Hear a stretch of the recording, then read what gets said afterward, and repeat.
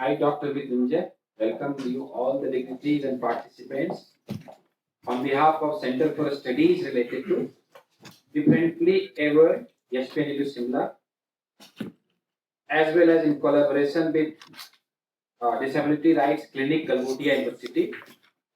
A colloquium is being organized on the theme of accessibility rights of persons with disabilities. We are aware that every disability signifies that persons are especially able in many dimensions of life. In fact, no person in this world can claim immunity from disability, which is inevitable in form of infancy, illness, and old age. Therefore, a compassionate society must care about accessibility rights of a specially able person. And that's why in modern day philosophy, Amartya Sen and Martha Nussbaum work on the theme of capability approach to enhance the capability of person instead of making the just institutions. So on that theme, today this colloquium is being organized. And when we remember the Indian tradition, when Buddha was going to die and Anand was crying and said कि आप जा रहे हैं, हम लोगों को मार्गदर्शन कौन करेगा? तो बुद्ध ने कहा, आपो दीपो भव. So be the light of yourself. This is the best message for capability. So on that note, I request honorable dignitaries to light the lamp as a gesture for self-realization. Thank you.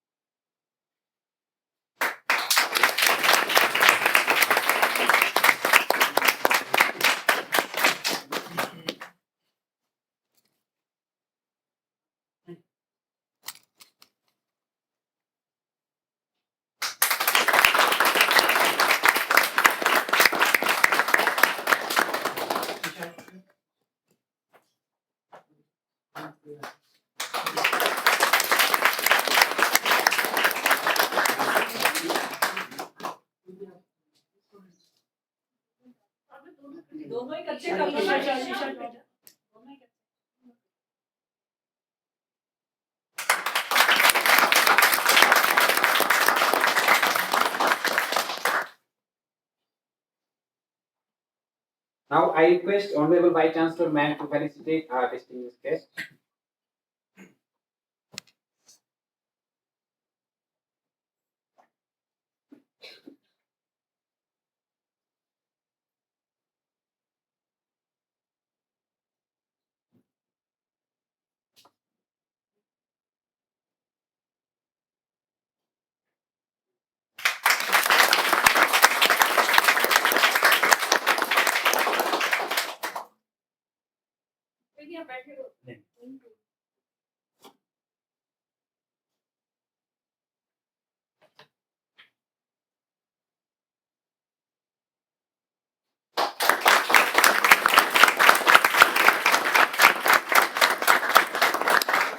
कानून का थोड़ा है साथ रहेगा. Thank you very much.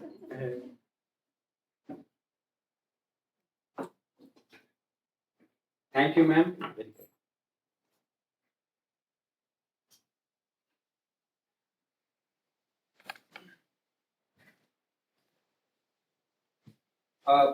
किसी भी university का कुलदीप उस यूनिवर्सिटी की फिलॉसफी को दर्शाता है.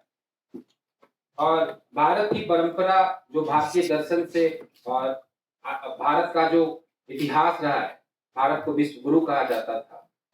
जब नालंदा यूनिवर्सिटी, तक्षशिला यूनिवर्सिटी और विक्रमशिला यूनिवर्सिटी पूरी दुनिया में इस बात के लिए मशहूर था, ज्ञान का केंद्र था और तमाम विषयों पे रिसर्च हुआ करता था, उस समय दुनिया ने यूनिवर्सिटी का कॉन्सेप्ट भी नहीं जाना था, और जब नालंदा जल रहा था तो ऑक्सफोर्ड बन रहा था। ये हमारा इतिहास है, और इस इतिहास को हमारा कुलगीत दर्शाता है, जिसको ऑनरेबल वाइस चांसलर मैम ने अपने खूबसूरत शब्दों से कंपोज किया। I would like to request you all to rise and sing together the Kulgeet of the university.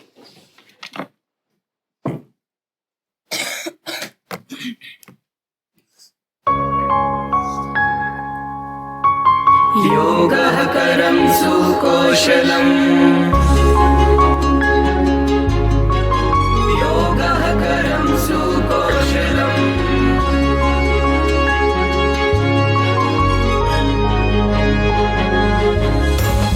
Himachal Pradesh राष्ट्र विधि विश्व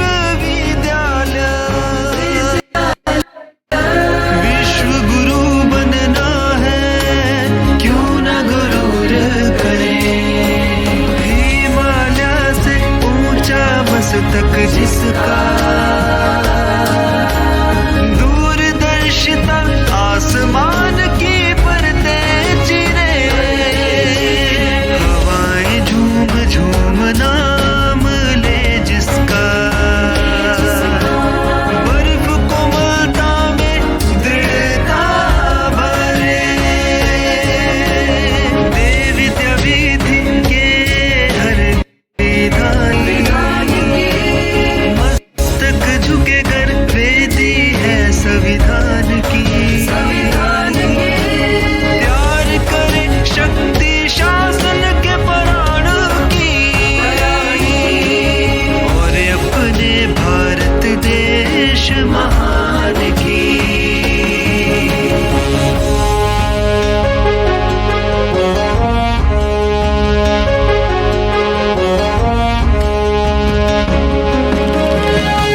तथ्य से अवगत करा तत्व अंगीकृत कराए तर्क को अंगीभूत करा वितर्क की पूर्ण आहुति डलवाए कहता है हर युवा यहाँ लेखनी और वाणी वीर बने कानूनी मदद का दरिया बहा वाद विवाद प्रतिद्वंदी बने इनके आंचल से चुरा सफेदी चलाओ न्यायालय संस्कारों से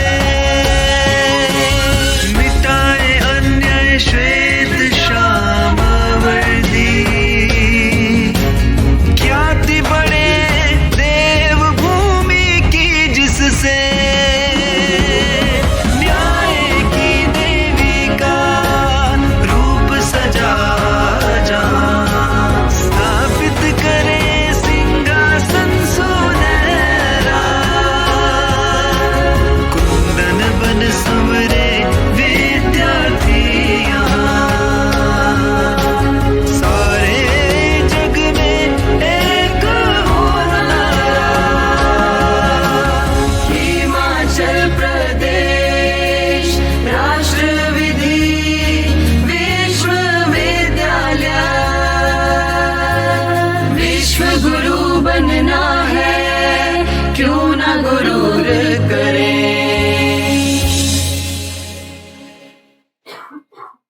थैंक यू। कुलगीत का एक खूबसूरत सा शब्द आपको याद होगा। हमारे भारतीय परंपरा में तर्क, वितर्क, जल्प, वितंड ये तमाम शब्द का इस्तेमाल किया गया है। As a lawyer, we have to develop the abilities to do logic and not logic for the purpose of distracting the other opponents. So now it's time to request the director of the center, Dr. Sachin Sharma sir, Associate Professor of Law, to introduce about the center as well as the theme of today's colloquium. Thank you, sir. Yeah, thank you so much, Dr. Guritilja. So at the onset, I would firstly like to thank our Honorable VC man for providing me this opportunity to stand here before all of you today, because this center is looking or facing the day life today, it's because of ma'am's inspiration, ma'am's determination. So when I proposed this idea to start with this center here, and I went to ma'am with this idea, so ma'am immediately asked me to come up with the detailed proposal, and within month, everything was established. So our center is the youngest center at university, which has just established in month of April, and in half month we are trying to work on desensitization, talking about disability as diversity, and trying to create that narrative which promotes first person voices. So when I'm saying first person voices, it's about the people with disability, their experiences. And the reason to start this colloquium, is something related to my own experiences as well as from the field, and focusing on the idea of accessibility. So before I introduce the center in detail, I would like to make this quote. It says that we do not know who we are, but we know enough to know we are not who we think we are. So this is the idea which leads to the conflict between individual self and the identity. So the identity which is given to you or to me by the society and my own individual self. So something, this confusion, this clash leads to automatically impact our self-esteem, our way of expressions, so many those things. So it's always like for instance, if I try to connect with my own experiences, so it is someone who told me that you are a dog, so that expression, that labeling came from the society, and gradually you are having some sort of severe, other deformities or so on and so forth. So right at the beginning, at your childhood, you got that sort of labeling with you, and then how do you, process or do things? So I always remember my mother, and I used to tell her, okay, this is what people used to say or to argue. And so my mother is from Hoshiarpur, from Punjab. So she used to एकदम वो कहते नहीं कि ना ये चल लेने सारे तू नहीं चिंता कर. तो that was her एकदम वो reaction. That's the first step, I may say, कि जहाँ से the things started for me. So in fact many times people used to ask you कि don't you think you're very short? So I used to tell them कि मेरे पाँव जमीन पे लग रहे हैं. I don't think कि मुझे इससे ज़्यादा कुछ height चाहिए कि मैं आसमान तो I can't touch. So I'm able to touch the ground. That's enough for me. So that's the whole idea, that the perspective which we create or the perception which we develop, so this ultimately leads to those different kind of confusions, issues. So sometimes when you are in positive health, your energy, you overcome all those things. But sometimes because of any reason you are low, so then these things attacks you, and when it attacks you, so then automatically it hamper your your autonomy, your choices, your freedom, everything. So whatever decision you are making, that decision many times it's not your own decision, not your free decision. So it's the domination of third person narrative. So I'm comparing this entire debate, and this is what the central theme of our center, that to overcome the third person voices and to bring the first person voices. Looking at the personal stories, experiences of people with disabilities, that how they used to interpret about accessibility, about accommodation. So for instance, when we are talking about accessibility, it's not about just making those basic arrangements. It's about whether that arrangement is comfortable for that person, whether it is able to equip him to do his basic actions, basic things. So these are those examples which sometimes leads us to a lot of those issues. So for instance, so that's why I tried building this talk today, because talking about the central theme and considering the self-personal narrative. So while sharing my experiences along with the main central theme of the center, and as well as the colloquium, so that's the idea. So therefore I always say that we create some sort of solutions, and these solutions are tailor-made. It is made by others from their perspective, from their point of view, which deals with their convenience part, and accordingly things used to be done. So for instance, like if I has some problem in climbing bus or boarding a bus because of uska stair is not accessible for me, so there is no मतलब कोई इसको legitimate accessibility का कोई उस पे बात करे. So it's like just अपने हिसाब से people used to tell you things.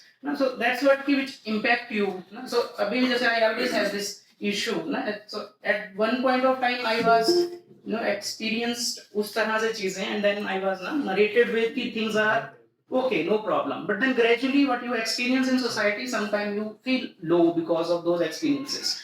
So this I can recollect the example I remember at Patiala bus stand there. So I was searching for a place to pee. No? So and there is no accessibility for me. I was just wandering, waiting इधर उधर. So कुछ कोई पीछे से आके क्या था कि तेरे चक्के में करा दूँ. So this was the treatment or the reaction from that societal point, So that's why ये कुछ चीजें होती हैं सभी के साथ, and which used to give you एक डिफरेंट सा पर्सपेक्टिव. सो आपको फिर लगता है कि नहीं मुझे जाना ही नहीं है भीड़ में, मुझे एक मिक्सअप ही नहीं होना. I want to live in my own way अपने तरह से. And similarly when you talk about clicking photograph, so उसे एक फोटो में ग्रुप फोटो में एक जगह वो पॉइंट करके कोई उंगली करके बता रहा होता कि see this one. So all those things impact a lot when we talk about diversity, accessibility, inclusion. So उसको किस तरह से आप देखते हैं? I consider all these things as a symbolic violence, as Zizek used to narrate or quote, so which is ultimately कि society is creating अपने हिसाब से narrative, उसको problem बना रही है और उसी के हिसाब से they are providing you the solutions. So और अगर उस solution में हम fit नहीं आते तो there will be again labeling on you, so you are so much rebellious, you don't accept things. So which is something a easy way to dilute the whole narrative. So therefore the objective behind establishing this center to highlight those basic narratives, so make us all as a sensitive human being where we all can respect each other with same dignity, same respect and equality. In fact the terminology, the language we use, so even person differently abled, specially abled or even disabled, so all these terms comes from the same binaries, the binaries of आपका जो eugenic centric जो thoughts हैं, so which talks about the good, bad, on those terms, on those expressions.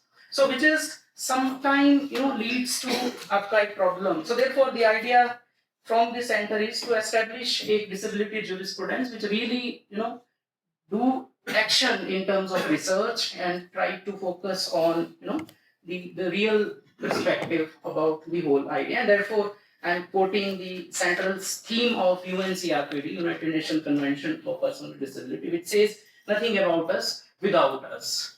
But then while following this theme, it's not about the tokenism. So like for instance, when we talk about disability law, so I was being part of the disability bill drafted way back in 2016 or say 13. So so whatever draft deliberations we did there, it was totally changed when it came as a final doc. So it's like it tokenism के लिए just for the namesake, people with disability were on board, were taken on the board, but in reality, in practice, this is all totally done from वही third person voices, third person narratives.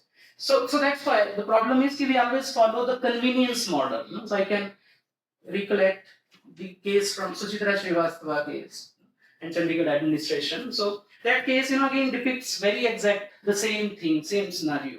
That जहाँ पे high court and lower courts or medical boards of sector 32, government hospital, PGI, they all interpreted from their convenience that a person or a woman with minor intellectual or mental disabilities should not be allowed to carry her pregnancy. She should go for abortion. And the way they interpreted it, the way the ratio was constructed behind that judgment, it itself speaks for the whole thing.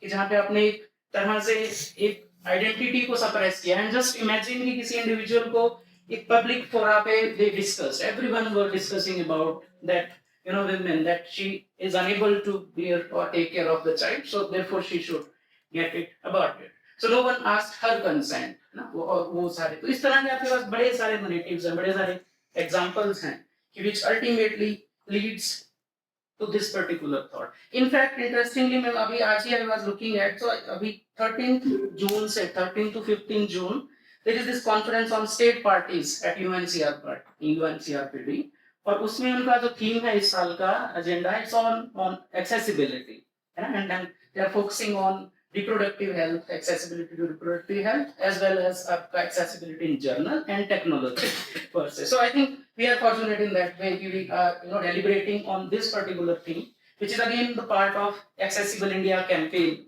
So which is again one such drive about the whole deliberation. So the other day we watched this one documentary as a part from our center. So usme kuch speaker थे, so today few of them are joining us like virtually. So that will be interesting for us to see and to deliberate around that how this entire thing is working. So when we talk about accessibility as a theme of colloquium, so accessibility, as I said, it's very vague, wide term. So it includes related to the physical world, virtual world, accessibility to education, hospital, healthcare, everything. And of course, जो आपका एक social जो behavior है, लोगों का जो एक relation है, accessibility around that as well. So like how people used to be, receive you. In fact, there are several studies that people with disability, they don't go to hospital, but on the other hand, they need maximum health facilities. The reason being is the kind of treatment, they get from the system, the medical system. जो अभी भी disability को एक medical model के हिसाब से देखता है, it is some खराबी in body, it is deformity or something less which needs to be cured. And then another idea अभी जो हम बात करते हैं, it's about the social model that my disability is not because of मेरे में कोई less होना, कोई कमी होना, but it's about how society perceive how this is. And ma'am is here, so like I come across this concept of spotlight effect. So when we try to spotlight a person while providing अपनी तरफ से so-called accessibility, but which ultimately goes in very other way, very negative way. So that's the thought, and I would like to end this whole brief with another quote, and it says that I am only one, but I am one. I cannot do everything, but I can do something. And I will not let what I cannot do interfere with what I can do. So with this, I once again welcome all of you, and thank you, Dr. Mrityunjay, and ma'am, thanks for making this center to see the day of life today. And it's because of all our efforts, I think we'll be able to create an impact in the entire disability jurisprudence. Thank you so much.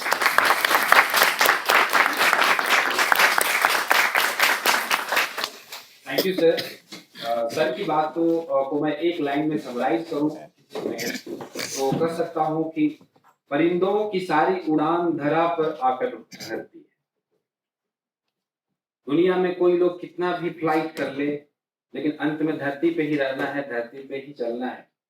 और इस तरह से हमें फिर से इस idea of ability को समझना होगा, the very concept of ability, because the very concept of ability suffers from normalization, some kind of normalization from the perspective of a male-oriented Eurocentric worldview.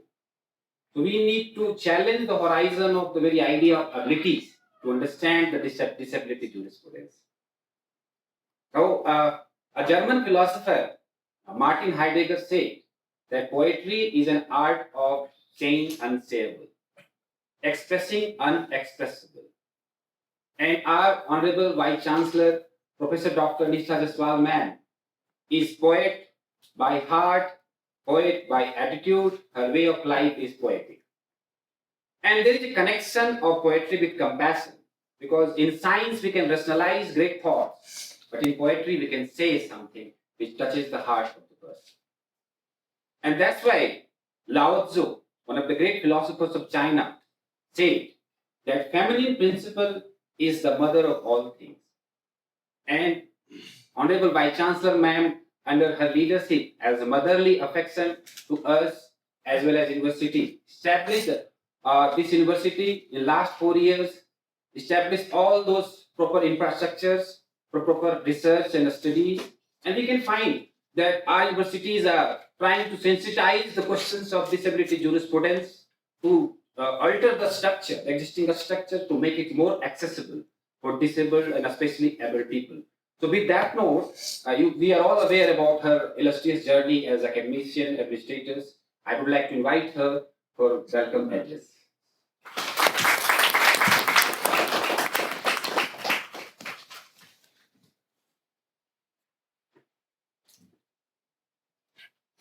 Professor Ranveer Singh is going to join soon as chief guest in this inaugural session. I welcome him. Dr. Neet, Dr. Jaira, Mr. Jaswal, Dr. Sachin, faculty members, my dear students. I just want to admit before all of you, after hearing Sachin, I'm very strong. I don't cry. आंसू मेरी आंखों से नहीं बहते, दिल से बहते हैं. But today, the moment he said, जो लोग मेरी हाइट की बात करते थे, मैं कहता था पांव जमीन पे लगाने तो ही चाहिए, आसमान तो मैं छू नहीं सकता. I know how I stopped my tears. I am proud of you, beta. And I am more proud of your mother because mother is always the best counselor. When she said, "Chale sare parwani mari di," so that was the best advice given to you. And I hope, and I can share with the faculty, students. When he joined here, the first thing I called him and told him, I hope he remembers. बेटा अपनी पसंद का कुर्सी मेज अपनी पसंद का DISE ले लो. And that is required. Because for me, comfort of everybody is my foremost duty. And कहना कुछ चाहती थी, शुरू कहीं से करना चाहती थी, like from again Vedic literature. But I don't know, perhaps we only chant mantras when we think this is time to pray to God or go to temple or mosque or gurdwara or anywhere. It's not so. It has to be imbibed in the heart. Swasti prajabhaya paripalayantam nyayen margen mahi mahish. I always say, may the well-being of all people be protected by the powerful and mighty leaders with law and justice. Now, if we realize it, we will not refer to any segment of the society as vulnerable or marginalized or for whom we need to make special provisions because ultimately they are created by Him. They are existing because of His will. Who are we to decide?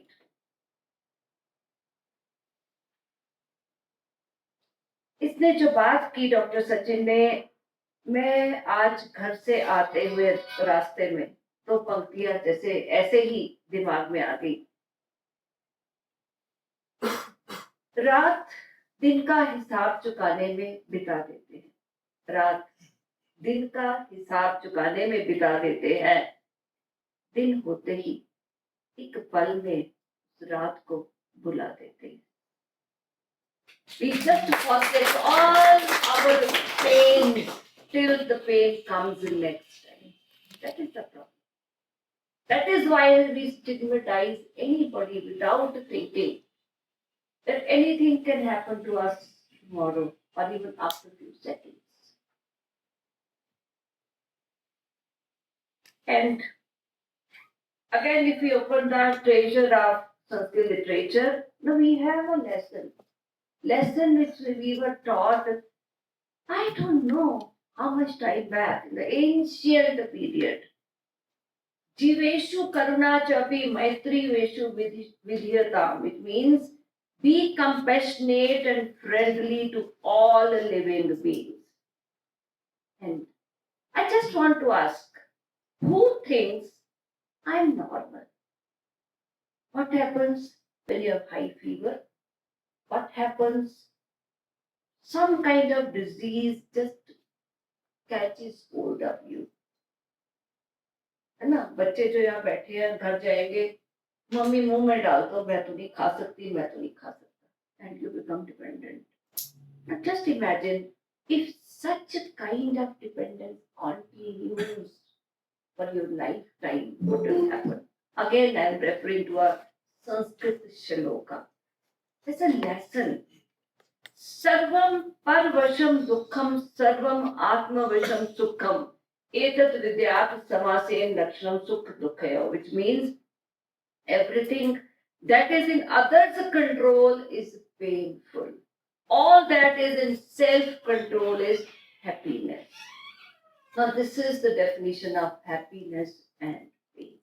I think now you can realize. Now, we have given different names: handicapped, disabled, specially abled, Divyang.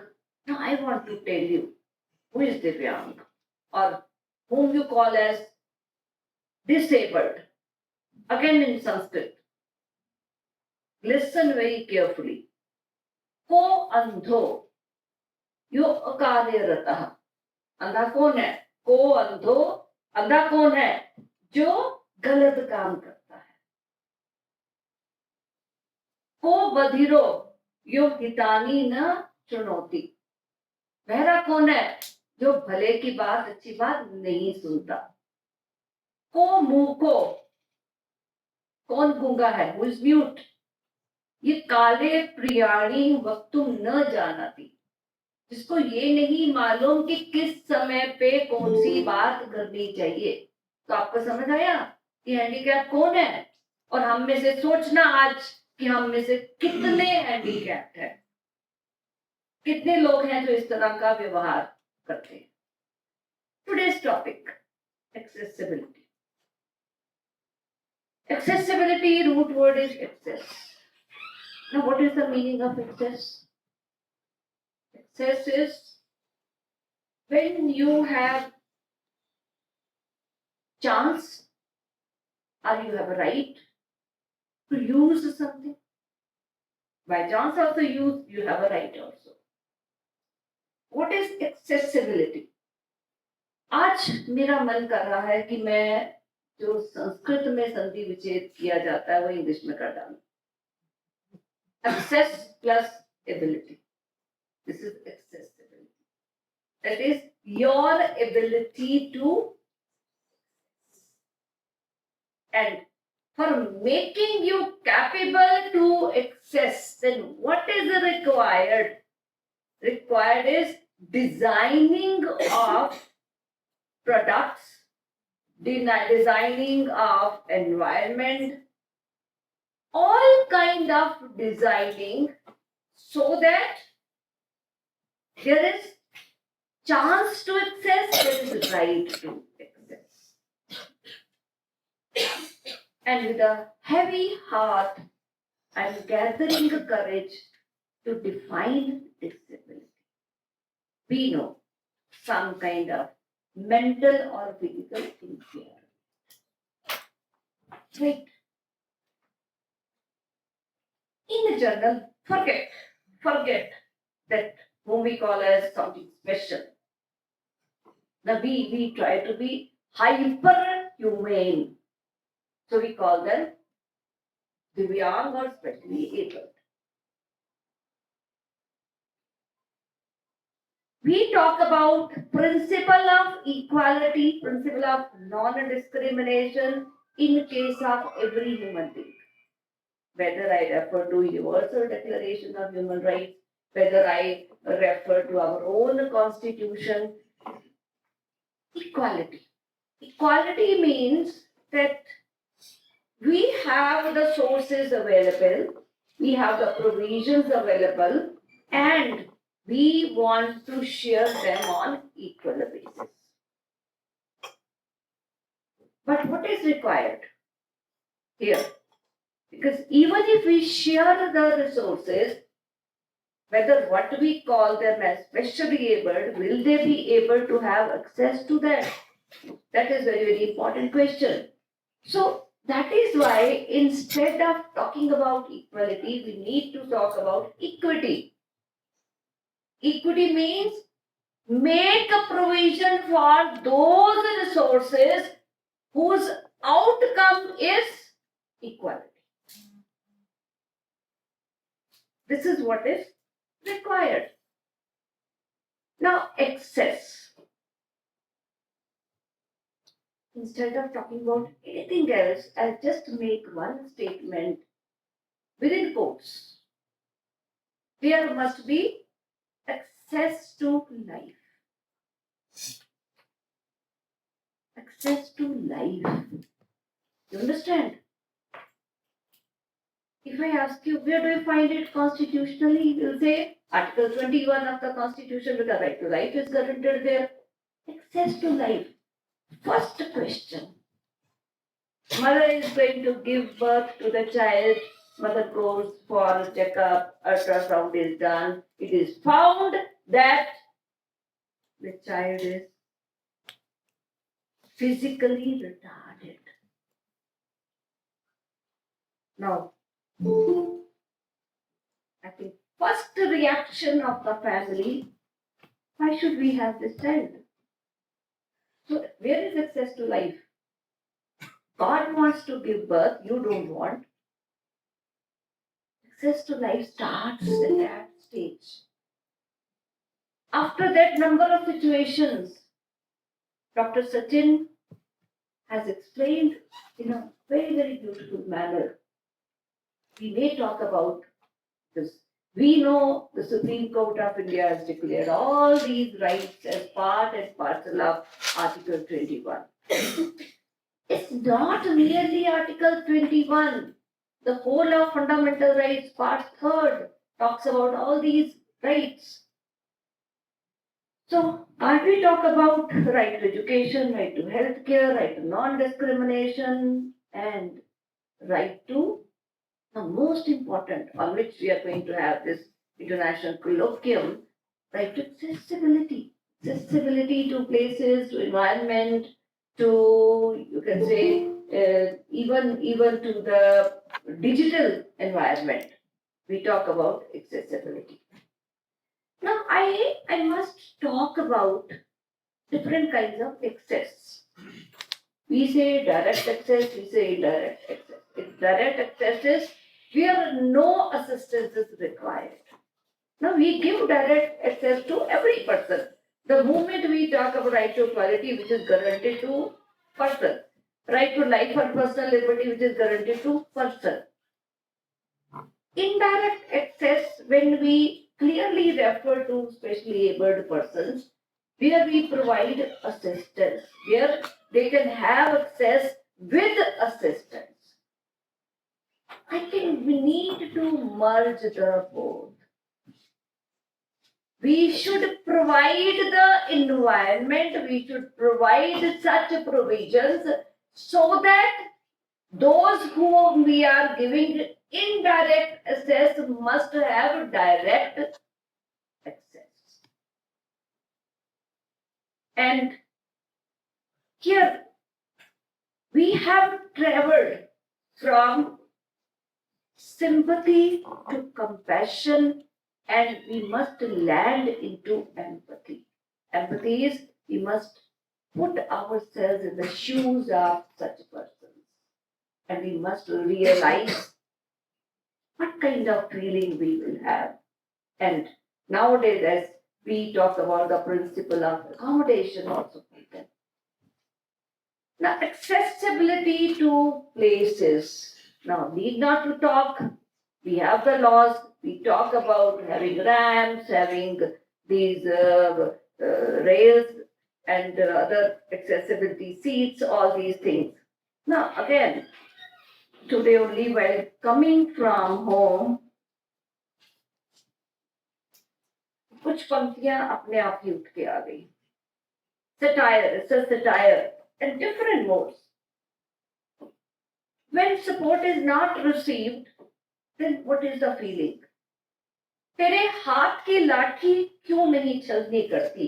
तेरे हाथ की लाठी क्यों नहीं चलनी करती किसी सड़क के कंक्रीट सीने को? We understand what I mean to say. तेरे हाथ की लाठी क्यों नहीं चलनी करती किसी सड़क के कंक्रीट सीने को? This is one situation. Demand. Second is nature is open, system is open, but the problem of implementation. चौराहे भी रो देते हैं खून के आंसू. चौराहे भी रो देते हैं खून के आंसू जब राह नहीं दिखा पाते तुम्हें. चौराहे भी रो देते हैं खून के आंसू जब राह नहीं दिखा देते. तुम्हें. Third, now this is what is the required. बाहें फैलाए खड़ी है इमारतें. Do you understand? बाहें फैलाए खड़ी है इमारतें, लेने को आलिंगन है तुम्हें. बाहें, because nowadays we say building codes. There must be ramps, building ramps on both the sides. This is how a poet can personify that बाहें फैलाए खड़ी है इमारतें, लेने को आलिंगन में तुम्हें. So this is what is required when we talk about this accessibility. Now here, I would like to remind you, in the modern times when there are so many human rights activists, maybe on paper, maybe in practice, but we always say if you want to measure the growth, the prosperity of any country, then look at what kind of treatment is given to the vulnerable section of society in that country. And in fact, throughout the world, I can talk about, there are many people who have worked. I can name some, like Justice Marshall of Supreme Court of US. There's a famous case of Claiborne versus Claiborne Living Center, where this disabilities jurisprudence was developed. Similarly, by Canadian Supreme Court, I can refer to Justice Roselle Silberman Appelé. He has also written extensively on human rights and equality provisions pertaining to disabled. I can also refer to Professor Peter Blank. He is a leading scholar in disability law. Work is disability civil rights law and policy. Professor Michael Ashley Steen, again, Harvard Law School, talked about this. Now, international instruments are there.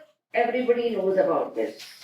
International Convention on Disability. Then we may talk about the International Convention on Child Rights of 1989. We may refer to UDHR or International Covenant on Civil and Political Rights or International Covenant on Economic, Social and Cultural Rights. All these provisions already, or Global Action Plan of WHO. Now all these international instruments talk about all these issues: accommodation, accessibility, human rights. And even in India, all of us are well aware, there was an act of 1995 that was replaced by the Rights of Persons with Disabilities Act of 2016. And at the same time, we have there was a Sugamya Bharat Abhiyan by the government of India. Apart from that, the BIS, National Building Code, then transport facilities accessibility guidelines, ICT accessibility guidelines. All these are there. In fact, I say there is no dearth of legislations, policies, schemes, and I think there's no barrier as per the need of the time. Anytime we can have more legislations, more policies, but ultimately the problem lies in implementation. Unless and until implementation is there. More than implementation, what is required is we have to change our mindset and we have to remove the stigma which we keep on attaching or tagging with the specially abled people. Now, to the extent that even the Supreme Court had to talk about it in Jijapu's case in 2016, that first we have to remove this stigma. We have to think from different angles. We have to travel from theological model and philosophical model of dignity to constitutional model of dignity. Now we may talk in terms of Immanuel Kant that yes, dignity means I have the power and I have the discretion to decide about myself, and then emerges right to autonomy. Suchitra Srivasta's case was quoted by Dr. Sachin, and basically after that, talking about right to autonomy became a fashion. But in reality, what is dignity and what is autonomy? That depends upon to what extent you implement the legislations and to what extent you accept, I'll say, accept the existence of the specially abled people. And in fact, again, in the legislations, we are very, very rigid. Like, we talk about benchmark disability. We talk about what percentage of disability will be taken as benchmark disability. To what extent benefit can be given, to what extent reservation can be made. But there are many number of situations, and we know every day new diseases being added. Now, the Supreme Court, just imagine, this could be a matter of common sense, which could have been decided by a policy decision, where the Supreme Court had to be talked about Vikas versus UPSC. When a person who did not have benchmark disability asked for a scribe, refused, because you are not covered under the rule. It is not permissible. Now we are so rigid. We have to be, in fact, using our common sense, we must apply liberally, because the objective is making accommodation for them, bringing them to mainstream of life, traveling from exclusivity to inclusivity. And even the Rajiv Stories case, First Union of India 2017, where visually impaired persons, because this PIL was filed by a visually impaired person for having access to all type of systems, maybe physical environment, maybe academic environment, and provisions must be made. And I must remind you that National Association of Deaf Persons Union of India in 2011, complete guidelines were issued by the Supreme Court that how many number of institutions there must be physical access available by a particular date. At airports, at railway stations, in public transport, everywhere they had given a deadline that accessibility must be there. Now everything is there, law is there, we talk about it, and in fact, I must tell you, अद्वितीय हैं, unique हैं ये लोग.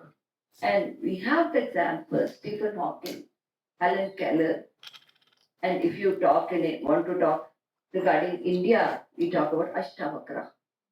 ना, अगर आप जरूर उसकी कहानी पढ़िएगा कि कैसे वो शास्त्रार्थ के लिए गए, तो सब जितने पंडित विद्वान थे वो जोर जोर से हंसने लग पड़े. अरे अरे अरे, ये क्या करेगा, 8 जगह से तो बड़ा है ये क्या बात करेगा. But when he started speaking, everybody was just spellbound, pin drop silence. तो जो ज्ञान है उसके लिए शरीर की आवश्यकता नहीं होती. And then the problem is, because when you talk about disability, it's mental impairment also. And then I'll say those mentally impaired people, they are wonderful artists. They are wonderful singers. And I think none of us can compare with them. But ultimately the thing is that we need to accept their presence. And I'll just conclude, and I must tell you, this is the poem which I wrote 5 years ago.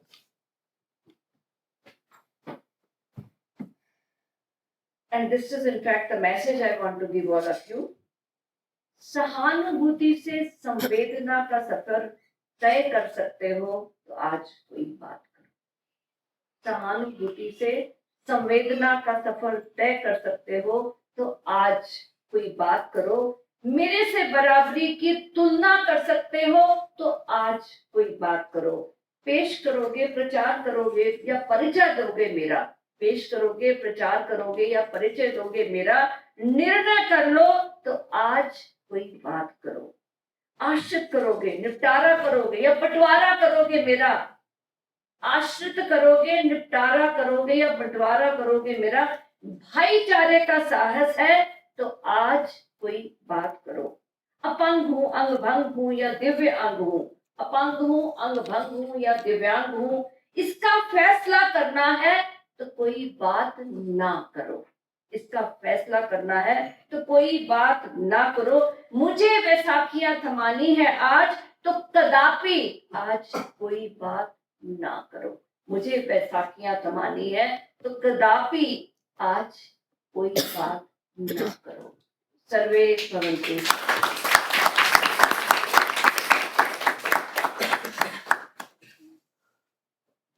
Thank you, ma'am.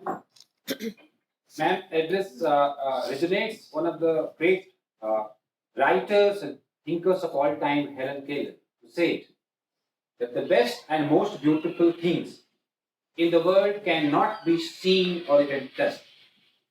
They must be felt with the heart. This address is coming from heart. It's a voice of compassion.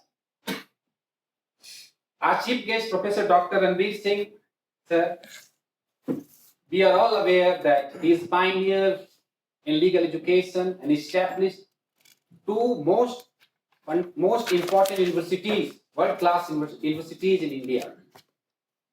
And when I had an opportunity to conversation and I asked, sir, why Indian universities are not globally ranked university? Where we are lacking? And he said, why do you care about global ranking? Why don't you think that every university is a peculiar university, unique university, and every university should serve the needs of society? We are not living a competitive life and we should not compete with others. We should make our own university unique. And this is his vision of university, what he meant for and what he did. He's a keen learner, and wherever he goes, he always observes that what is the peculiar thing about these institutions. So these are the best qualities of a great teacher, academician, and renowned administrator with respect to legal education. I would like to invite him to deliver the address on this occasion. Thank you, sir. Thank you. Am I audible? Yes, sir. Yes, sir. Okay. Professor Krishna, the small Vice Chancellor, HPNLU, Secretary, Delegate, and friends. Actually, the dilemma after this scholarly and very elaborate address by the Vice Chancellor, Professor Krishna, and I really don't know what to speak on the level because much of the landscape regarding the disability rights have been covered by this stuff. And I don't know what should I speak if you kindly ask me. But I can take center under the great writer, philosopher, and the from French, the Andre Guide, he said, everything has been said already, but we must begin again. So don't mind that if I repeat almost everything what Professor Vista one said. She covered international landscape, she covered the domestic landscape, she covered the problems, and this is what anybody in the environment will speak.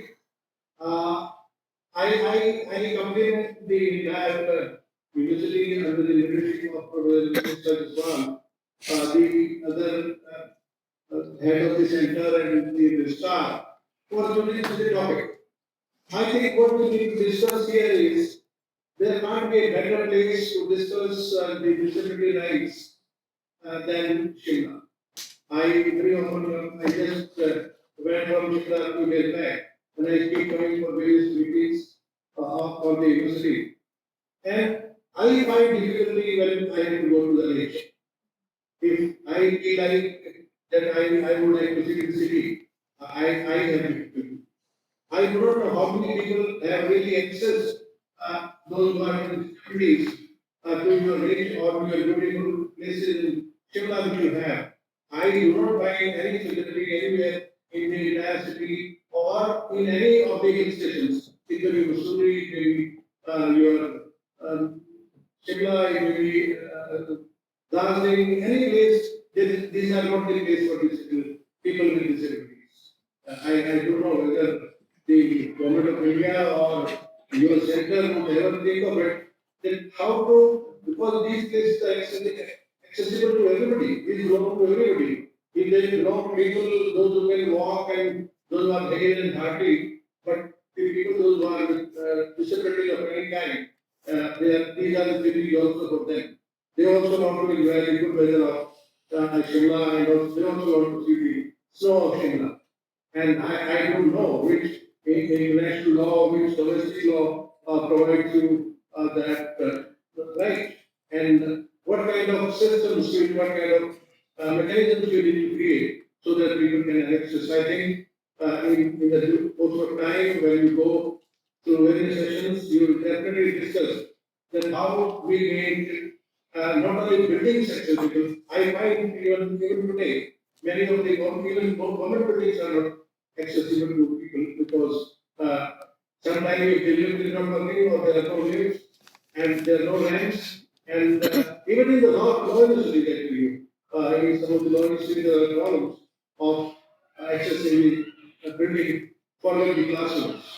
And it is a very lively discussion. I think we should very seriously look at these things. Now, accessibility rights for persons with disabilities are essential, as we know, to ensure, as Mr. said, equal opportunity for all individuals, regardless of their physical, sensory, cognitive, or other impairments. Because any of these handicaps should not come into their way. These rights address various aspects of life, including but not limited to public transportation, employment, education, information, and access.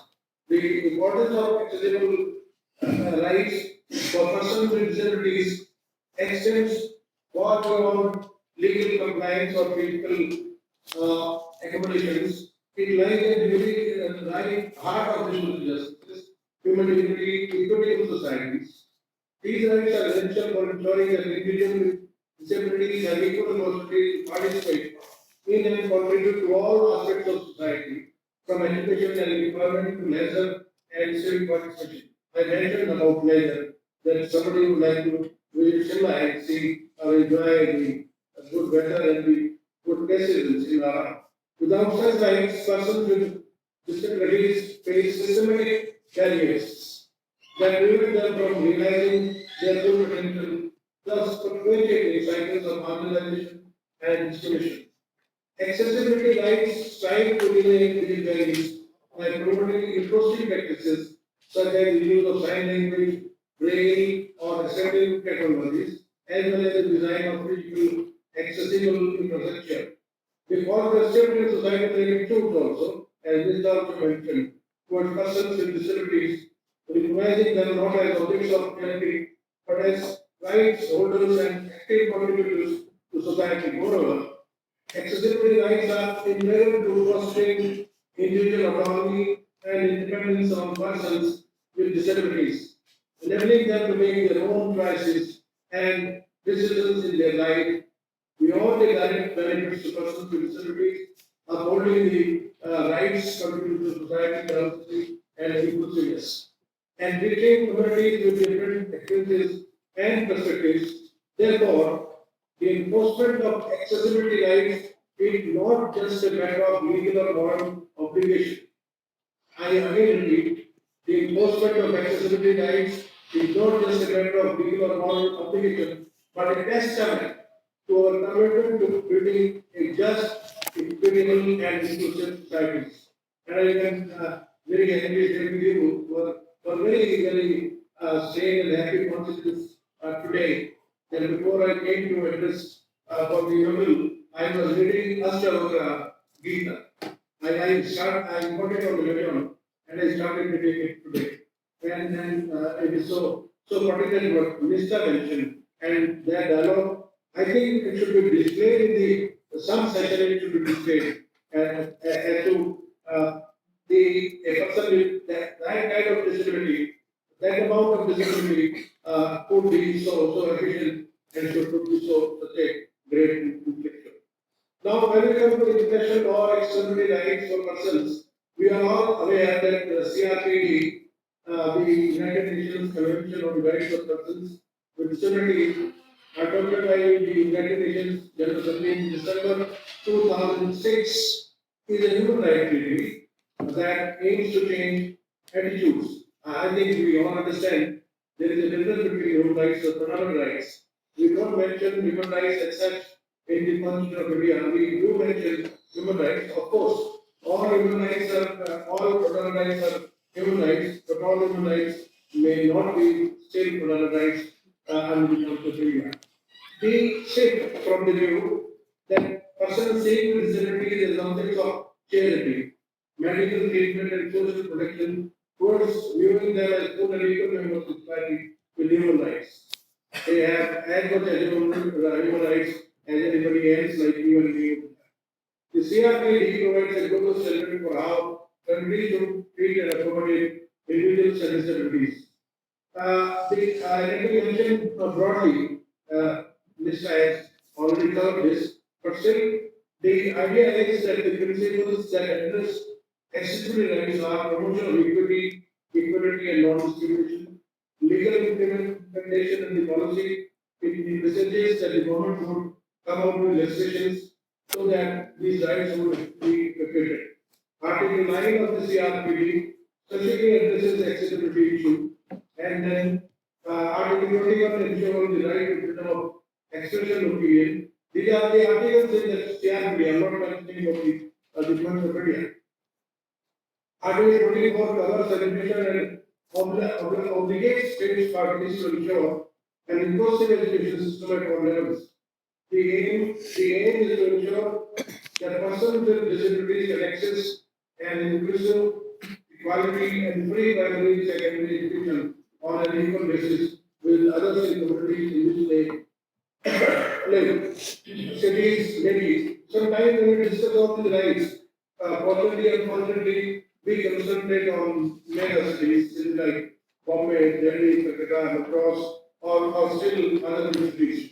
Let me remind everybody present here that India lives in six like villages and there are high schools and primary schools. And I don't know how much you bother about accessibility rights in those primary schools and high schools in the village side or in smaller towns. In fact, Christianity has been ratified by many countries across the world, and it has a significant impact on national laws. India also signed the CRPD in October 2007. However, as Minister also mentioned, the implementation of convention varies significantly from one country to another, and there is still much work to be done to ensure full accessibility to all persons with disabilities on a global scale.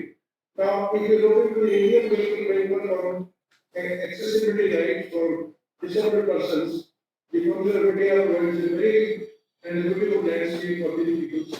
However, it does provide for equality, freedom, justice, dignity for all individuals, which while integrated include persons with disabilities. These values are presented in the preamble, but otherwise selected to state policy. For instance, Part 3rd, fundamental guarantee in Article 14 ensure equality, Article 15 provides discrimination on various grounds in directly upholding rights of disabled people. 16 guarantee equal opportunity in public employment, including reasonable accommodation and non-discrimination. Article 21 provides, which is one of the very broad, morally implemented article, provides for the right to live dignity, suggesting a need for appropriate exclusionary measures for meaningful life.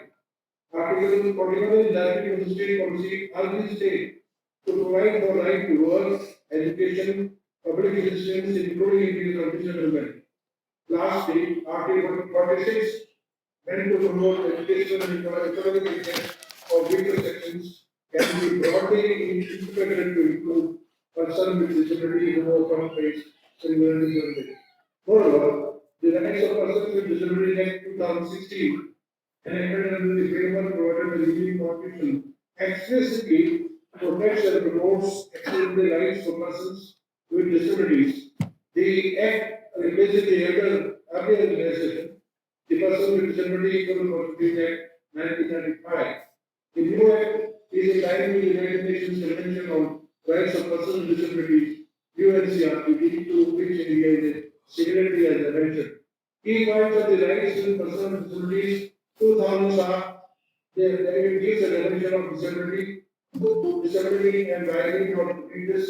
It also talks about the principle of non-discrimination as far as person with disability are concerned. Accessibility issue which has been discussed by Mr. Ravi Broadly is again highlighted. Equal opportunity policy, the act requires that we should establish an equal opportunity policy for persons with disability, appointing a liaison officer to oversee the policy implementation. And the government of India has done a wonderful job in this direction, and the ministry is very conscious of the fact that the people with disability should be provided all kinds of policy, help, and rights. And the reservation vacancies, the Act raises the reservation in vacancies for persons with a benchmark disability from 3% to 4% in government students.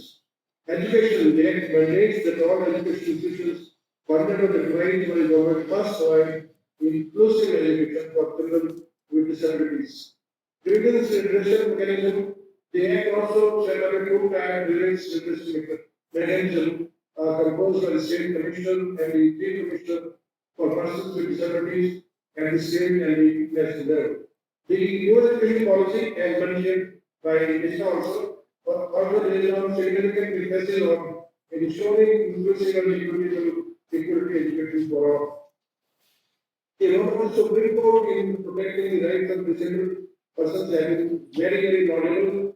The Supreme Court of India has also played an instrumental role in interpreting the constitution and other laws related to the rights of persons with disabilities, including the accessible rights. I will not go into depth because I am sure that in subsequent sessions that you will be dealing with this case. So, but one prominent case in Visa Goes to the Union of India, a person with cerebral palsy was deported from his flight jet due to her disability. Supreme Court in 2016 ruled in favor of Visa Goes, stating that the actions of the airline amounted to unjust discrimination. I think the landmark judgment underline the right to equality and non-discrimination of persons with disabilities and emphasize the right to live with dignity and equality in society. The other cases are Rajiv Randuri of the Union of India and other cases. In these cases and other cases, the Supreme Court of India has apparently used for dignity and non-discrimination. The issues and the challenges related to the recognition of accessibility rights for disabled persons are, as I mentioned, infrastructure is one issue. Then there is the digital accessibility is also an issue as we in this country we have knowledge divide, we have technology divide, we have digital divide. To bridge the digital divide, digital accessibility is a massive area in a country like India. Now, education despite facility advantage, many schools and industries lack infrastructure. As I mentioned, the facilities for accessibility are not there, the trained staff is not there, education material is not there, so the students with disabilities suffer.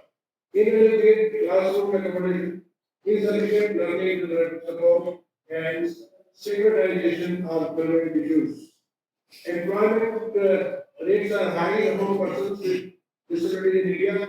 Unemployment rates, sorry. This is due to the factors such as discrimination, lack of accessible education, and insufficient vocational training and support services are not there.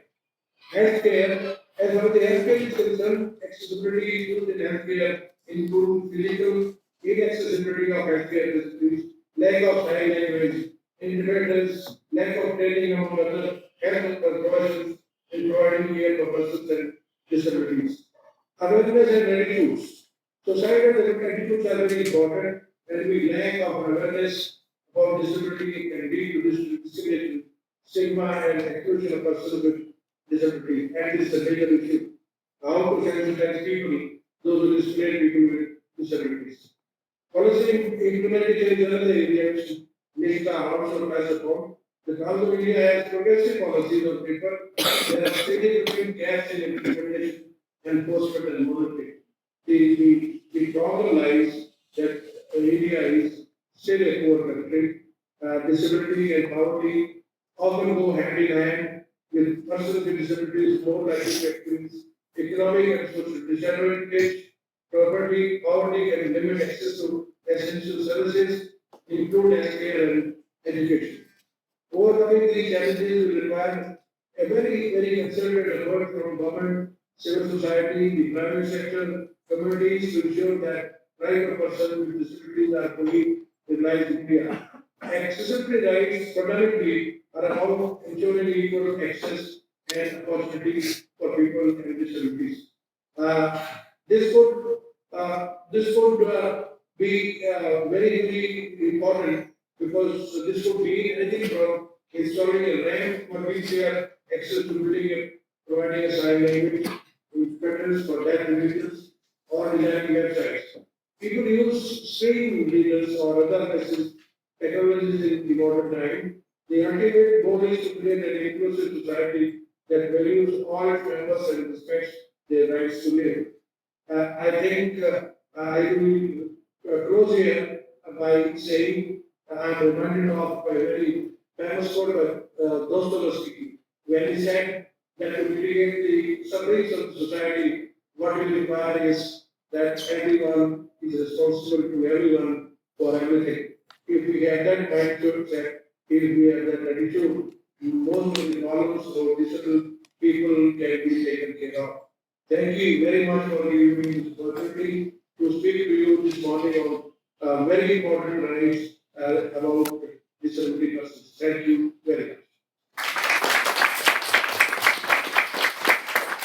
Thank you, sir, for joining us. And the key message sir has delivered to us that eliminating systematic barriers are key for just and equitable society. And to connect the message of sir with man, it is key for access to life.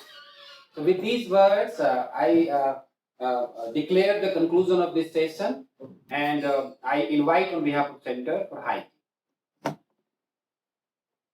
I think I checked my time. Thank you, sir. Sir, you can send us the bill. I think I checked my time. Thank you so much, sir. Bill is not the issue. Never. Bill is not the issue. Thank you very much. Right, I sir. will log off now. Thank you.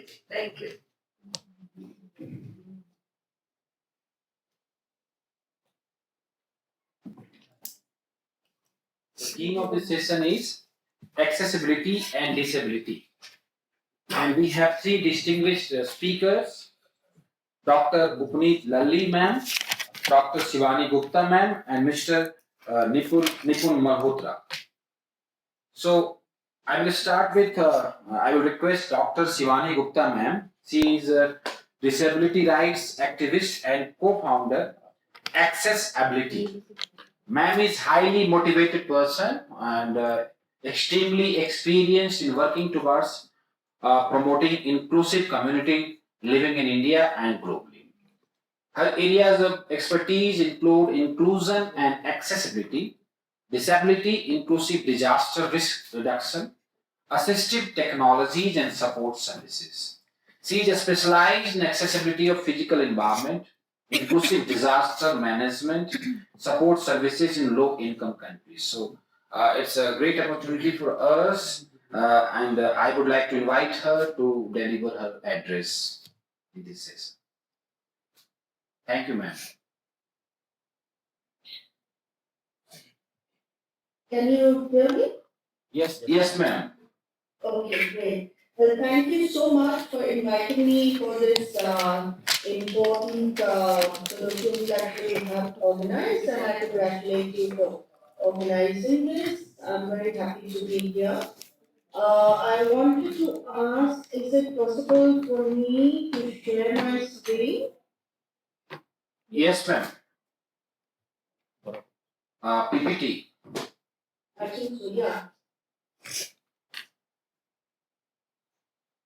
I'm just going to share my presentation. Can you see it? Yes, ma'am. Okay, thank you. So I know that we are running a bit late, so I'm going to try and present, make my presentation a bit quickly. And the topic that I have today is accessibility rights of persons with disabilities and looking at accessibility and technology barriers for persons with disabilities. So first, I would just like to correct that presently I'm actually working with the Global Disability Innovation Hub. I am the founder of Accessibility.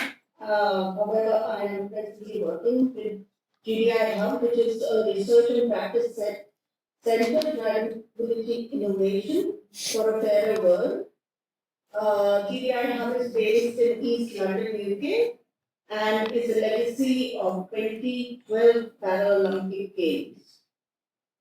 And GDI Hub works in 21 countries and have reached over 28 million people around the world and delivers through teaching, research, and ideas, creating knowledge, inclusive environments, and products. First, I'd like to really just talk about the changing approach towards disability that exists presently. Originally, persons with disabilities were seen as a burden, as the problem, but now it's really a changed approach to that, thanks to the UNCRPD, which is the Convention on the Rights of Persons with Disability, that now it's really the barriers that persons with disability face are seen as the problem and are seen as something that we need to work towards, removing these barriers and making a more inclusive environment. So, for example, now it is bad buildings, badly designed buildings, attitudes, segregated settings, the fact that people with disabilities are amongst the poorest in the world, lack of opportunities, isolation, etc., are really the barriers that persons with disabilities face. And just what is disability? And I think the UNCRPD gives us an idea of how we can look at disability, and what it says is that persons with disabilities include those who have long-term physical, mental, intellectual, or sensory impairments which in interaction with various barriers may hinder the full and effective participation in the society on an equal basis with others. So here you may see that I've really emphasized on the barriers, and it's really the barriers which hinder the full participation of a person with any impairment that really makes them disabled. So just looking at what are the various kinds of barriers. So there can be barriers in the physical environments and services, and this really begins from people's homes itself, which may be inaccessible. I know that there are people who actually never are able to get out of their homes once they are adults because they live on higher floors and it's difficult for them to come down and things like that. Then the pedestrian environment, uh, crossings, workplaces, educational institutes, shopping areas, and just the infrastructure bits of it, which can be very, creating a lot of barriers. There is inaccessible transportation. So how do you reach from point A to point B?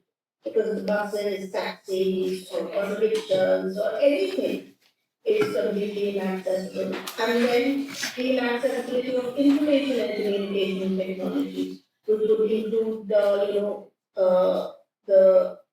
um, the fact that there may not be sign language interpreters, may not be scribes for persons with vision impairments.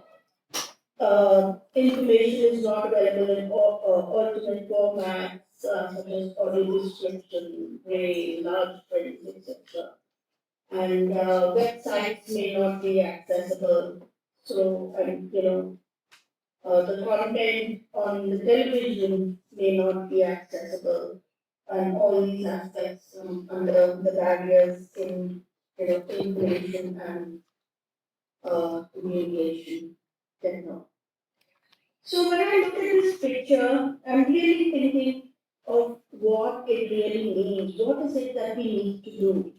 When we look at the first picture, which is equality, we see that everyone has the same provisions.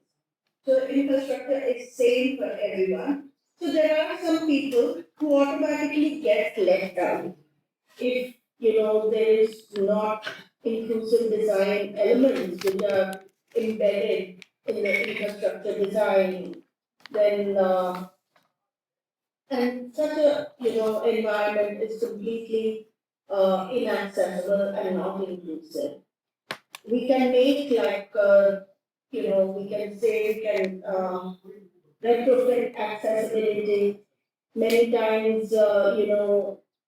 Because there is no space or different constraints. Often there is a different entrance which is accessible, and the main entrance may not be accessible. So a disabled person may need to go to, a separate route, and that for me is really what would be as represented in this picture, because a provision has been made. However, it is a very special provision.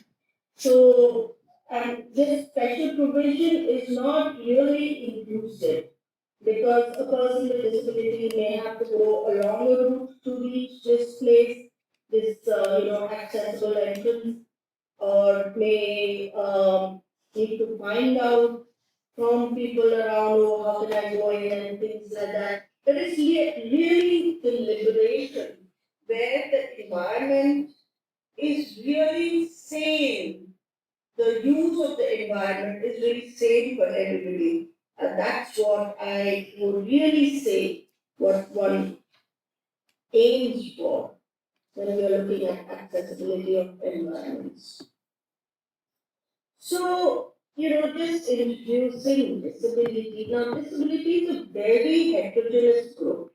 There are very many disabilities, and our Persons with Disabilities Act has also, it mentions 21 disabilities.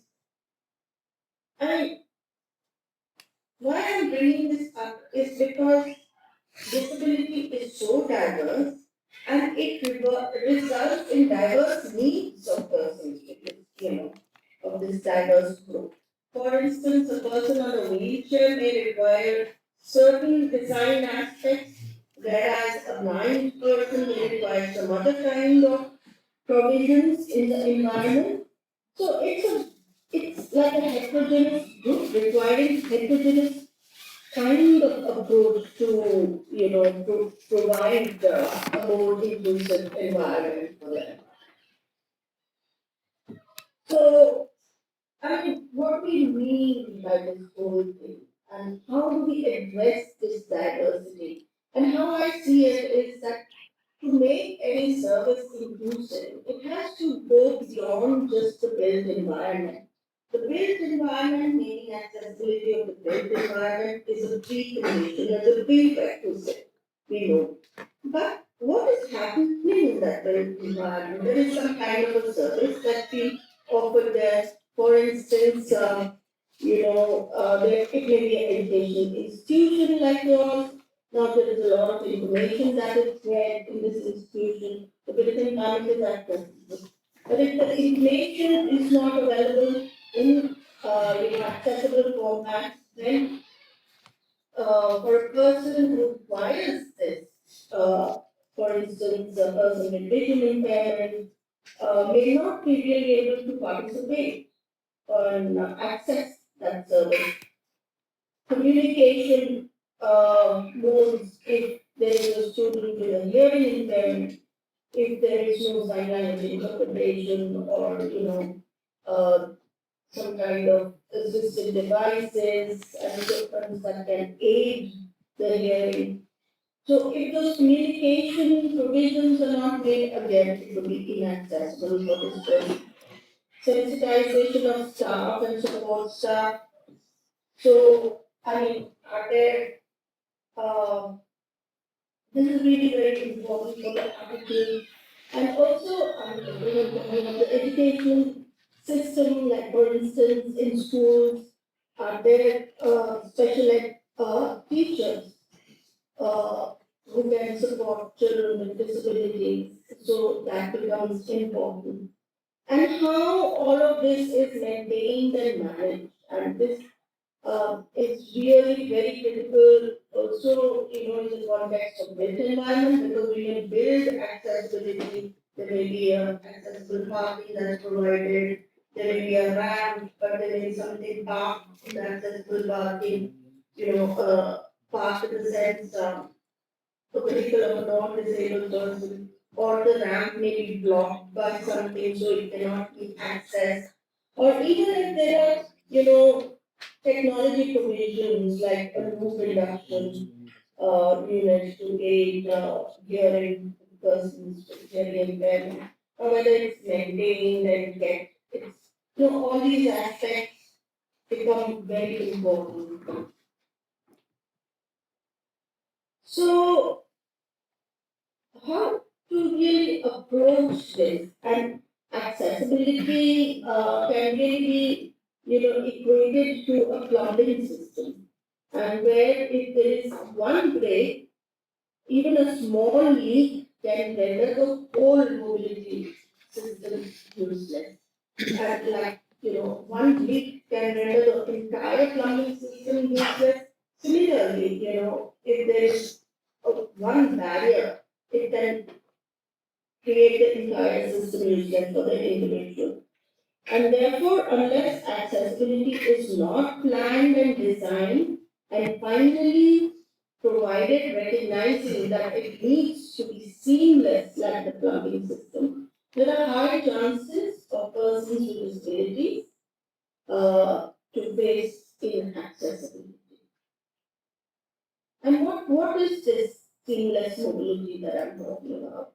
This really entails entire the chain of the individual, starting from their home, going to the pedestrian environment, the transportation they're going to use, or and finally going to the public space that they are venturing out to. So in the homes need to be accessible. Plus, there needs to be further home modifications that certain people may require, like an accessible home may be in general accessible for all persons, but there would be additional home modifications addressing the needs of that specific person that may be required. Then in terms of transportation, uh, if public transport, whether that is accessible, private transport, if people are able to adapt their vehicles, the pedestrian environments, this that links this entire transport, external environments, the bus stops and the terminals, etc. Again, that needs to be seamlessly accessible. And finally, where this person is going. Some built environments, some public service responsibility has to, whether it's a mall, a school, or an office. Then what is the kind of information and communication that is being shared in this built environment that this person has access to that? And the sensitization and supportive service staff. And finally, for information and communication, there can be live assistance like the, sign language interpreters, which may be required, or really the technology bits, which would be like the ICT bits which are accessible, for instance, in a university, students with vision impairments have access to, what do you call it? IT or computers with braille readers or text to speech provisions and things like that. So this, I like to give an example of this seamless accessibility in a judicial system. And so here what the person with disabilities first must have access to the information to be able to plan how they are going to go to this judicial system, when do they have to go, why they want to go, and they have to have that information and access so that they can plan. Then, once they have planned, they venture out of their homes, use the public transport, which needs to be accessible. Then they go, and this public transport would also include the external environment, which is the pedestrian environment, which is really quite important. And finally, when they come to the judicial courtrooms, uh, whether there are the courtrooms are accessible and information and communication systems within that courtroom are available in accessible format. There are restrooms, chambers, and all the areas which may be there in the judicial setup are those accessible in terms of physical environment, information, and communication that this person may require. And frankly, if you're really able to create and build more inclusion and more inclusive environments through providing accessibility, it really benefits all, not only just persons with different abilities. It is really good for persons with mobility impairments, neurodiversity, different stages of diagnosis and recovery, sensory impairments, guardians of young kids and older persons, faith and cultural requirements, old and young, all ages. So it really actually benefits all and not just persons with disabilities. And if we look at this like a Persons with Disabilities Act has considered accessibility as a right and a precondition to participation of persons with disabilities. And providing accessibility is a responsibility of the appropriate government authority. And the law mandates the need to make public buildings, establishments, transport, ICT, and consumer products accessible. And there are also sanctions on non-compliance to, these accessibility provisions in the Act. So the Act is really quite strong. And yet there are, accessibility has not really percolated and become like a DNA for any construction or any service that may be uh, created. There is a lack of technical know-how. For instance, the architectural colleges do not necessarily have inclusive design as a subject, as a core subject, which should be not only just architects, but also all other engineers and designers who are, part of building our infrastructure. Then there is a lack of awareness and recognition of its importance. Uh, Accessibility implementation is lagging behind. We have a strong act, but the implementation is not strong enough. When we're talking about sanctions, I don't know if there has been even one agency that has been sanctioned and had to pay. Then there is inadequate strictness by the authorities, just what I mentioned about the sanctions. Then the procurement system is really very important to ensure accessibility. That, procurement is just buying any goods, services, or work. So if we ensure at the time of procurement that whatever we are going to buy, whether it's public procurement or by a company or whoever, whatever we buy has to be accessible and comply with accessibility standard can go a really long way in implementing accessibility. And in the end, I just a few recommendations that inclusive environments should really become like a norm. And we really have to say no to inaccessibility now because India is going through major development. There is a lot of, let's say, financial investment in that, and we do not get it right in the beginning. It is unlikely that retrofitting can happen because retrofitting is extremely expensive. So there needs to be awareness raising on the importance of providing accessibility based on a rights-based perspective. It's not for charity, it's not for a feel good, but providing accessibility is a right of people. And there needs to be training of appropriate personnel on how to increase accessibility. There needs to be stricter monitoring of accessibility during refurbishment and even at the reconstruction stage.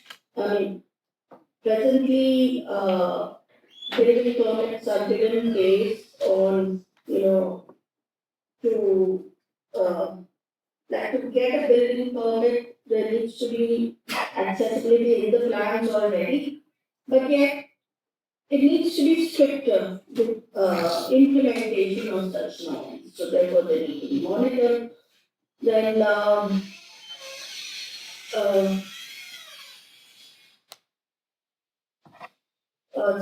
standard procedures for ensuring access to communication and information. These are also need to be clearly monitored. And lastly, procurement to mandate accessibility. Yes, so in that order. Yeah. So with that, I'm going to stop sharing my screen. And thank you so much. And I hope I was in time. I don't know, because I start speaking at the Thank you, ma'am.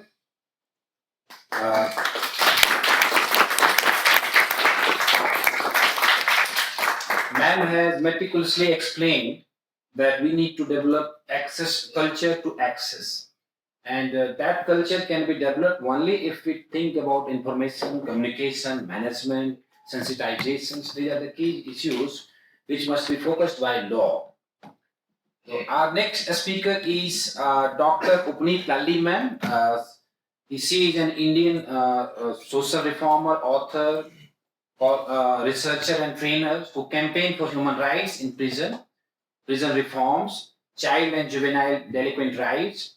Ma'am advocates for restorative justice, police training reforms, and gender responsive prisons in India.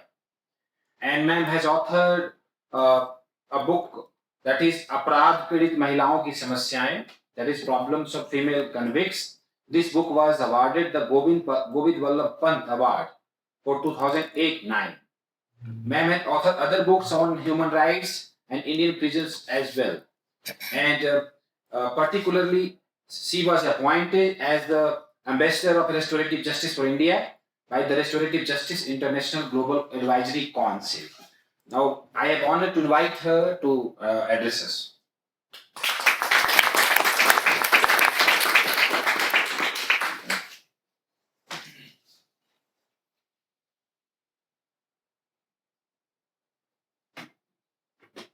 Thank you very much. First of all, I'd like to thank my teacher and mentor, Professor Nishka Jaswal. I've been very fortunate to have been a student and always inspired by her. And thank you, Dr. Sachin, for inviting me for this colloquium. And of course, it was a very touching first session that we had when you were narrating your experiences and the way in terms of the socialization process itself. It also set, our hearts. We felt what you said, and it also set the mind working. So I have just kind of changed my whole presentation And I personally feel that this university, which I've seen, is a university which does incorporate diversity, equity, and inclusion in its actual function. So I would say a clap for that.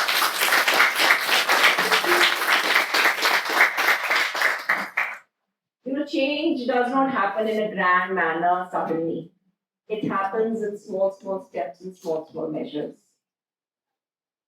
I think a lot of you have heard something, and I think it's time now to feel also something. So, what I will request before I begin formally or discussing something, let us also have an experiential exercise. I will request all students, everybody in this hall who volunteers, to get up from their chairs. Just listen to my instructions first and then we'll begin.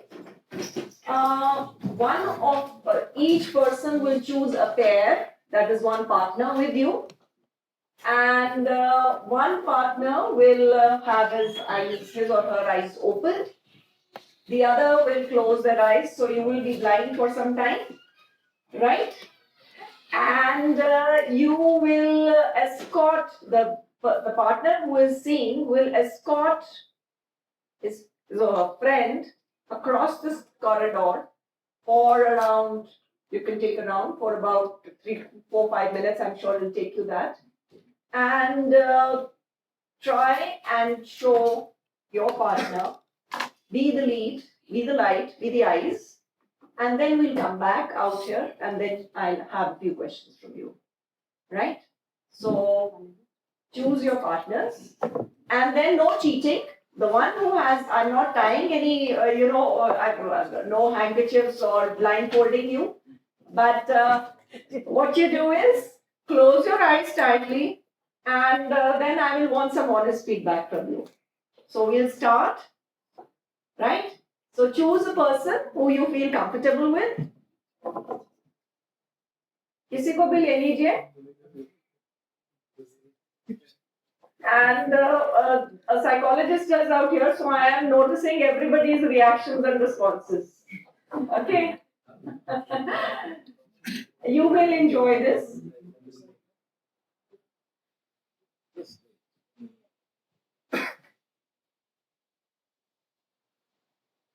अपने slip pads इधर ही रख दीजिए, just and let me see how you begin. So start off. इधर से कमरे से बाहर लेके जाना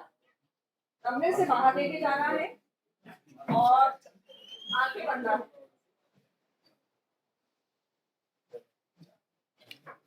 आपको और लीड करना है.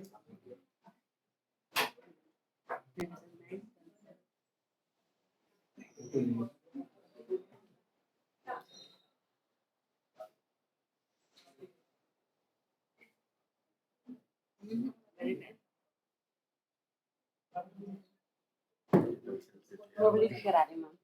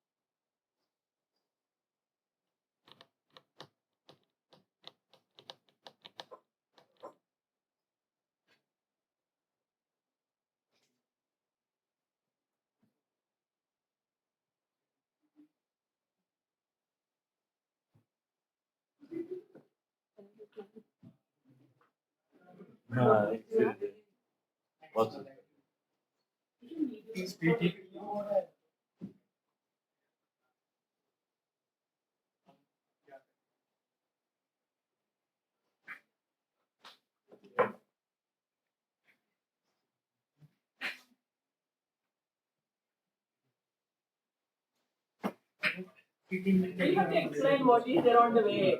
That's what.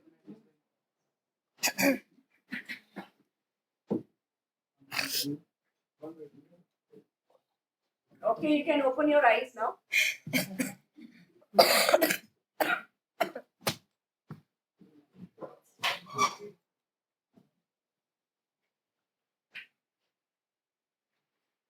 Back to your normal self. So the ones who have their eyes closed, first of all, what did you feel? You felt dependent, frightened. Yes, fear is but natural. And did you feel safe? No. Did not feel safe. Did you feel curious? Yes. Okay. Were you confident? No. The ones who say they were not feeling safe, so obviously the confidence wasn't there. How did you perceive where you were going?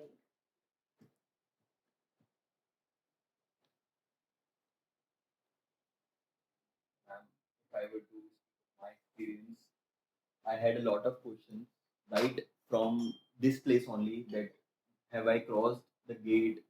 I was feeling that the door might struck my head, so I was asking, is it open? Is it closed? Has other person left the door open or not? And I was trying to walk so low, so attached to ground, so as to know what is coming in front of my legs and the foot, so that I might not get stumbled upon something. So these were the feelings that I was having at that What's time. your name? I'm Manish. Manish, thank you so much. You've given such a good feedback about what you actually felt. Thank you. What did you feel? It's impossible to live. I feel. You were very scared. Yes, You were very scared, and did you trust your partner? yes, ma'am. But Did you trust your partner? I trust, but Okay, now let me hear from the other side, the ones who were leading, who had their eyes open. What did you feel when you were leading your partner? Ma'am, it was really feeling to meet someone. It was feel like we were helping someone. So since we are very close to each other as a kid and student, we knew each other, I had a sense of confidence that I can do. But at the same time, I felt like that he must walk safe. I was trying to A sense of responsibility. sense of responsibility. Sense of responsibility. Okay. Right. So I begin with this that we make sense of the world. We make sense of the world through how we experience it. And I've been asked to speak about psychology of disability and the psychological barriers and access for disabled persons. So a lot has been said about what disability is, and we have nearly 1 million, that's population in the world, who have some disability or the other. And it may be physical. This was just one aspect. I wish I had more time. I would have done another exercise to make you experience something else, but we are short of time. There is another type which somehow a lot of us don't have a first-hand experience about, is also in terms of mental impairments and neurological disorders. Of course, everyone, all of us will go through some disability and do suffer. COVID made us also realize that. And so, I mean, whether it's when we fall sick or something, that we do get some perspective, which is a little bit different from what we normally experience. About 10 days back, there's a friend of mine who had also raised, they had held an event in terms of a fete and a festival for children with particularly Down syndrome and autistic disorders. And they had displayed some of their products which they had made. And I remember this one, corner which had beautiful flowers made out of clay. I would have shown, maybe I'll just share on WhatsApp the picture with you that you can show. and beautiful creations of clay. And this was this boy who's about 17 years old. So people were buying from him, and then he's telling his mom, I've got a lot of money now, अब मैं शादी कर सकता हूँ. And suddenly it struck me that, look at this child, that yes, that independence that is coming. And yes, normally a lot of people would think that there is no future for this child and what would be the dreams of this child. And so he was very happy and thrilled, and there was this hope, which is so, so important to live. You can be born, but if there is no hope, there is no life. So one of the most important aspects in terms of access to anything is also that hope that comes from within, but also supported from outside. So I'm actually way tracking from what I thought I'll speak on, but yes, in psychology, we have a lot of emphasis at one time on pathology, and even disability has been regarded more of as a pathology. It's more of a psychopathology of disability as such, that is said. Why? Because the perception of disability has been based on the experiences of normally the others helping them.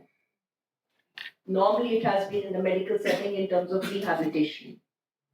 So that is one of the reasons that whether it is designing, like was mentioned by the first speaker, so it's always by the persons who do not have the same. And I always say it's so essential to at least kind of, I don't know whether any one of you have visited this restaurant, and there's another one in Hyderabad, there's another one in Delhi which has opened, which gives you that experience, of being blind as such, and what you feel at that point of time. So, what we are is in terms of what we perceive, what we feel, and how we behave. These are all interlinked. Our perceptions can change, perceptions can lead to a change of feelings, can lead to a change of behavior. So it's a triangle when we say. So yourself is formed, yourself, what is self? So it's what you are, what you think you are, and what the world thinks you are. And if there is a huge gap, there is a distortion between the ideal self and the real self. And the lesser the distortion, the healthier you are as an individual. The greater the distortion, the greater the problems for adjustment, not only for yourself, but for the others around. So, removing those becomes important. कहते हैं ना कि धूल, मैं तो आईने को साफ करता रहा, धूल आईने पे नहीं थी, अंदर चेहरे पे थी. So, ये धूल जो है उतारना संभव तभी होता है जब हमारे को अपने में insights होते हैं. So one of the first psychological barriers is, of course, our own prejudices, our stereotypes that exist. And why so? So disability, as I said, is an impairment, is one, and then is disability. The ability may be there, but in terms of the cultural part, that converts it into an impairment. So every culture may not have that. I was just discussing with Sachin. When you travel abroad, you realize that things are so easy. There are opportunities for everybody. That you notice that, and we don't find that in our country. So this is again culture specific as such. And then the third comes as a handicap, which is a value judgment. In golf, we say ones who are fond of golf, okay, I've got this much handicap. And when you talk in terms of measurement, because in law and everything, you want to be very specific. So recruitment has to be done, how much is the handicap and what is the percentage of impairment. So the word itself, that's how we perceive, and words become very, very important. And they play a crucial role in terms of change, and having a new vocabulary also becomes important. So not just changing the word from disabled then to specially abled, etc.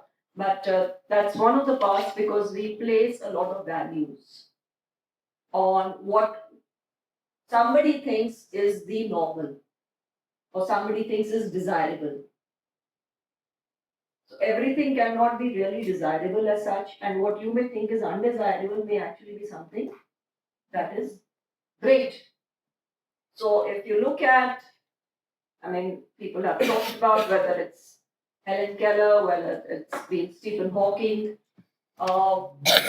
whether it's been John Nash. Has anyone seen A Beautiful Mind?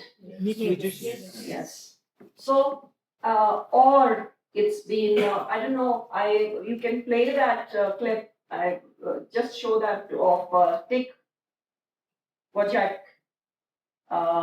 He's a person who's a great motivational speaker who suffered from a disease which born without limbs as such. And you see him sitting on the desk out here and speaking, you know. So those are quite unthinkable for even normal persons to have done, whether you're able to swim or whether you're able to travel or whether you're able to do anything. So that impediment and an impairment may not really be there. And it's all got to do with what we believe we are capable of being and what the world thinks of what we are, but in terms of the strengths that can develop. Of course, Helen Keller was fortunate enough that she had Sullivan working, and again, her movie is also there and her books are also there. But thinking in terms of, you know, in what barriers exist, the psychological barriers that exist. So everybody's talked about, you know, the systemic barriers in terms of institutional barriers, the physical barriers which are so commonly observed, and also the barriers related to technology and the digital divide and the social barriers that exist. But the factors which are present in not just in the physical environment, but also in terms through their absence of presence. So the factors that may be present or that may be absent that limit the functioning. And these are the factors that create a disability. So once you limit your functioning, then the disability gets created as such. And the psychological barriers may not be visible. The physical barriers are visible. You can see that, okay, the stairs are not there, the wheelchair access is not there. And, you know, why in a government building, the Human Rights Commission, I said, I mean, why the hell is it not accessible to persons with different challenges and designs? But how are these barriers seen?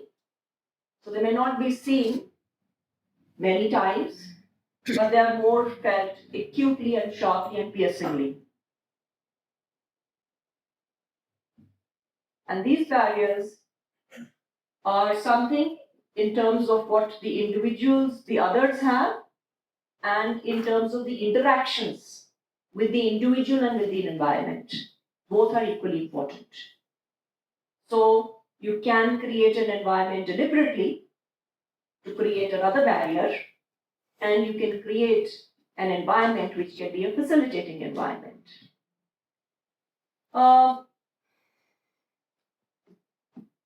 I do go to the blind school at times, and I've seen Jayaraji, you know, being a source of strength and inspiration to many. But at the same time, you know, it's also important that there is no patronizing and condescending attitude. You are what you are. And a lot of times, some of us get confused. So there is no sympathy, as we say, that is not required. Are bechara people, when a child is born, that is the normal reaction that occurs is that, okay, what have we done to deserve this? The parents may also question. Parents having a Down syndrome child may wonder, and we talk in terms of eugenics, whether the child, you know, it's you do the testing and we feel that, okay, this child will not live a very healthy, productive life, so might as well not let the child be born. And the kind of challenges that exist in terms of providing equal opportunities. So the stigma is there. There is a lot of bullying that happens in schools. Children can be very cruel. I always say that children can be very innocent, but they can also be cruel. And the ones who are different from the others can be mocked at. And this is a stage where, yes, the child's rights and all the child rights that need to be implemented properly. It's not just in the CRC that we talk about the right to protection as well. And isolation is another factor that comes.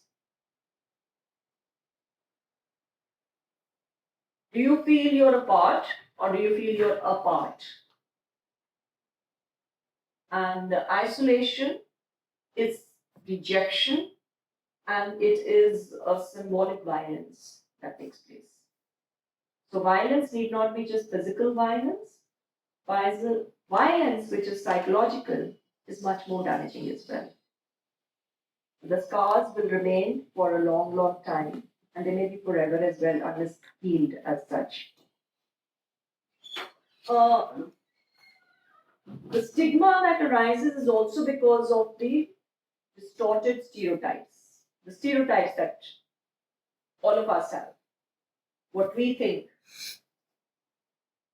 So you will have we all have our stereotypes about what a person with A, B, C, D. There are 21 disabilities that are there. There may be more that may be added onto the list. And the stereotypes that exist.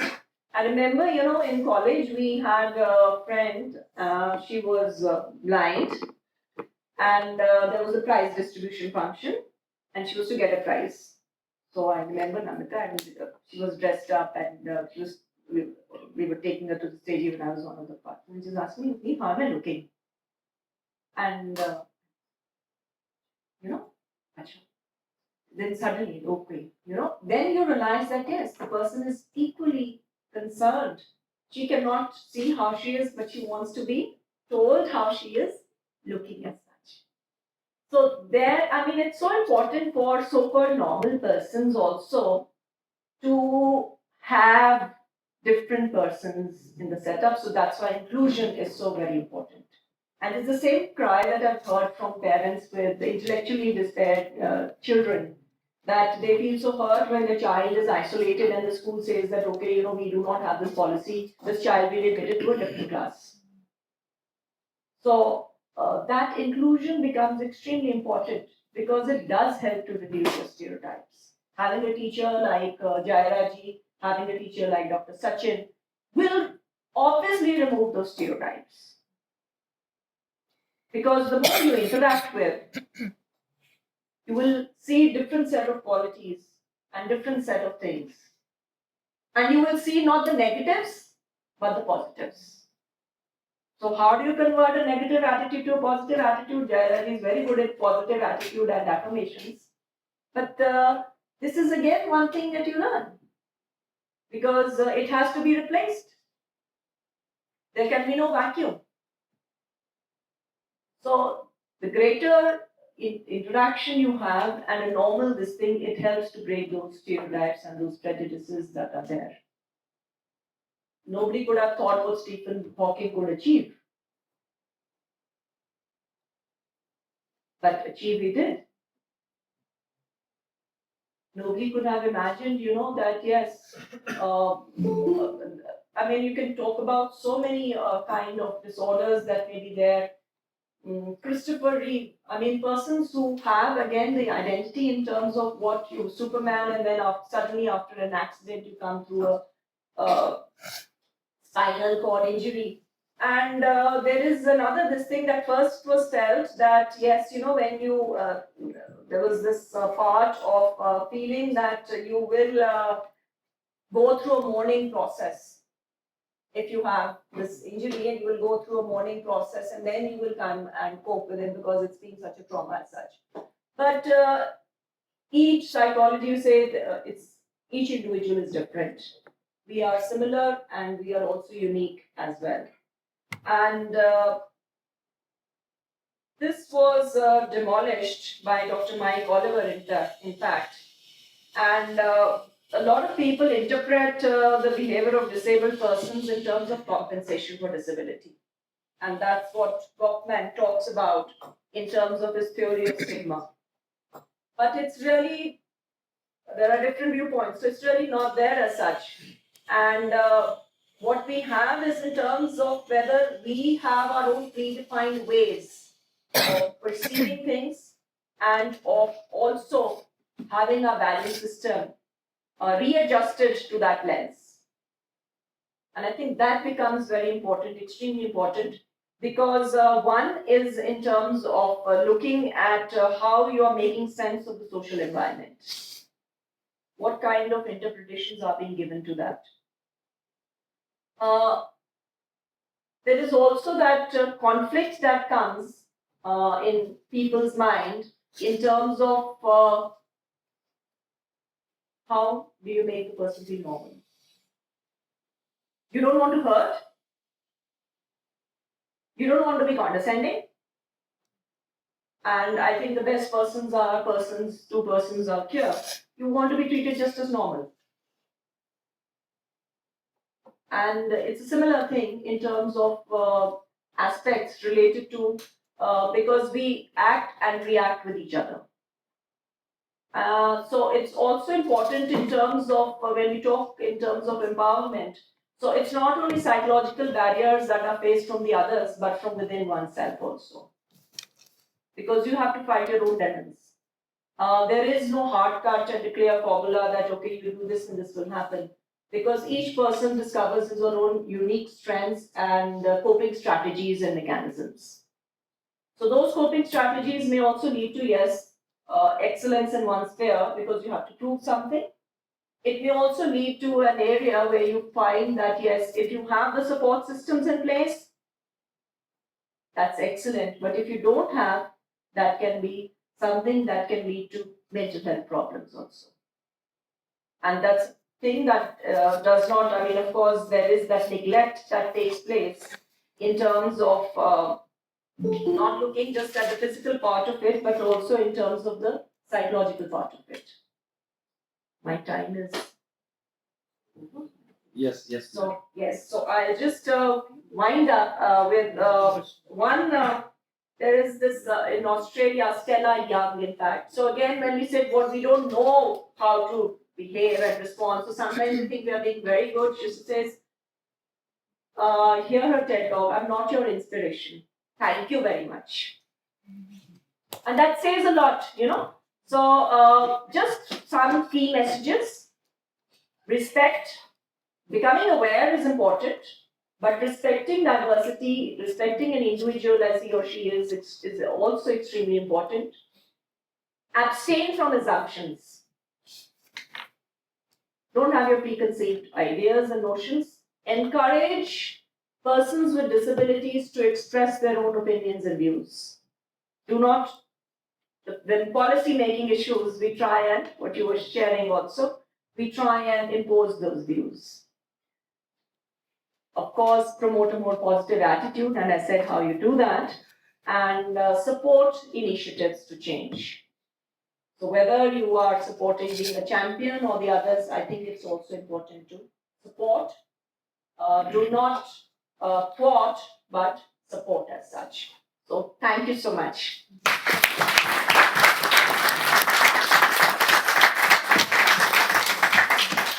Thank you, ma'am. Ma'am has beautifully connected the two important barriers in our lives, cultural barriers and mental barriers. And definitely there is interdependence between the two. And particularly, if we refer Jiddu Krishnamurti, one of the great thinkers of our time, who said that there is a relationship of image in our life. So we conceive some image about ourselves and others, and it is all about symbolic relationship in imaginary sense, in which once we accept as inferior or disabled, then the disability begins with that particular stage. Thank you, ma'am, for this wonderful, not only lecture, but also making us sensitive about this issue. And we are very grateful to you. Thank you so much.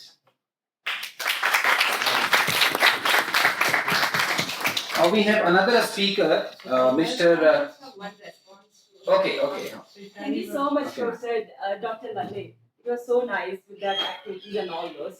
And I have just 3 points, 2 points to add to your talk. The first one is about the cultural barrier.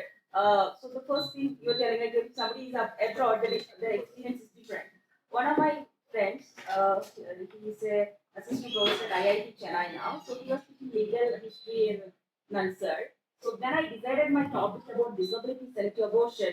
Many people, majority of the people disagree with me. They really asked me, are you crazy? Are you sensible to do a research on this topic? That was the first question I faced. So he told me, like, no, I cannot agree with you at all because we cannot have children with disabilities. We cannot have disability in our society. So I used to argue with him every day. So he was a legal history professor, not completely law professor still. So he went for a seminar to USA. He came back after 2 weeks and he told me like he wanted to talk to me for 2 minutes. I went to his room. He told me, now I would like to change my opinion about your what I told about your research because I saw in USA that a wheelchair person can access everywhere just like others. So see, so there, then I was in the USA for 2 years. So there, what I have seen was that this reasonable accommodation is what taken very seriously. It was taken as our responsibility because we have secluded them. We have ignored to provide all the adjustment, all the facilities they require. We just constructed everything for us. That's why it's our responsibility. That's the point I wanted to add. And the next one is the children bullying others. Children are actually innocent. They do not know. We are the reason for that bullying because the recent aircraft incidents, aircraft traveling, mainly parents are complaining for having children with disabilities. They are complaining the airlines staff like we cannot travel with them. So see, we are the reason, not the children actually. And we have to make children more empathetic. Exactly, because we are not having an inclusive education. We are not having inclusive life, inclusive education. So children without disability do not know how to deal with children with disabilities. We are not learning how to deal with them. That's the reason. And the last one is about how do we perceive disability? Because in everybody's talk, okay, normal. Normal. We are making standards for human beings. Normal, and the opposite is abnormal. So when we are deliberating on that point, no change is going to happen because we will just persist with our stereotypic norms. Ultimate was binaries. Exactly. So can we make this normal and abnormal all the time? Is it not the high time to remove this standardized form? That should be our further deliberation to bring the change. That's all. Thank you so much. Thank you, ma'am. Thank you for this wonderful comment. We have another speaker, Mr. Nipun Malhotra. He is Indian social entrepreneur and disability right activist. And he was born in Mumbai, Maharashtra with arthroplasty. And in 2012, he started a disability rights advocacy organization based in Delhi called Nikman Foundation that recognized organization and individuals making significant contribution to persons with disabilities in their workplace and lifestyle. Mr. Malhotra is the founder chair of Federation of Indian Chamber of Commerce and Industry Diversity and Inclusion Working Group on empowering a person with disability. So, as a passionate advocate of diversity and inclusion, Mr. Malhotra has broad expertise in the leading design and promotion of D&I strategies and improving organizations' effort towards the commitment to build a diverse and inclusive workplace. So we are really grateful to you, sir, for accepting our invitation. We are looking forward to your address. Thank you, sir, and thank you for inviting me. I must congratulate Madhya National University for organizing this day-long event on disability and advocacy for the rights of persons with disabilities. I think lawyers can play a big role in shaping how India is for persons with disabilities. It's great that law students are being brought young to create that particular field. The original topic I was given was Accessible India campaign and the rise of personal disabilities at 2016 and how the act has really succeeded or failed. I thought what might be more interesting, and I actually spoke to the organizers yesterday, is to change the topic slightly on the journey of accessibility in India through my own life story. Because my life story is intersected with both the disability activities that India has had so far, which is the person with disabilities Act 1995 and the rights of persons with disabilities disability back in 2016, and how both of them really impacted my life and how it was for a person with disability to have a lived experience in India before the 95 Act as well. So I was short presentation. I will just be sharing the screen, and later I'll also be sharing a few videos. I hope that is okay. Yeah. I hope my presentation is visible.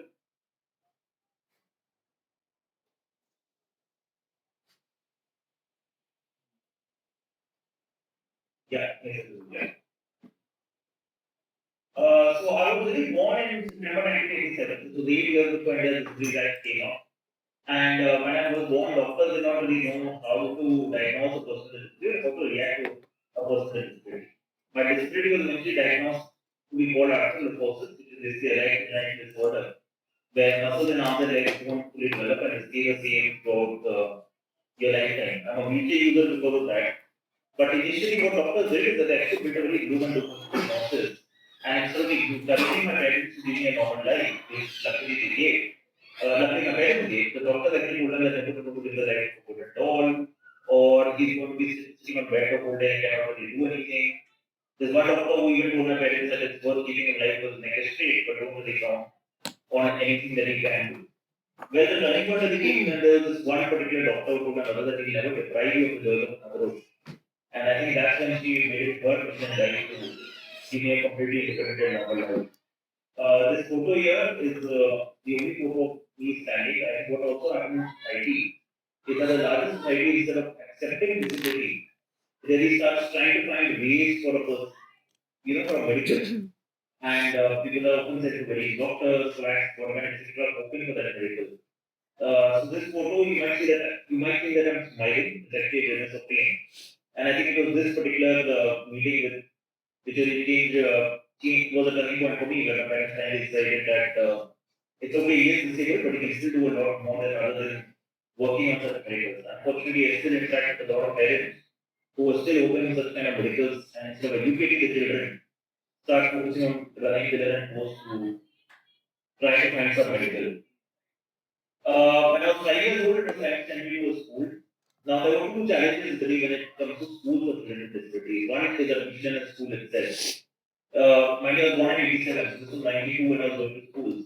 And there was no provision really for schools to have persons with disabilities. And most schools did not really separate between somebody with a physical challenge and somebody with an intellectual disability. And told my parents that the school should really go to a special school. Luckily for me, my mother insisted that I go to a normal school, and she kept pushing hard towards school finally accepted me. Having wanted into school, the challenge continued because children did not really know how to interact with a child with disability. This photo you see here is an example from a comic I've written on my school life where I've been invited to a birthday party. As soon as I enter my classmate's birthday party, everybody just runs away from me because they don't know how to interact with somebody on a wheelchair. You other person with disability because you think that they are different from you in that sense. That happens with faculty as well because a lot of teachers either ignore a child with disability or sympathize with a child with disability. What we need is empathy, not sympathy. Lucky for me in the school, what I decided is that I'll do what I can do and not what I cannot do. So I started focusing on academics. I taught my school in class 10, I taught my country, the country business studies in class 12. So what also happened is that when I started talking in the school, children started realizing that when he is an equal or that he might be superior in some skill. And academic study became my core advantage, where students started calling me up during exams for solving doubts, etc. And that's how I actually began. After school, I went to St. Stephen's College for my graduation. I still remember that when I went to St. Stephen's, the principal actually said that the class has been on course for 125 years and we cannot shift it down to one person. I said, no problem, I want to leave the space. And I remember my teacher actually lifted up weekly one cord every day. Till in 4 days' time, the college itself was embarrassed to leave my class down. And I think that really is accessibility. Accessibility actually is sometimes also using your common sense on how you can be accommodated. And so HPNLU is actually one of the newer colleges, and I'm sure if they're passionate enough to organize conflicts, you are opening a lot of doors for students with disability as well. But I think sometimes it's common sense that really leads to accessibility as well.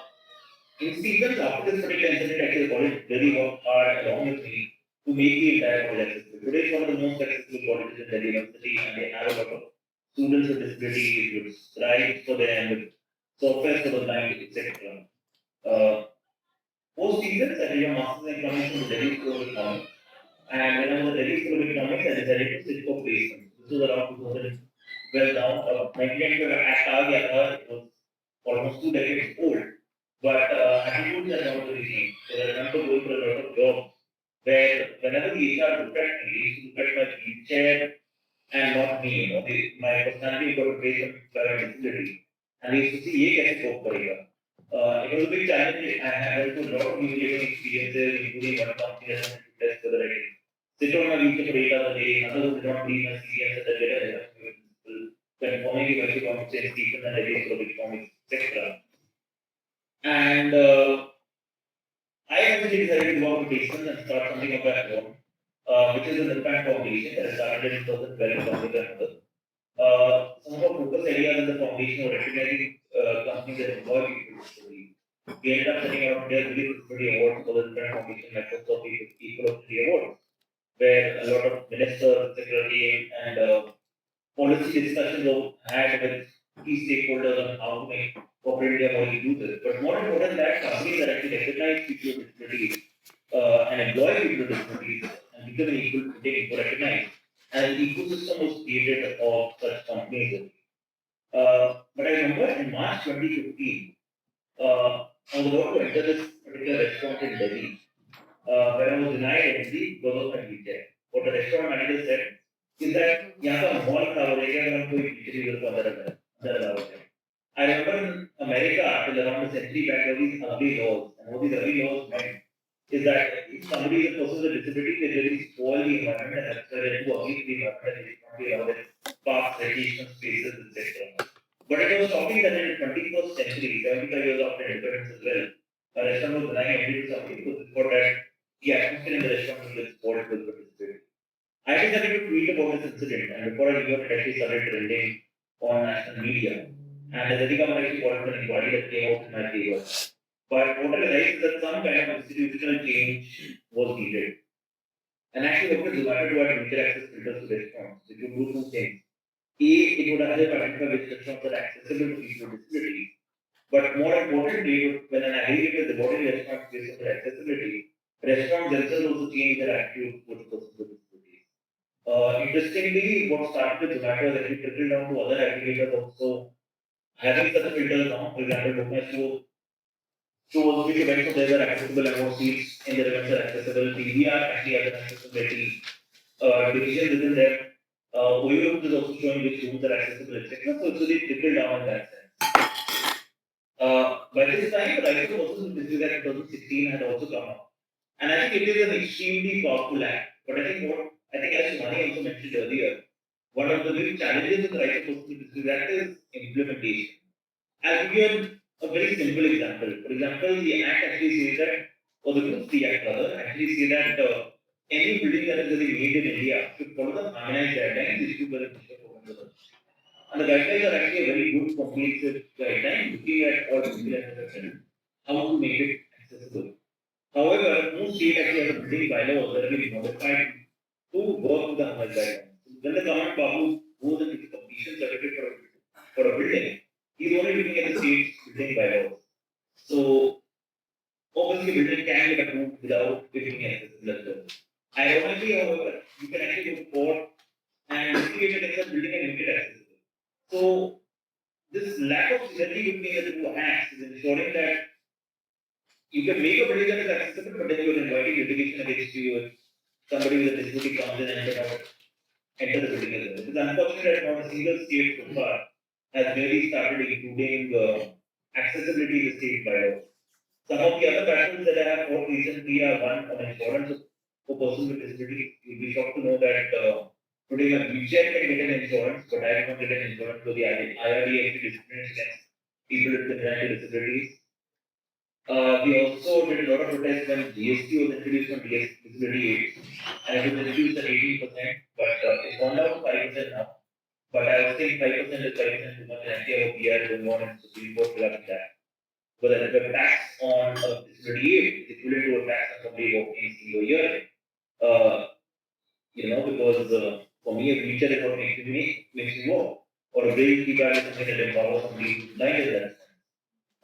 In 2016, when the Delhi government decided to buy buses that were not accessible to people with disabilities, I actually filed a PI in the Delhi High Court. It went on for 2 years, eventually ensuring that the Delhi government got accessible buses. It was a real turning point because that judgment that came out in my favor under the acting Chief Justice and the Honorable Geeta Mittal is actually a judgment that is quoted all across the country by activists today when they are pushing to ensure that buses are accessible.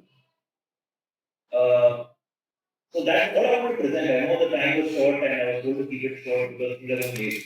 But I actually wanted to show a couple of videos to practically show how accessibility in India really is. And the first video I'm going to show is actually from Delhi.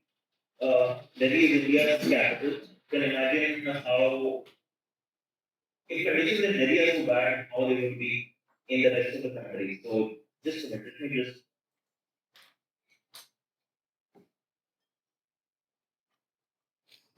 You can help Rishma Kureshi reach her dream. Help her in expediting that US visa. You can retweet News 18 CJ as we are taking that appeal to External Affairs Minister Sushma Swaraj. And now to another battle, that of accessibility. Our citizen journalist is Nipun Malhotra. He's a person who uses the wheelchair to commute, and he is all over the national capital showing how inaccessible public spaces are. Schools, ATM machines, or even bus stops like this one. Look at this. This is one step higher than the ground level. There is a ramp, but really, what does it lead to? Here is Nipun Malhotra to talk.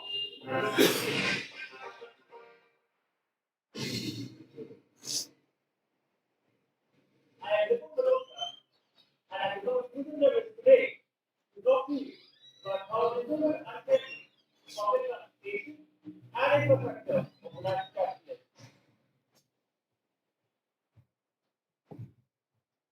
Many of you have heard or read about the British Raj and how during that time there were many public infrastructures and buildings. There were bodies that said Indian and dogs not allowed. 70 years after independence, we don't see such bodies, but we see infrastructure which is not accessible. There is a clear indication that the disabled are not allowed. Everyday activities are a big hassle for us. Let me show you the idea of most of the disability faces by starting to study. I won't get on this statement, but what I also try to follow is a blackboard. It's not only dangerous for the disability, but for anyone who is on this statement. And people will guide straight to the statement, and there's not a single ramp anywhere. They will get completely inaccessible and impossible for them to get off the stage. Roads are so uneven and badly maintained.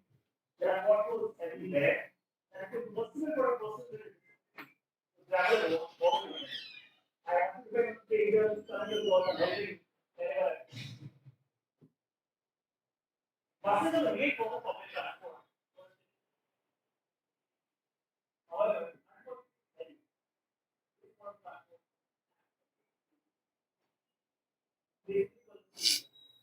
One, most buses are not accessible. Second one, it doesn't have a whether or not a bus is disabled friendly is a secondary issue in order to get into a bus. The bus stops have proper ramps too. Ramps are over and over. There is a logo for a wheelchair, but he doesn't know how to open the ramp. I'm stuck now and I cannot really get through. He's asking me to come to the track, but there is no ramp in the front. There is no ramp in the front. There's a wheelchair sticker here in the back, but he doesn't know how to open the ramp. That's the story of accessibility.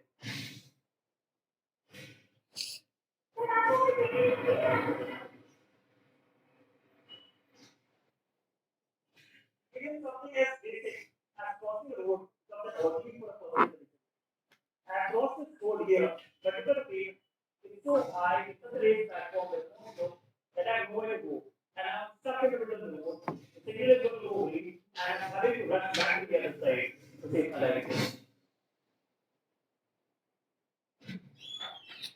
That will not take you to a proper place and show you the ordeal that you have to go through on a daily basis. Look at it both of them. The terrain makes the both so bad that it is impossible for me to go there.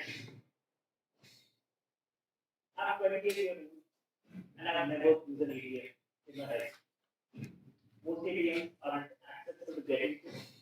Like for example, this one, where I cannot get it. And I'm 28 years old.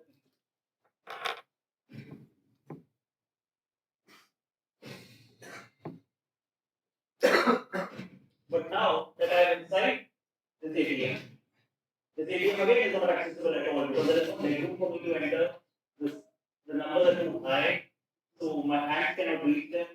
And I'm not really able to withdraw cash when my ATM number when somebody sets me up. But what's the point of privacy? I'm here as an example of this station. It's good to see that at this station there are not everywhere. The staff knows how to react to a person with disability. And this is definitely an improvement over what has happened in the past. There are many other stations across the country which need considerable work, and the biggest challenge would be to ensure that all trains have ramps written so that disabled people can use them too. I request the government and all agencies involved to look into these matters and make it clear and use them for people. And let us know that this is the get into this. Thank you, everybody. Thank you, sir, for sharing your life journey. Any question? Ma'am, you have any observation? Hi, Nuban. I'm Dr. Smidani sir here. Thank you so much for your what to tell the real life narration of accessibility issues. We are actually sorry because each one of us are responsible for this inaccessibility issue. So my concern is about the model we are proposing for the accessibility. We are putting the responsibility on the state. Can we put all these responsibilities solely on the government is what my question, because the government is still following the medical model of disability. Despite having the disability rights model law, government is taking medical model of disability because people with disabilities are still treated as undisabled people. If that's a scenario, how can we put the sole responsibility on the government? Instead of that, can't we do it individually, each one of us? I will tell you one example from my life experience. I have a friend who is a wheelchair user. She has cerebral palsy. So she visited me once and I was quite embarrassed because my house doesn't have ramps for her to enter my house. So, her assistants were lifting her from the wheelchair, and as a disability rights scholar, like I talk for people with disabilities rights, and I was quite, I don't know, I have no words to explain because I was the guilty person there. I didn't do anything for making it accessible. If I spend some time for making my house accessible, my friend would have been happy. I didn't do that. So, let us start individually so that, the government will become more responsible eventually. That's what I believe. Each one of us can. I was offering a course on disability rights at CUSAT. It was a seminar course. So, I asked my students to give assignments related to their disability experience with someone else or anybody. So, one of the students told me his father was having a hotel. Okay, so they rents out the hotel rooms, and after the new law, his father spent some money to make the building accessible. So he said, actually the money we spent was just few lakhs. And if he did it at the beginning, there would not have been that case. This few more lakhs could have been saved. So there is no need of spending anything extra in matter of money or energy or anything. You just need people with disabilities in your mind because they are around us. We just have to include that. If you are going to do that, I think this inclusion and accessibility can be worked out. Let us start individually. That's what even I'm taking it for myself. Thank you, Nibin. We'll work out something for sure. Thank you. Just a minute. Nibin? Yes, Can Nibin? I just respond to your point? I think you said something very good, man. And I completely agree with you. In fact, when you spoke about your friend who had a hotel, or a student who actually had a hotel where he spent a few lakhs. I remember when the Delhi Metro was being made, the CSDA worked very hard on making the Delhi Metro completely accessible. In fact, even today, Delhi Metro is one of the most accessible roads in the country. And you were actually asked how much does it cost to make something accessible? And his response was that, I'm not retrofitting, and you're actually building something from scratch with accessibility. It doesn't cost 1 or 2% to really make something, to really make accessibility accessible. So I think your point is very well taken. And I also completely agree that it's not just government that needs to look at disability, but everybody. I often say that this world is not actually divided between people with disability and people without disability. But everybody in the world is really temporarily able bodied. Because anybody can get a fracture and be on wheelchair for 2 months a year, 2 months of the day. Are they disabled? No, they're not already disabled. During those 2 months, they are disabled now because they will be using that wheelchair. And secondly, for example, as you would all know, India is a huge elderly population. Around 80% of the population is above the age of 60. And what happens with age also is that people might like to do a bit of exercise, might have problems with knees and might not be able to walk properly, might lose the sense of hearing, etc. So I actually say that everybody is really able body.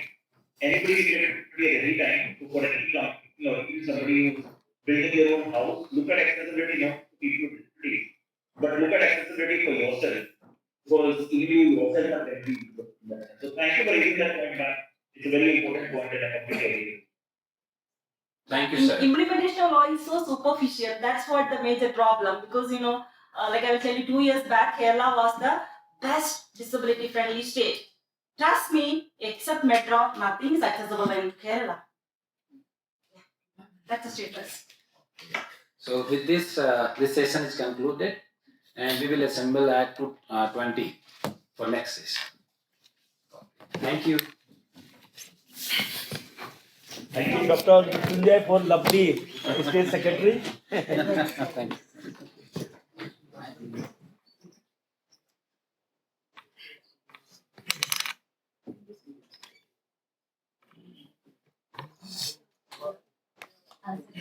Shall we announce the program will continue after because online people are still online? Shall we announce like?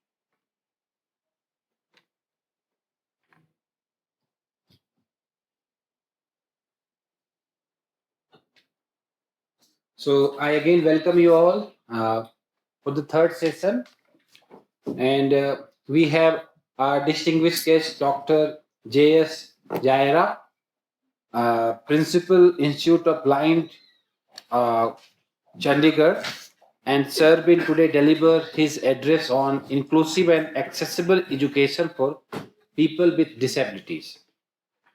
Dr. Jaira is the principal of the Institute for Blind Chandigarh and was born in 1963 in a village near Purola in mountainous area of Garhwal.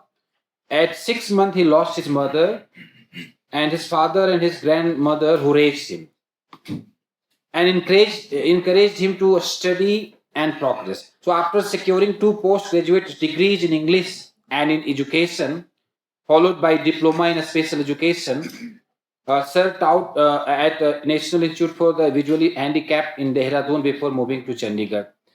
And he is known as Guruji, as a Professor Raghuraj Singh, who was an inspiration to him and who had uplifted uh, other visually impaired students as well. So we have very inspirational story, and Sir will deliver his address on inclusive and accessible education for people with disabilities.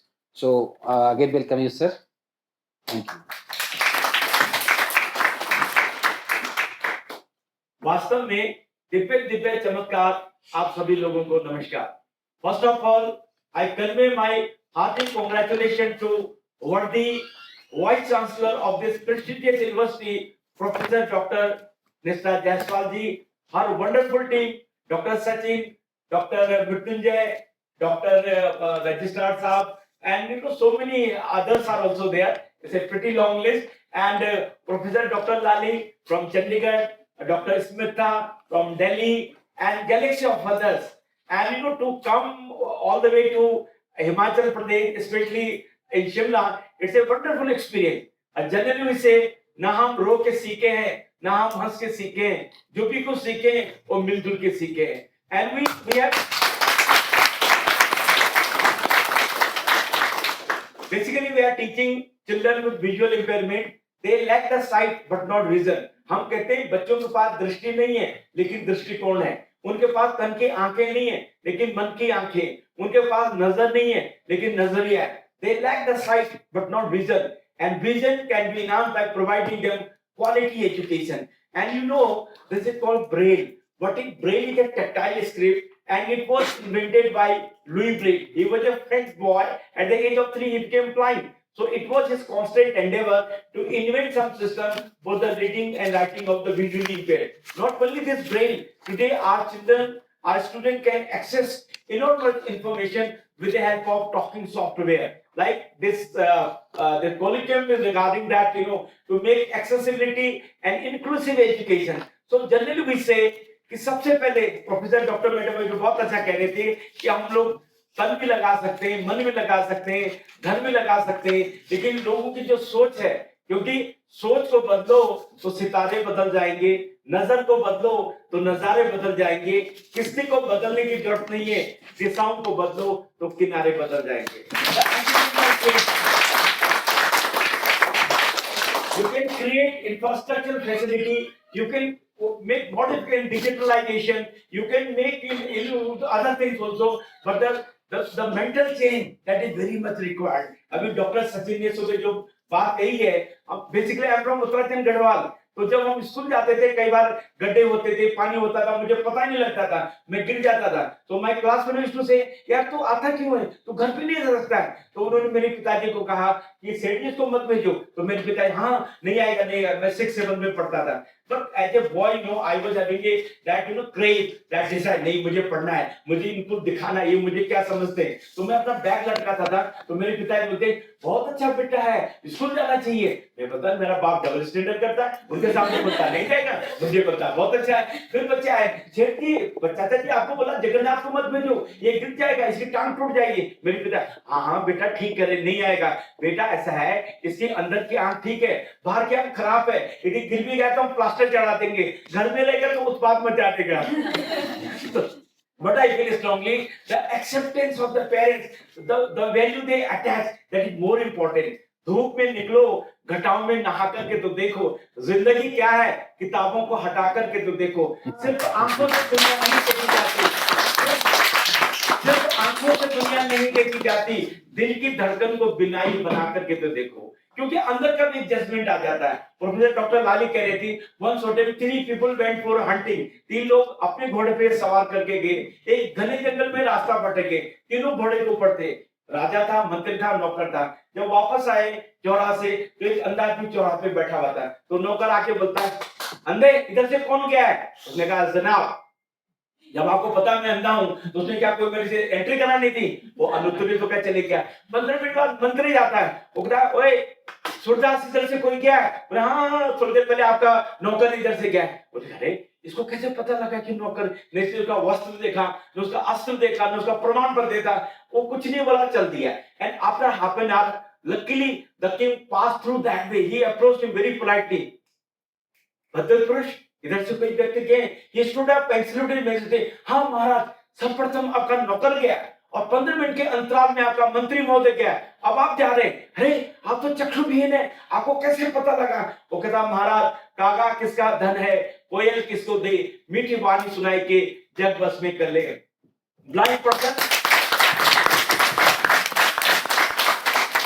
Blind person can't see the facial expression, but he can easily make out from the manner of speaking. हम बोलते हैं वाणी, तो वाणी में से ई निकाल दो तो क्या रह जाएगा? बाण, है ना? वाणी में से ई निकाल दो तो बोल रहे हैं हम क्या सब ईश्वर के रूप है.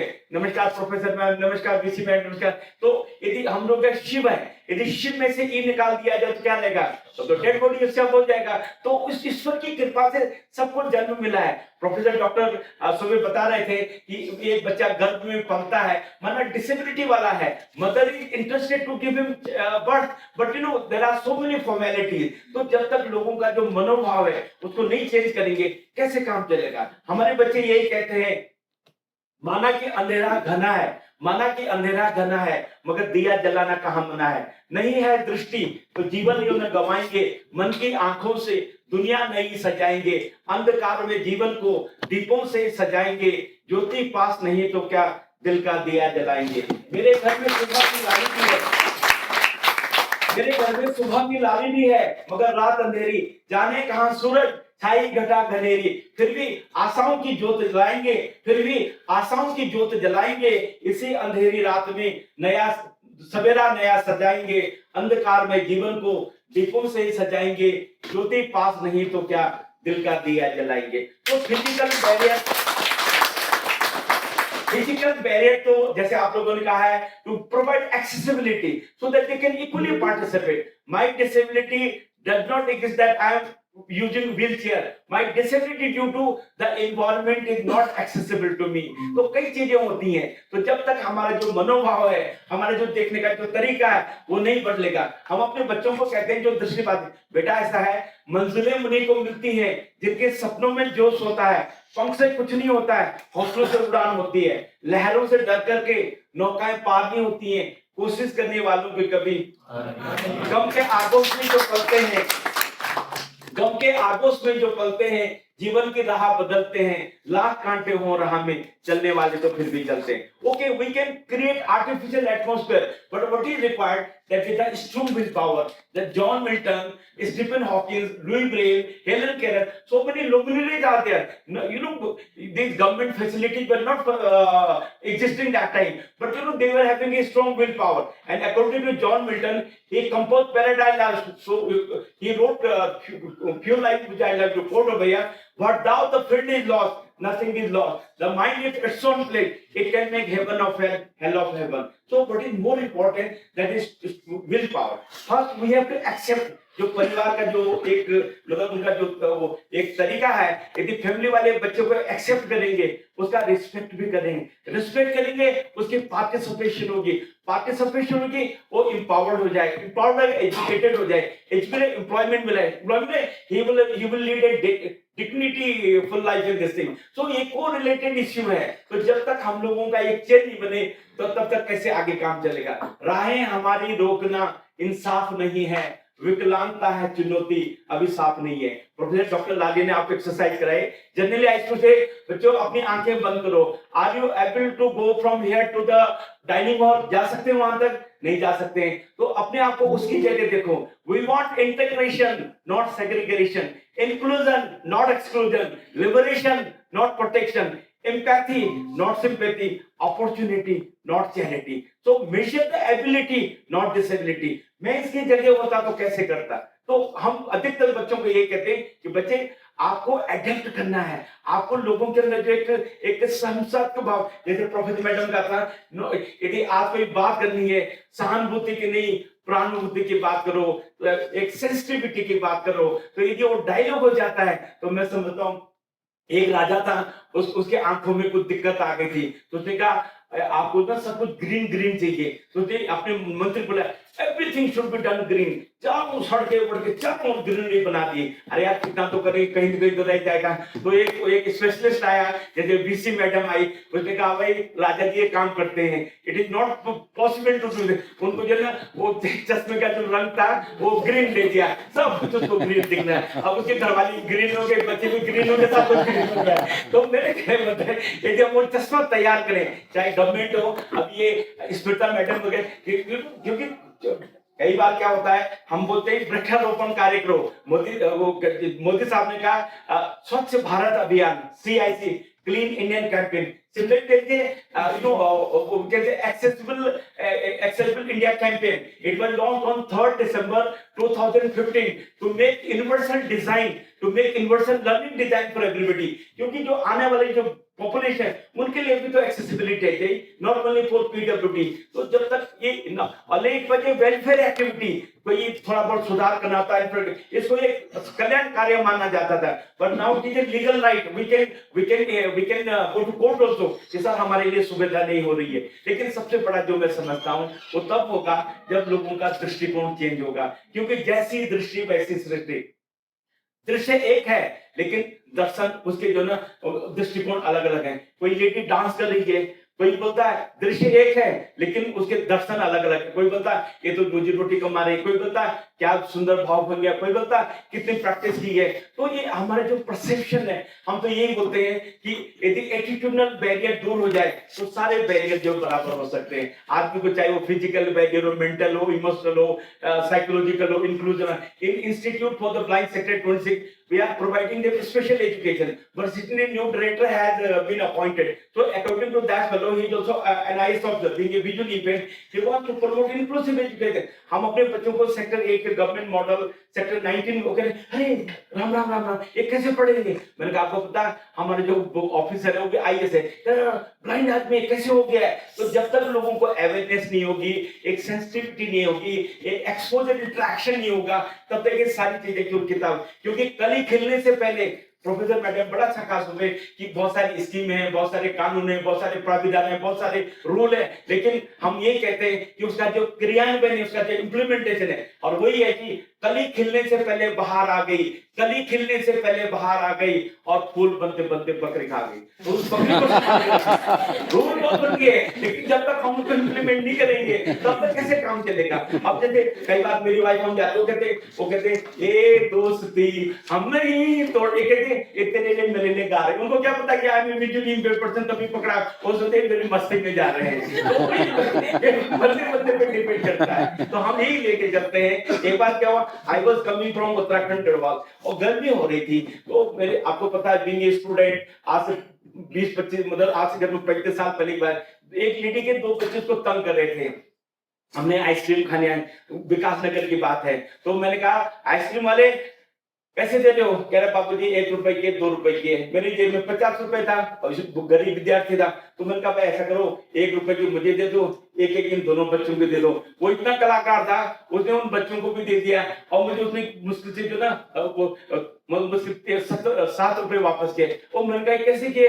कह रहे बाबू जी इन्होंने 20-20 की खाई है और 3 रुपए की आपको दी है। तो यार भाई उसके मतलब ना due to lack of my sight, इतना देखता तो शायद तुम मना करते भैया जब मुझे दिया वो तुमको भी दे दे, है ना। तो वहां पे क्या था, due to lack of my that I sight in this thing. तो कई बार बताएं क्या हो जाता है, लोग भी जिसका अनड्यू एडवांटेज। जब मैंने बोला 1-1 रुपए किनको दे दो, मैं तो जो मालिक हो तो ये मुश्किल से वो खा रहा है उसको दे रहा है। तो ये क्या होता है, ये कुछ लोग अनड्यू एडवांटेज भी लेते हैं। तो you know what I feel strongly कि जब तक हम लोगों का जो समाज है, जो परिवार है और जो हमारी जो मतलब सो कॉल्ड सिविक सोसाइटी है, जब तक वो तैयार नहीं होंगे, ज्वाइंट एफर्ट्स नहीं होगा, तो ये चीजें तो फिर सभाएं होती रहेंगी, कई चीज होती रहेंगी। लेकिन हमने परिवार में भी हम एडजस्टमेंट में, कोई आदमी बीमार है तो we prepare special khichdi for him और her. Similarly no if somebody has got some difficulty, तो हम उसे एंगल से देखेंगे। बहुत सारे लोग कहते हैं सर हमें राइटर की परमिशन नहीं दे रही यूनिवर्सिटी, क्यों नहीं दे रही, कह रहे कि आप तो रूल के अंतर्गत फिट ही नहीं होते। तो ये रूल किसने बनाए, ये तो हम ही लोगों ने बनाए ना। तो यदि थोड़ा सा हमारा आउटलुक चेंज हो जाए, यदि हम फ्लेक्सिबल हो जाए, तो मैं सबको मतलब और द पर्सन विद डिसेबिलिटी बोले, पहले बोलते थे डिसेबल पर्सन, डिसेबिलिटी पहले लेते थे, पर्सन को दूसरा सोचते, बट नाउ कहते person, no, person is more important, disability is second thing. तो लोगों का जो है, और हम ये कहते हैं कि हर समस्या का हल हो सकता है। लोहा जितना तपता है उतनी ताकत बढ़ता है, सोने को जितनी आग लगे उतना ही प्रखर निखरता है, हीरे को जितनी धार लगे उतना ही खूब चमकता है, मिट्टी का बर्तन पकता है फिर धुल पर खूब खनकता है, सूरज जैसा बनना है तो सूरज जितना जलना होगा, नदियों सा आदर पाना है तो पर्वत छोड़ निकलना होगा। हम आदम के बेटे हैं, क्यों सोचे कि राह सरल होगी, कुछ ज्यादा वक्त लगेगा, संघर्ष अवश्य सफल होगा, हर समस्या का हल होगा, आज नहीं तो कल होगा। तो यदि पॉजिटिव है, यदि हमारा जो है एक प्रकार से कंस्ट्रक्टिव आउटलुक है, रचनात्मक दृष्टिकोण, because we want reform in तीन चरणों में रिफॉर्म हो जाए। Number one, reform in the universal design, reform in the that environment accessibility, number two reform in the transportation sector, number three reform with ICT ecosystem. क्योंकि जो पारिस्थितिक तंत्र है यदि मतलब डिसेबल फ्रेंडली हो जाए तो हम भी बराबर का काम कर सकते हैं। डेफिशिएंसी नहीं है, लेकिन लोग जब तक लोग उसको देखेंगे, that Arunima Sinha she was thrown from train, और उस बच्चे ने पाल के भाई मैडम मैं माउंट एवरेस्ट चढ़ना चाहती हूँ, उनका बेटा आदि तो तुमने चढ़ ली है। And when she climb mount Everest, एक पत्रकार कहता है ओ आप लंगड़ी हैं, आपने कैसे चढ़ लिया है? उसने कहा देखो मैंने अपनी कमजोरी को अपनी ताकत बनाया है, I converted my weakness into my strength. तो जब तक हम उस बंदे को तैयार नहीं करेंगे, वातावरण का सृजन नहीं करेंगे, क्योंकि we have to create barrier free environment, रुकावट मुक्त जो अवरोध है उनको दूर करना है। अवरोध कहाँ है? वो हमारे दिमाग में है। तो जब तक हम उसको लेके नहीं चलेंगे, कई चीजें घर में मेरी वाइफ है नहीं आप ऐसा मत करो, नहीं आप ऐसा मत करो, मैंने कहा let me give the opportunity, ठीक है नहीं कर पता तो लग जाएगा भाई दूध उबल रहा है तो मैं हाथ में लग जाऊं, जैसे उबाल बजे खट से मैं गैस बंद कर देता हूं, कई बार कोई करना है। तो जब तक एक्सपोजर नहीं देंगे, and we prepare our student कि it is our motto to prepare every student to face challenge life with courage and confidence। तो समस्याएं आती हैं लेकिन उनका निराकरण करना जरूरी है। हम ये कहते हैं कि दलदल कितना भी हो पैर दबाए रखना, हाथ खाली से उठाए रखना। लोग कहते हैं कि छलनी में पानी नहीं रुक सकता है, बर्फ जमने तक हाथ लगाए रखना। Let the saturation point be there. तो वो सैचुरेशन पॉइंट जब आएगा तो आदमी को पता लग जाएगा। बहुत सारी चीजें हम एलोबरेट करना चाहते हैं, but I know there is a constraint of time, क्योंकि सीमित समय है। बस यही कहते हैं कि आदमी का जो आउटलुक है ब्रॉड होना चाहिए, सब कुछ हो सकता है, एवरीथिंग इज पॉसिबल। क्योंकि वो कहते हैं, पहले बंदा कहता है God is nowhere, God is nowhere, और डब्ल्यू इधर आ गया है, बाद में कहता है God is now here, God is now here. तो मैं यही कहता हूं कि सभी नगमे सांस पर नहीं गाए जाते हैं, सभी नगमे सांस पर नहीं गाए जाते हैं, सभी लोग तो एनएलयू हिमाचल में नहीं बुलाए जाते, कुछ पास रह के आदमी आते हैं, प्रोफेसर मैडम यहाँ रह के बुलाए नहीं जाते हैं। तो आप लोगों का जो सहयोग है वो बहुत बड़ा है। यही बार कहता हूँ कि काम करो ऐसा कि पहचान बन जाए, काम करो ऐसा कि पहचान बन जाए, हर कदम चलो ऐसा कि निशान बन जाए। यूं जिंदगी सभी काट लेते हैं, जिंदगी जियो ऐसी कि मिसाल बन जाए। अभी न पूछो कि मंजिल कहाँ है, अभी चलने का इरादा किया है, ना हारे हैं ना हारेंगे कभी, ये किसी और से नहीं आप सभी लोगों से वादा किया है। तो finally I like to conclude कि धीरे धीरे बांधेंगे बस्ते, जाएंगे हंसते हंसते, आम से मिलेंगे सस्ते। आप सबको हाथ जोड़ के नमस्ते नमस्ते।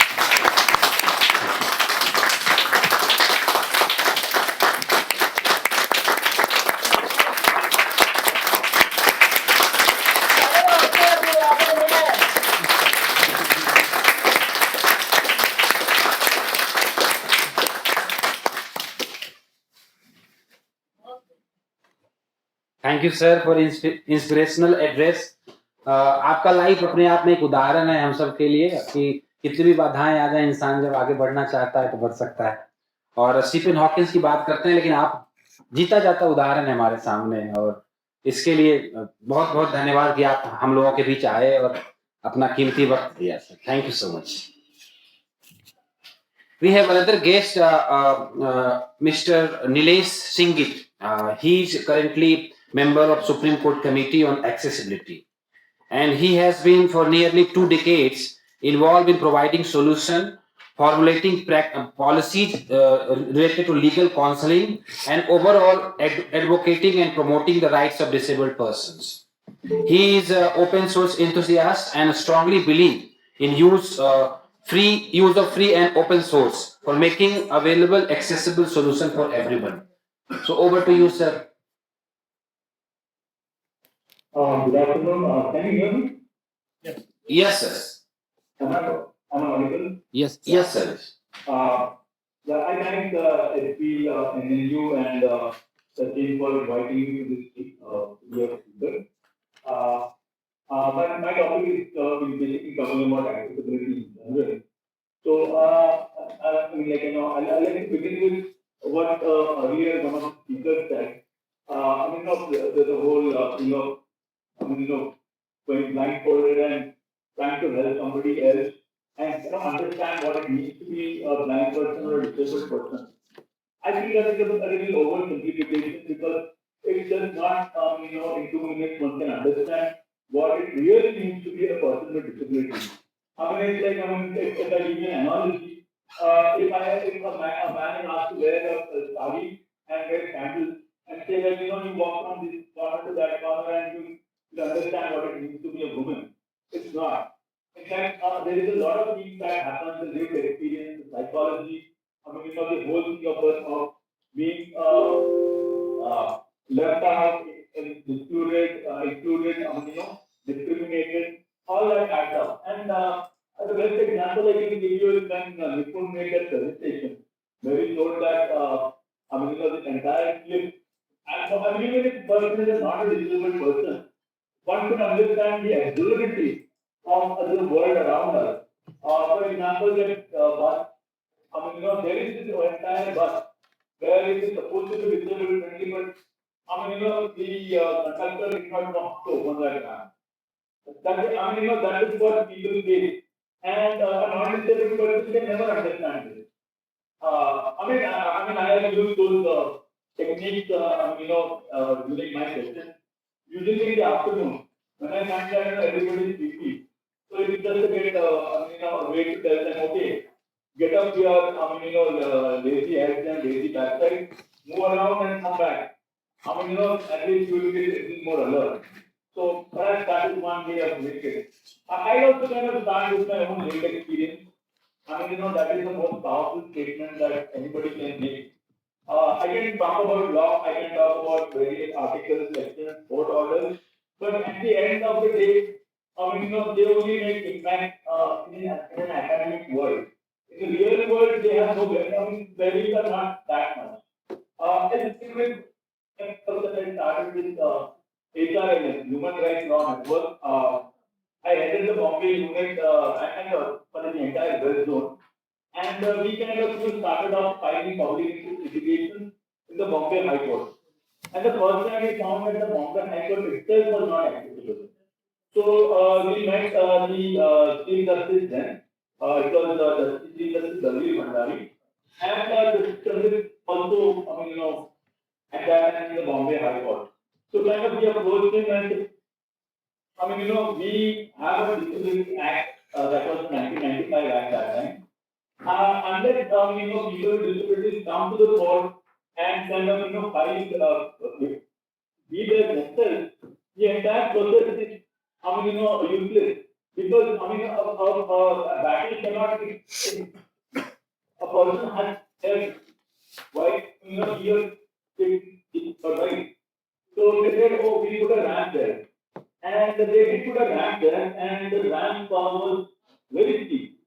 It had a gradient of what 1:4 or 1:5. And suddenly, a lot of advocates who are always in a rush, somebody fell down and broke his leg. And he was in plaster, and they kind of made a joke about it, saying that this is supposed to be made for people with disability, not create people with disability. So then they kind of dismantled the ramp. And one thing I would like to tell you while I go, being a person with disability means that if I have a problem, I should come up with a solution myself. If I don't have a solution, then my problem may or may not be addressed ever. So coming back to the grant and the course, we thought I mean like HR when I was working there, we got a good architect who understood what accessibility is about. I mean like Shimani made a presentation and said that even architectural schools nobody actually speaks about accessibility or has it in their curriculum. So immediately this person we got in there and we asked him to design a ramp and accessible toilet there. And we did it, everything was done. And like, after some time, I used to be there and regularly file cases like from 2003 to 2009. 2010 I joined NASA, so all these 8 years I was there.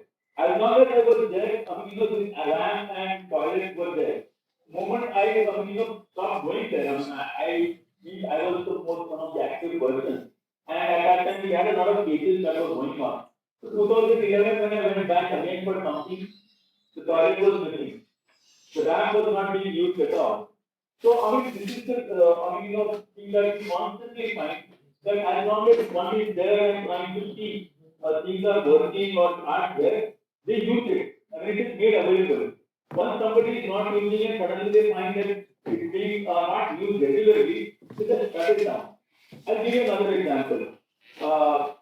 Nippon spoke about that bus. In fact, in 2002, we had this public interest litigation in Bombay for bus buses. Local buses here are in Bombay are known best. So bus buses, we got that under same model that Nippon showed.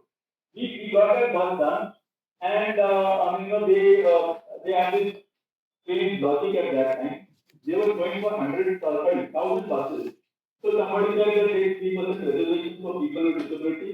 So make 3% of those buses disabled friendly. So 30 of 1,000, 3% of 1,000 is 30. So they made those 30 buses. And 30 buses were there. We helped them design the buses. And again, going back, we had to come up with a solution for that bus in the design. We had practically no idea.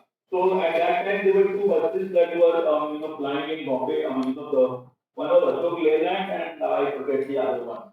So we kind of sat with these the major companies and came up with a design where we could pull out that ramp from the inside. So everything was done and then they fly the buses in some route that we are testing it out and they did it. And after 6 months, not 6 months, after a year, suddenly the buses stopped. We went and asked them, why have you shut down the buses? We know a lot of people with disability use it. And still not many people know about it. So, you have to kind of advertise that you have such buses. Unless you advertise, people will not know. So, they said, okay, we will advertise and do blah, blah, blah, blah.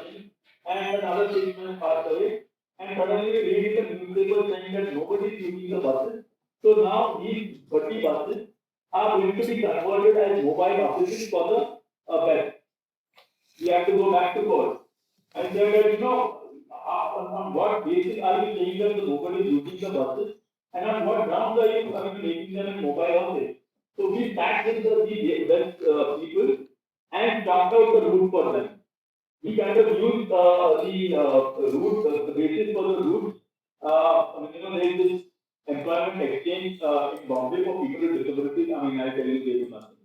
But there are a lot of people with disabilities who go there, hoping that they might kind of get lucky and get a job there. So we had some routes going to that place. There were many routes they were towards to vocational centers and some schools and colleges, not colleges, mostly schools for people with disabilities that are very prominent in the Bombay area. So we kind of dropped out the route for them. And now I think they have some buses moving around. So that is one thing. And then the same thing happened when we tried the spaces for the railways. Bombay, we have a very good railway system, internally, for local trains. So you have the Western Railway, Central Railway, and our line. So there are more than around 100 stations in and around Bombay. So we actually audited all this board set up a committee to kind of see that every station over the period of time, they are made disabled friendly. I mean, it's still going on, nothing has actually really happened. So, first few stages, BT station, that is the most, the most important and most commonly used. So there, they had done, we kind of got this great tactile thing laid out, accessible toilets were done, and everything was done. They inaugurated, they in fact had those, motorized car also to kind of help people with disabilities move from one end of the station to another. Everything was inaugurated, everything was done, on a grand scale. The newspapers covered it, the television channels covered it. Everything went smoothly. We thought that, oh, now we'll come to utopia, now things are going to be better. 7 months down the line, the cars were missing. They had some internal repairs that they done. So all the brakes, the tactile flooring that were done were removed and not put back. The toilets, they said that there is a lot of vandalism happening and people who are not disabled are actually using it. So all the toilets were under lock and key. And this is a vicious circle that we cannot come into. Everything happens, there is a lot of effort put in, there is a lot of, advocacy done, perhaps, a lot of court work happens. Few days, days or maybe months later, entire thing is stopped. We go back to square one. So it is actually kind of very difficult for, people, organizations like us who advocacy to kind of keep track of what is happening, what has happened, and what should be done. So we cannot fall into that trap. Once we've done something, after everyone goes into things, then we maintain it. All those things are maintained, they are repaired regularly. They are done in a proper manner, people use it. Going back to the railways, we have designed a compartment for local. People with disabilities can actually move around. And there was a special one, allocated only for people with disabilities. Not all disabilities, because getting into the train on a wheelchair is actually difficult the way present railway stations are designed. And I'll come back to the design. So we have this compartment done where people with less mobility, blind people and people with where we are mobile can easily access it. We did it, everything happened, lot of answer was done, and few months later we found that it was being used as a toilet. These guards, they were using it as a toilet. And we have to kind of do a lot of effort to say that, people with disabilities are not, anything that is for them does not mean it can be misused like as a toilet. So now, we have to constantly people monitoring it. So that is there. And coming back to the design, lot is spoken about the harmony, the harmonized guidelines and blah blah. You will find it very amazing to know that railway had accessibility guidelines, right? 70s. I'm not talking about 80s, 90s where Disability Act came in.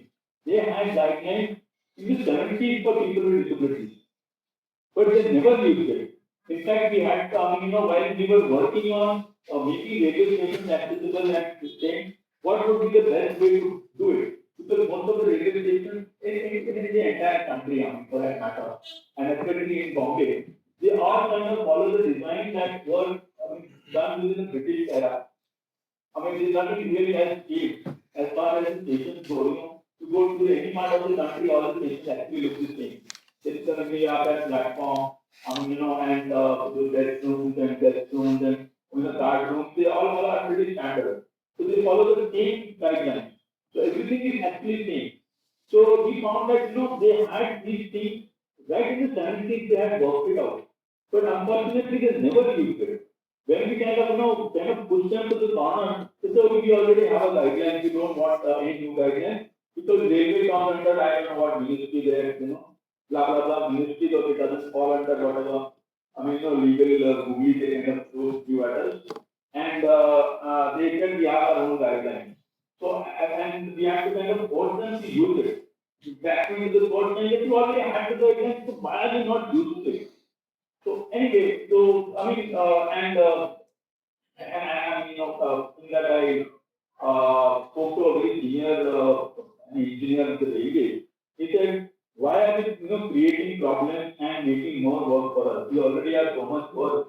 Why do you want to kind of give more work for us? Then we kind of, really don't have time for this, pardon my French, so I'm just quoting him, bullshit. I mean, this is not required, it's just two people. I mean, train में चढ़ना है, दो मिट्टी को लेके आओ, उठा के पटक देंगे, and they use the word पटक देंगे, yeah? I mean, that is how people understand disability. And now, सफर करो, I mean, क्या करो? मैं बोला, वह सफर आप हिंदी में बोल रहे हो, और उसका जो परिणाम है हमारे लिए इंग्लिश का है. So, I mean, you have to kind of understand. And I mean, see that everything is made right. So finally, I mean, I don't know what happened. We kind of complained about this guy, and I don't know. I actually never joined later. He was supposed to be the one. Yeah. So going back, this is the kind of thing that we face regularly. I mean, coming back to the elections, I mean, I am one of the state icons for Maharashtra for the elections. And in 2004, for the first time, we had filed this public interest litigation, making all, not all, but polling booths accessible. And in fact, after every election that happens, we have to do the same thing. We have to go back to the same polling booth, see that the ramp is done properly. We have to see that everything is done as per the last election. So we are kind of reinventing the wheel all the time. I mean, new people come, new government officers come. You have to kind of train them the same way every time. So we think we are changing, but we are not changing. Like they say, more things change, the remain the same. I mean, this is the kind of constant thing that we are having, and I don't know how when it is going to end.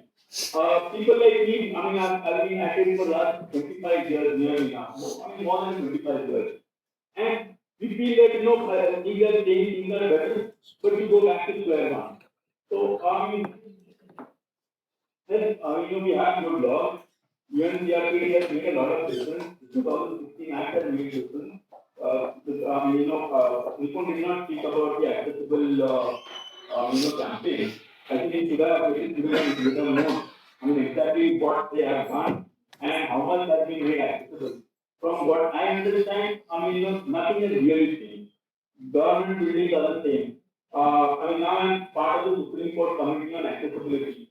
So this time, what we have done differently is we audited the entire place. And this time the audit has been not just as a person with disability entering the court, but person with disability who is a lawyer, person with disability who is a judge, and person with disability who is working at some capacity of the High Court. So this time we got access to the entire Supreme Court and we try to kind of do audits based on different roles a person with disability may use the Supreme Court at some point. And we found that the Supreme Court does not have equal opportunity policy. So one of the things that we have strongly asked them is to kind of come up with an equal opportunity policy. Which, in high time they did it. And recently there was this whole entire thing, I don't know what happened later, that a blind person cannot be a judge. So, I think they reversed it, or, it's still under the litigation. So, there is no point of the Supreme Court being there where we cannot have a judge who is a disabled person. So, you have to have, I feel nothing about us without us is, that's, slogan with no meaning unless we have people with disabilities at every place. They kind of feel places of power, places, where they can make a difference. Only then, things can change or will change. Thank you. Thank you, sir. Thank you for wonderful lecture.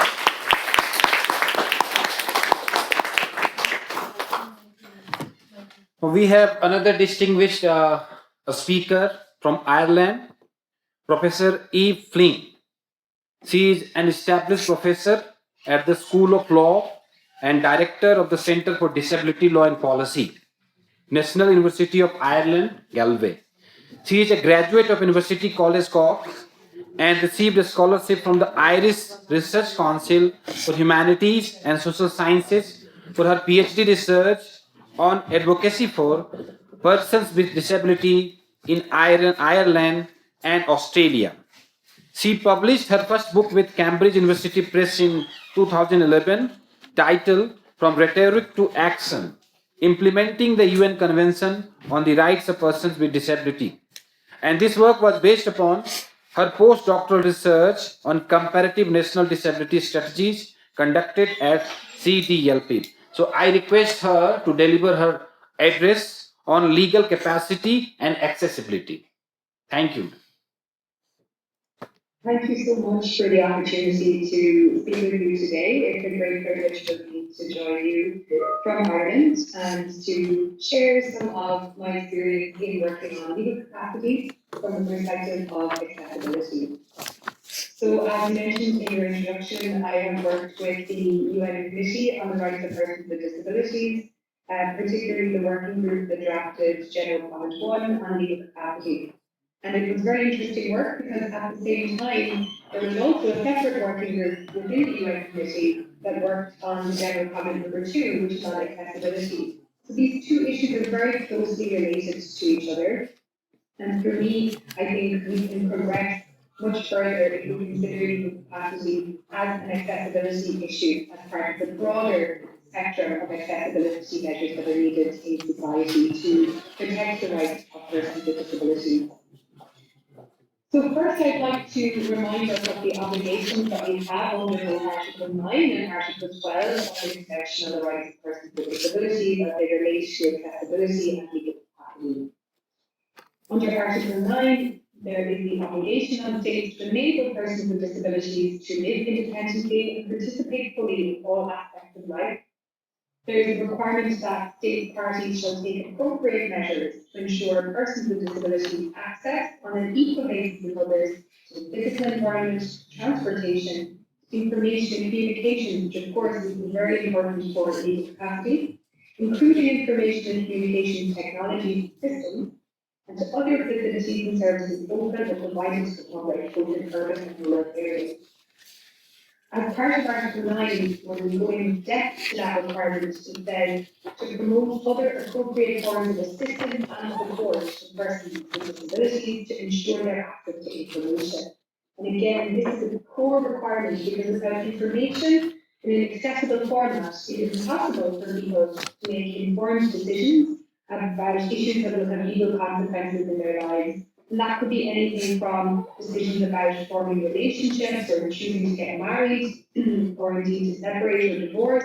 Also decisions about property and inheritance, or decisions about where the person would like to live. So access to accessible information in different formats is really a core obligation under both Article 9 and essential for the fulfillment of Article 12. Part of Article 12, it is important to remind ourselves of the content of these obligations as well. So here we have the requirements that, again, states reaffirm that persons with disabilities have the right to recognition everywhere as persons before the law. That includes the right to enjoy legal capacity on an equal basis with others in all aspects of life. So it's not simply in one area like financial decision making. And again, as we see clarified in General Comment 1, the fact that somebody might request assistance in one area of decision making, if that's financial decision making or health decision making, it does not mean that they lack capacity to make decisions in other areas of their lives. And they should not be punished for asking for support. Because non-disabled people can benefit from support to make decisions all the time without anyone calling into question their confidence and ability to choose for themselves. There's also the requirement in Article 12, perhaps the most important requirement is in paragraph 3, which says that the states should take appropriate measures to provide access. So again, we see that reference that is close to accessibility, to provide access by persons with disabilities to the supports they may require in exercising their legal capacity. So these are very important obligations, but if we look at them holistically, we can really advance protection of these rights. So how can we do that in a practical way? I think this is very important for us to consider, particularly for lawmakers and policymakers who are very interested in adhering to their obligations under the convention, but struggle to understand what first steps could actually be taken to achieve these obligations in practice. And many of the things that disabled people are asking for when it comes to supported decision making or when it comes to accessibility are very basic measures, so we can implement these obligations in a really cost-effective way that does not require the need for significant resources to be committed by the state. And it could be a situation where the existing resources just need to be operated in a different way in order to give rise to the kind of flexibility and support that individuals are looking for.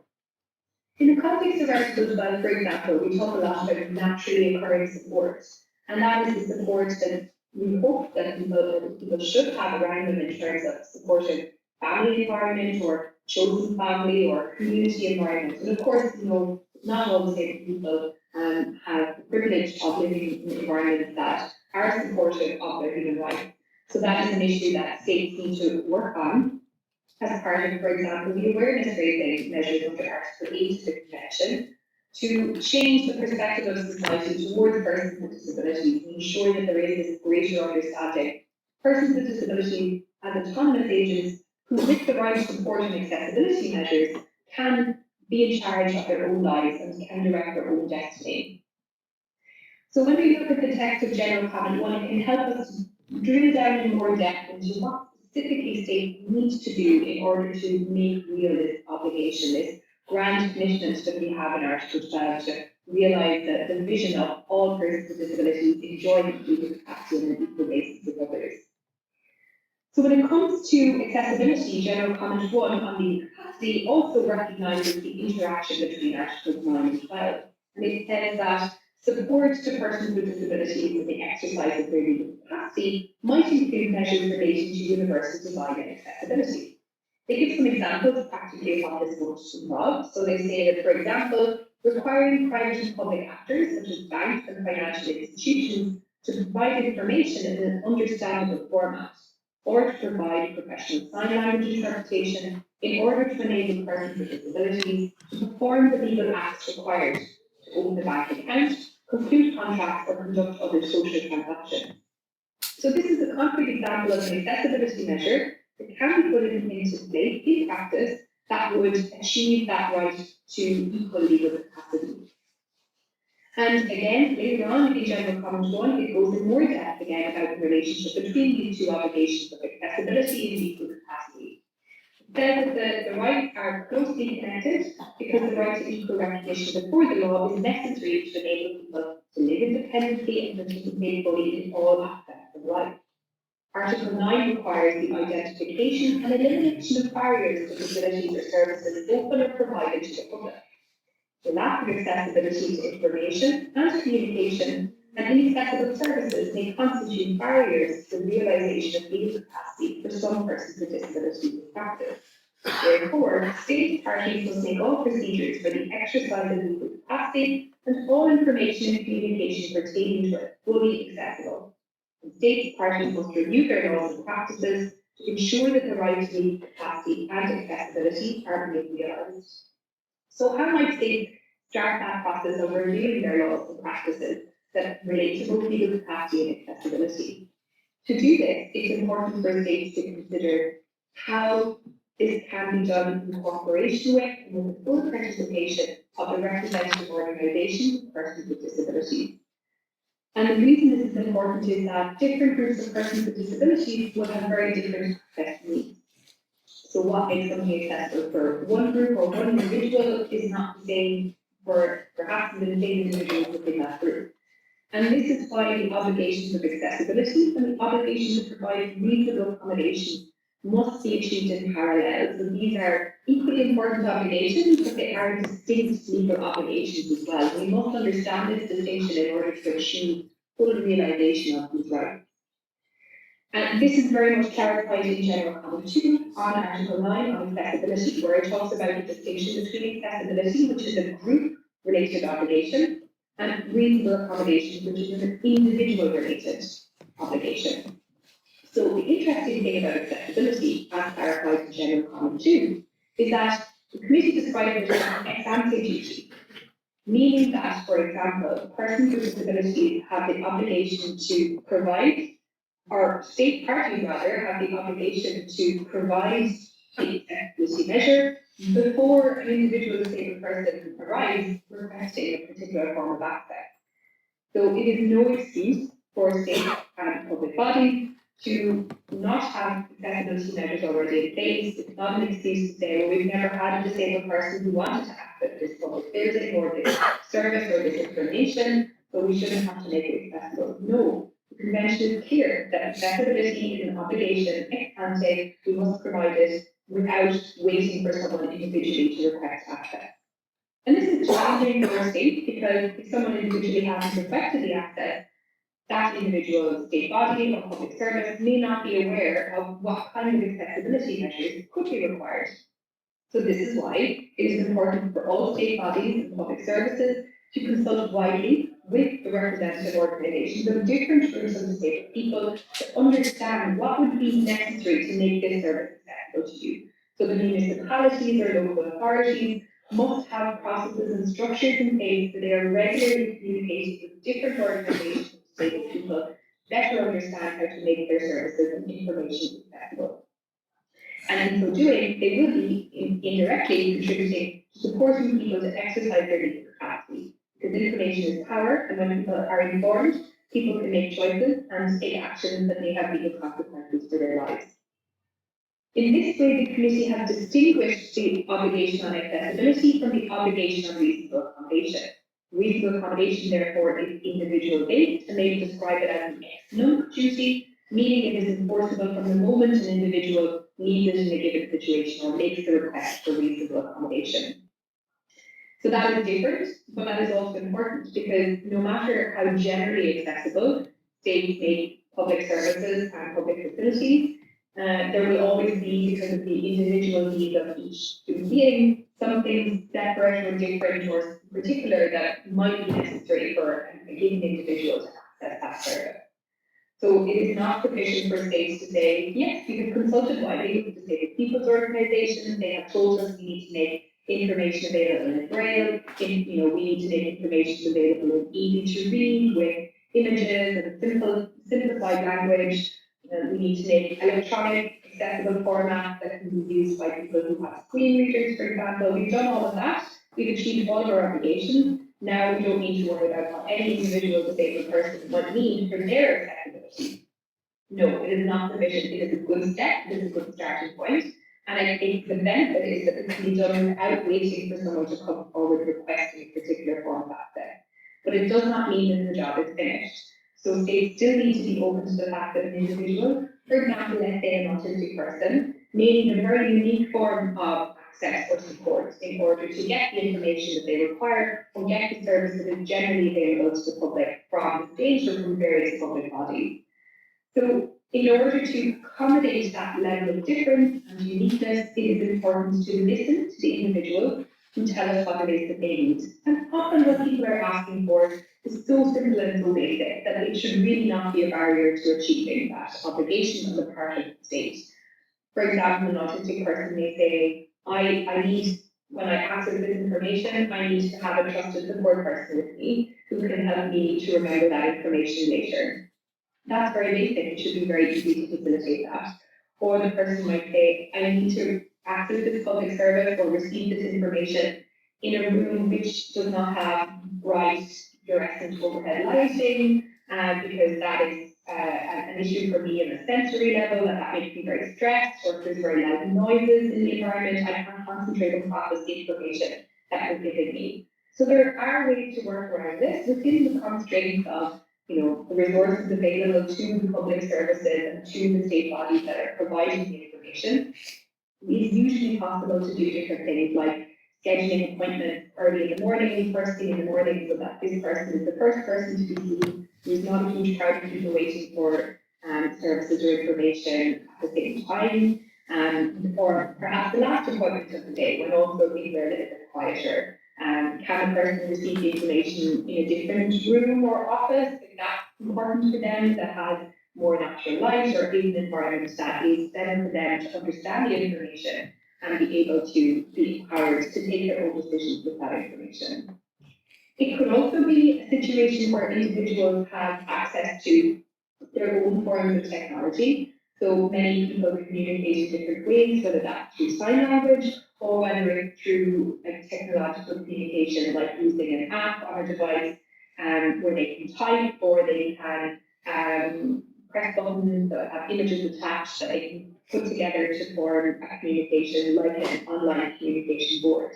And all of these are valid forms of communication, and they should be accepted as such by the state and by state bodies or officers of the state interacting with the individual to ensure that that person can access whatever service they are trying to access.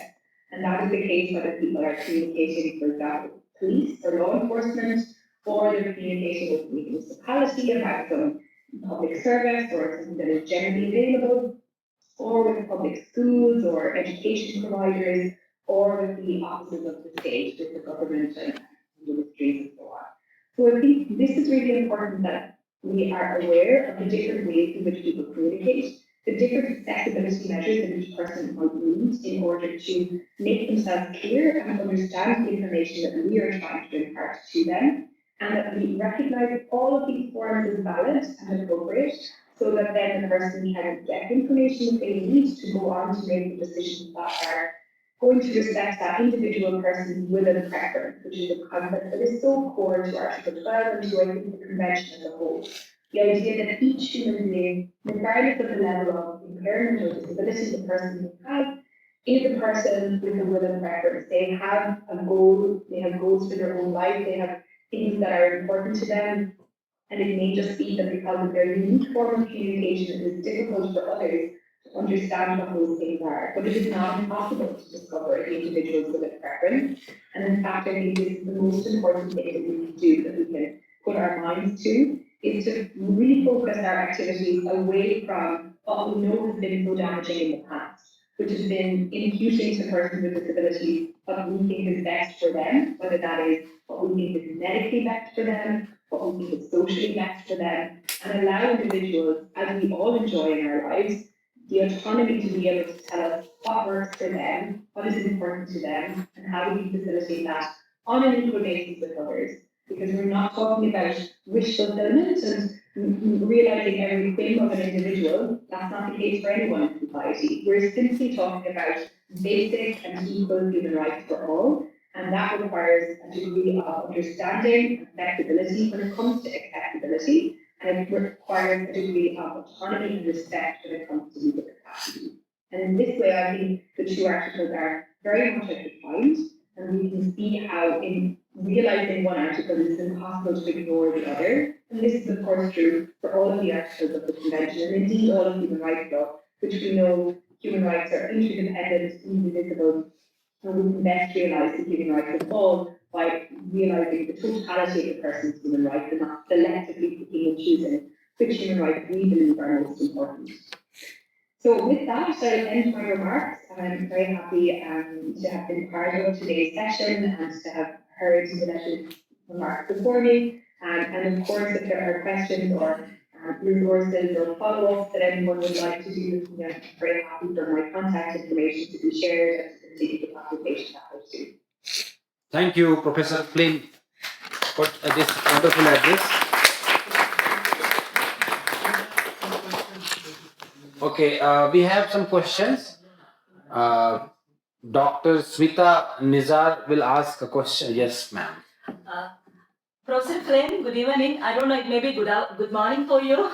We had just a brief conversation through email during my PhD time, long back, like 10 years back. This is not a question, just a kind of, we would like to know your understanding or idea about the scope of having a full ambit of reasonable accommodation and accessibility in a country like India, because we don't have basic facilities here for the common people. Comparing to your country where all the basic facilities are obviously available. So what is your idea or understanding about it? What is the scope in India to make it? Yes, I think that's a really important context to apply these kind of ideas of human rights law to the practical realities that you're facing in your context. So, for example, if there are not many facilities generally available to the general public, then it is of course difficult to argue that on a legal basis, persons with disabilities should have those facilities, they're not generally available. However, there are always some things that are generally available, even if they're not being implemented well. So there are, there is law enforcement, there is, some basic municipality, like various levels of local government, regional government, and so on. And they provide some services, you'd be better placed to tell me what they are than I would know. So if we start from there, we start by documenting what is available, we can still ask for access to that while continuing to push for greater development for all. What I think is dangerous is to be making a special case for persons with disabilities, in a way that we wouldn't ask for the rest of the public to have access to some service and say, well, this is only necessary for persons with disabilities, nobody else needs this, really essential for this group to have that, because in that way we create a custom situation, and I don't think that's actually helpful for the realization of rights. So in that context, I would say, let's not put it generally available, even if we're not satisfied with the level of that service. Push for its continual improvement, and at the same time, push for greater access of persons with disabilities to it. So the stages and the ways in which you approach that strategically, you will know better, given your context, how to do that, and I wouldn't be able to suggest. But I can tell you that in a wide variety of contexts, there is still, even where there is not a high level of, let's say, commitment to social welfare or like a basic, like a minimum threshold of adequate standard of living below which we as a society that no one should fall. Even in, places where this is not really present, there are some things that exist for the public, and we can still push for greater access to those. Yeah, we need more planning and strategies to get all these accessibility Yes. related recommendations. Thank you so much, Professor Flynn. Thank you, Professor. We have another next speaker, Dr. Smita Nizar. She holds a doctorate degree in law awarded by Nalsar University of Law, Hyderabad. And ma'am is eminent scholar with respect to disability rights and human rights.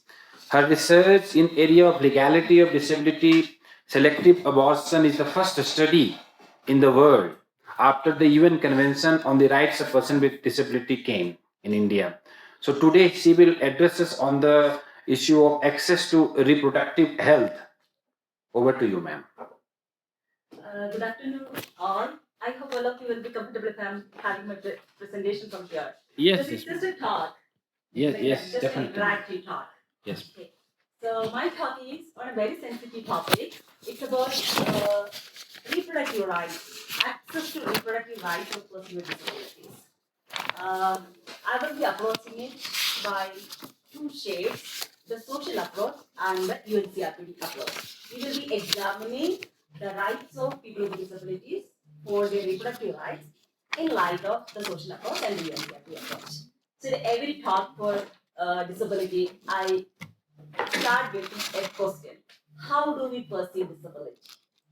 Everywhere I ask this question because there is no meaning of deliberating more without discussing on this question.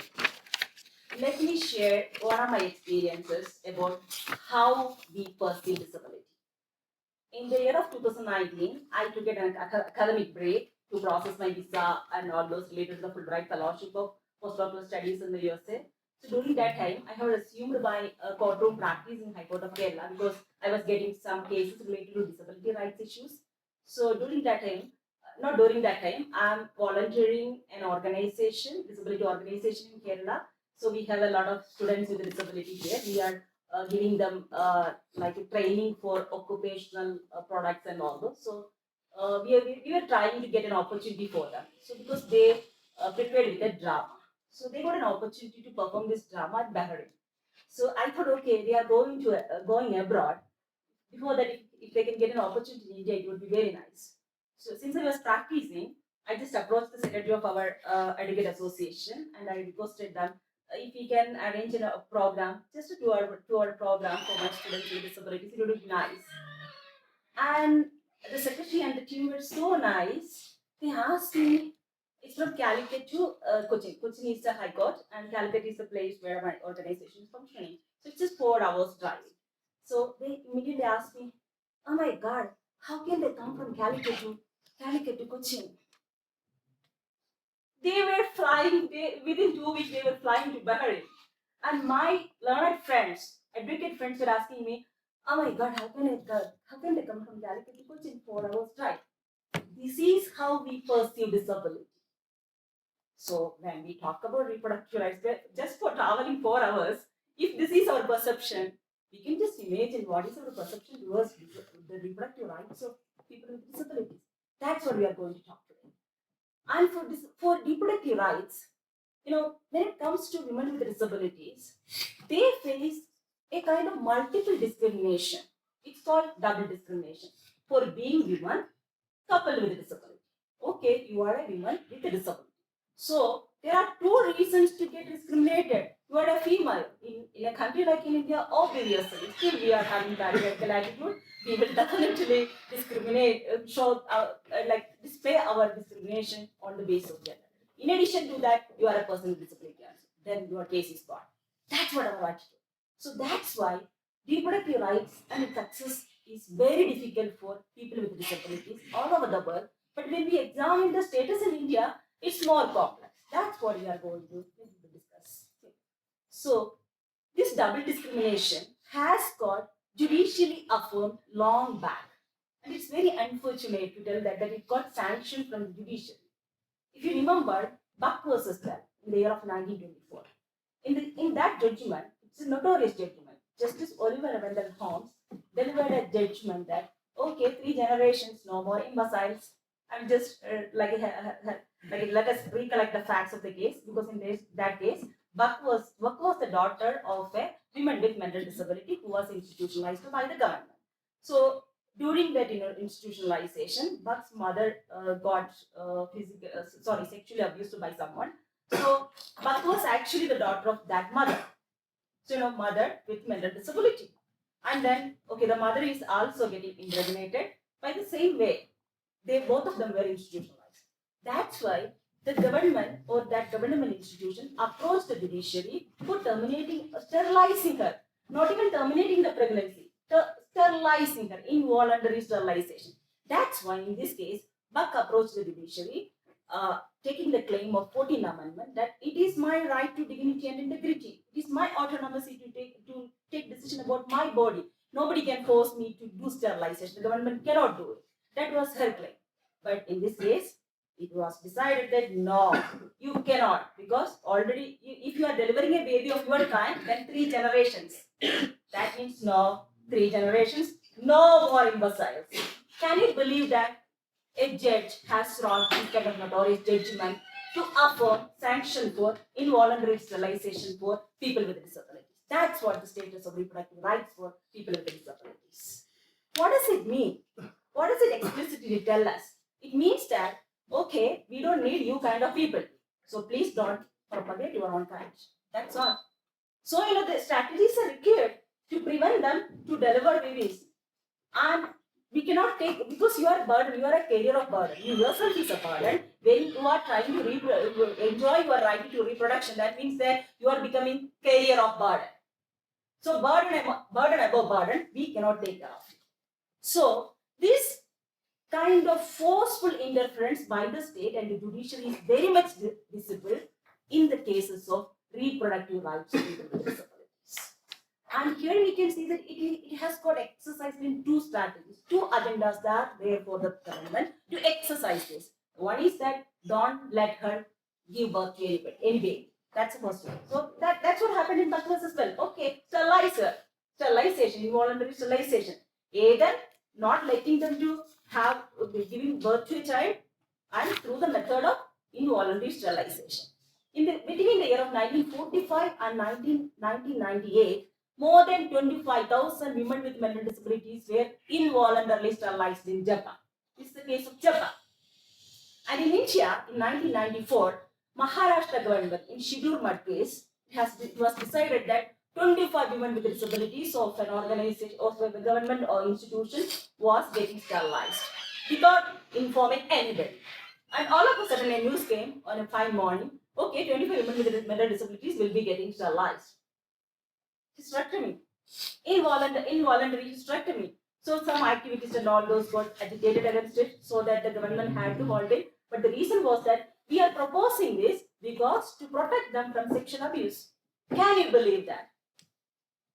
Can the government propose sterilization to protect women from sexual abuse? We are progressing with women equal gender rights. But when it comes to women with disabilities, no, it's fine. Something can be compromised because she is not being recognized as equal human being. That's the reason for that. So we can see this status everywhere. And the classical example will be for this lack of denying autonomy choice, reproductive autonomy, Sujita Srivastava's case. It happened you all of you know that. Because she was an abandoned child with intellectual disability. She was institutionalized from her childhood. She was not aware of who was her family. And somebody sexually abused her. Somebody means the inmates of the institution itself. So she got impregnated, and by the time the permission for abortion time permission was over, so that see what the government strategy. Government has immediately approached the judiciary because they have already married for this propaganda. That's why immediately, okay, High Court allowed, okay, this pregnancy is not needed. Sujata herself is an unwanted child, so she should not give another unwanted child. Got it? So someone else challenged that judgment before the Supreme Court. So Supreme Court appointed a doctoral committee to examine the veracity of those claims.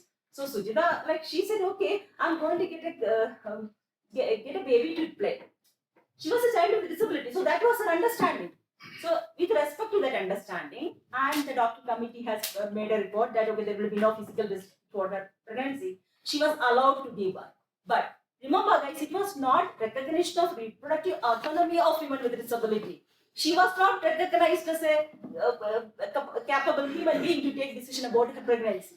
So, in case of reproductive rights, the society will be interfering. Autonomy is not at all provided for people with disabilities.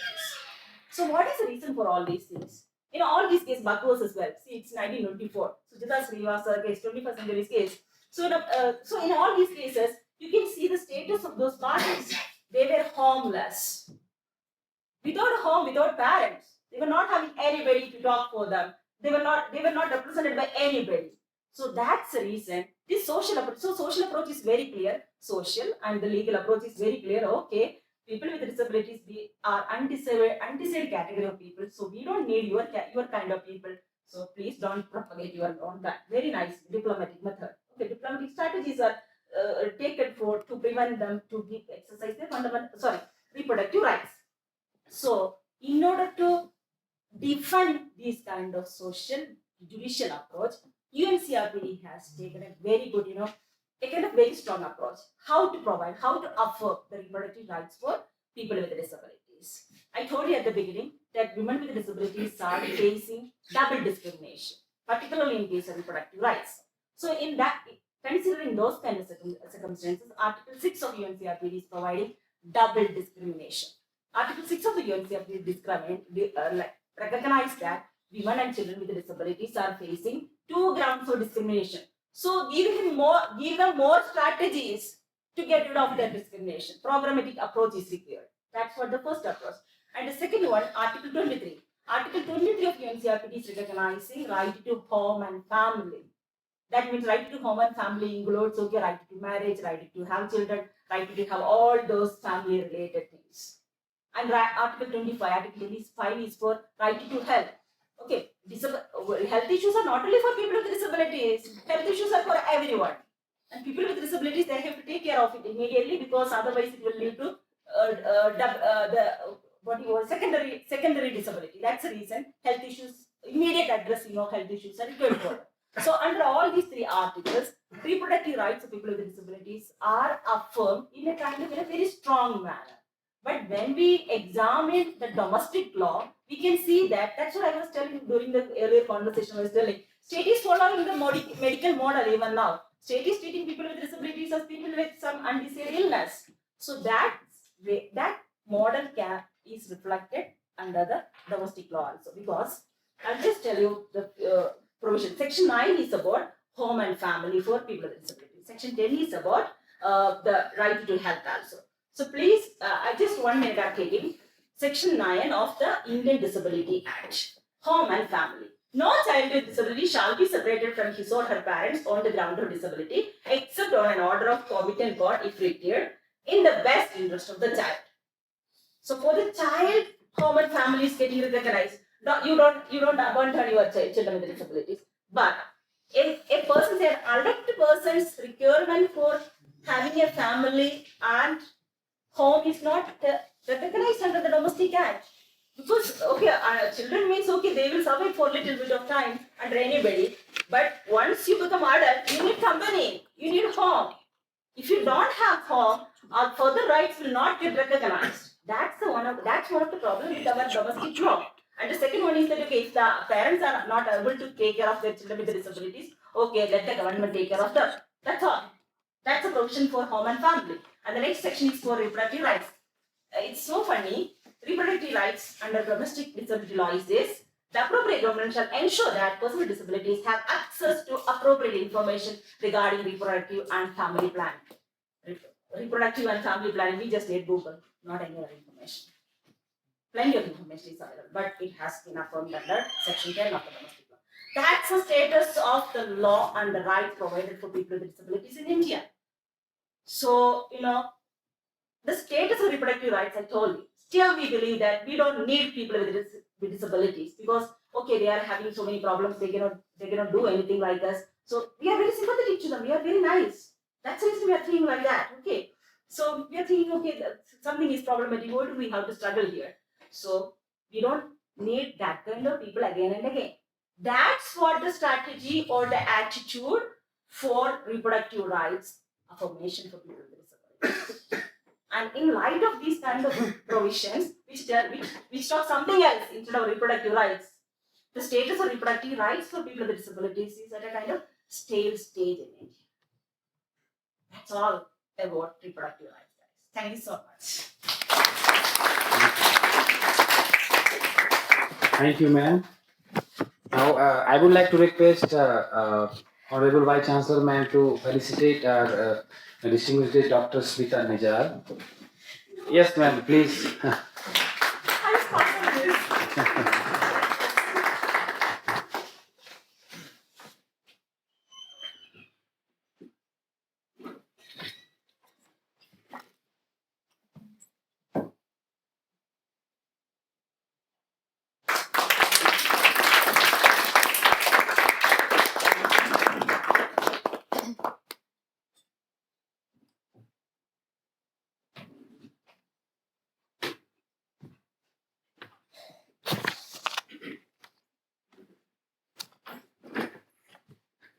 So, before Mr. Michael Schwartz joins us, the floor is open for question and answers.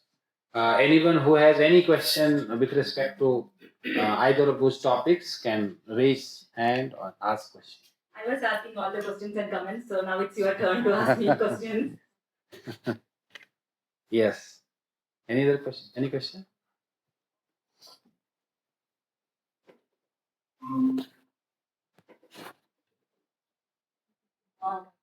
Yes, sir. Yeah.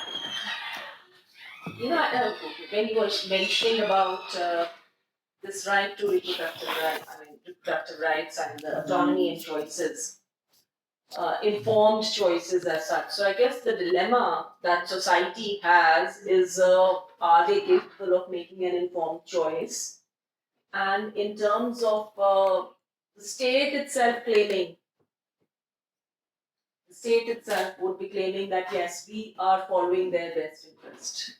So that clash, it's bound to occur. How do we break that resistance? I mean, what are your solutions? What do you think in terms of persons with disabilities exercising this right?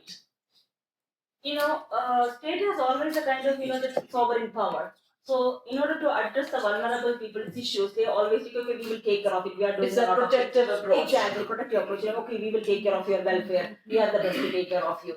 But for personal matters, no. Even for my parents, cannot take a decision or cannot condone me for my personal decisions about my marriage, having a child. My education may be controlled by my parents because in India they pay money for us. So till that time it's fine. But in India, women, even who are not disabled, do not have this autonomy. That's what And even in the US, women do not have the right. I mean, right to abortion is again abolished. So that kind of an autonomy women really don't enjoy. So it's not just double discrimination; it's a lot of subjugation that women face. So the last point Dr. Lalli was telling, like it's not even available for ordinary women in India. So yeah, it's a kind of advantageous status because if you are affirming reproductive right for women with disabilities, then it means that it's affirmed for everyone. So it actually gives a positive advantage. So that's not only with reproductive right, every right. You bring universal design, it's beneficial for everybody. That's what what is significant as a characteristic of disability rights. That's what I'm telling. Like the state should recognize it. They should change from the disability model to rights perspective model. Even after having this rights perspective model law, why are we sticking to that? Because they have no awareness. I told you during our lunchtime on conversation. Is that ownership? That's ownership over the bodies and minds. Recognize people with disabilities as individuals. That's all. The recognition is not coming out because the rehabilitation approach, medical model approach, and okay, patriarchal approach. Okay, we will take it. You are vulnerable. Remain as vulnerable group because the government always need a group of vulnerable people for so many political reasons and other reasons. That's why caste categorization, backward categorization, disability is another one. Because IDC and systematic operation, there she tells us different kinds of operation. So why create that sort of institutionalization in order to create veterinary? So that vulnerability is constructive, created, not natural. So which is good problem. So when we talk about sexuality within disability, that's very it's all about overprotection. So Not even overprotection. I would like to add one more point that society has ableistic approach because common family for people with disabilities are not recognized because they are all like we treat people with disabilities as asexual. Okay, they have no capacity. They have no capacity to travel from Calicut to Cochin. Then how will they have capacity to do sex or marriage? That's our perception. We are that narrow, stereotyping minded people. Change your start from each individual. That's the reason I was telling you during the last after the last session also. Let us try each one of us. Yes. Excuse me, in my school, class 11 and 12, we have co-education. So, generally, female teacher used to come to me, sir, इस लड़के ने लड़की के लिए brain में ये लिखा हुआ है, आप पढ़ो सर क्या लिखा हुआ है। मैंने कहा आपको दिक्कत क्या है, जो पढ़ेगा उसको पढ़ने तो आपको क्या है, नहीं सर कुछ लिखा हुआ है इन्होंने। मैंने कहा आप ये बताओ 36 साल पहले आपकी कुछ लिखी थी नहीं लिखी थी, तो वो कह रहे नहीं सर ये ब्लाइंड बच्चे है, ब्लाइंड बच्चे का मतलब तो मंदिर के महात्मा क्या घंटे पे जाएंगे, भावना है तो उनको थोड़ा वो सोचते कि ये ब्लाइंड है इनको क्या पता है। अब वो सोचते कि आंख वाला बंदा क्या करता, आंख से आंख लड़ी बात हो गई है, ये कहते हैं इनको कैसा पता लगता है, इनको कैसे ऐसा होता है। मैं क्या ये बताओ, यदि कहीं पे मिठाई बन रही है, कहीं पे जलेबी बन रही है, वो देख नहीं सकता, खुशबू तो आती है, तो आप जो अदर मोडालिटीज है उनको क्यों बंद कर रहे हैं। तो एक सेंसिटाइजेशन होना जरूरी है रिगार्डिंग डिसेबिलिटी एंड सेक्सुअलिटी। बहुत सारे लोग होंगे अभी तक गांव में बोलते हैं अरे बेचारा इनकी क्या शादी करी, इन्होंने क्या करना है, अरे बेचारे। तो जब तक वो अवेयरनेस क्रिएट नहीं होगी तो मैं समझता हूँ Okay, so we have with us Professor Michael Schwartz, and he is currently Director, Disability Rights Clinic, Syracuse University, United States of America. And he has earned a bachelor degree in English from Brandeis University, a master degree in theater arts from Northwestern University, and a Juris Doctor degree from New York University School of Law. He has also earned an LLM degree from Columbia University School of Law and a PhD in education with a concentration in disability studies from Syracuse University. He is a member of New York Bar, and Professor Swart directs the Disability Rights Clinic in the Office of Clinical Legal Education at Syracuse University, where he supervises students in disability advocacy and teaches clinical skills and disability law. Today he will address us on access to justice and communication barriers. Over to you. Dear Professor Michael, I'm just interfering for 1 second. Good morning, and thank you so much for your time. And I'm just introducing you just one sentence with one sentence. Professor Michael is a professor at Syracuse University where I was doing my Fulbright postdoctoral, and he's the director of the Disability Rights Clinic there. And in fact, I opened my Disability Rights Clinic at Golgotha's University, getting an inspiration from his clinic because 2 years of my time I spent with their clinic and that experience. So, Professor Michael, thank you so much. He will be having an interpreter to interpret the things. So, please, thank you so much, Professor Michael, and please let us know if you need any accommodation during the talk. Thank you. Oh, sure, thank you. It's my pleasure to be here.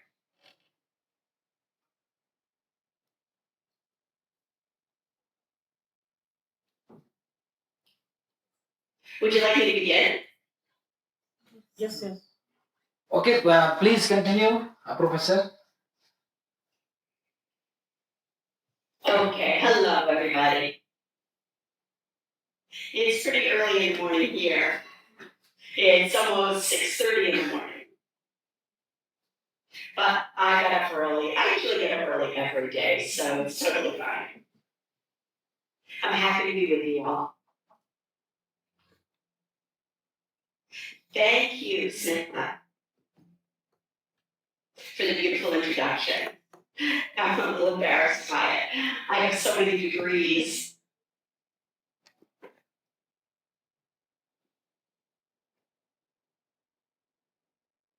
During my 42 years of practice,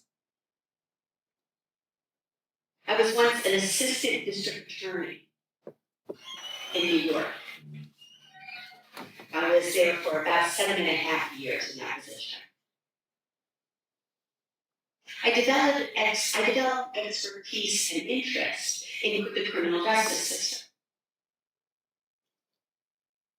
particularly with regards to access for deaf individuals and people in wheelchairs, people who are blind, etc. So when I left the district attorney's office,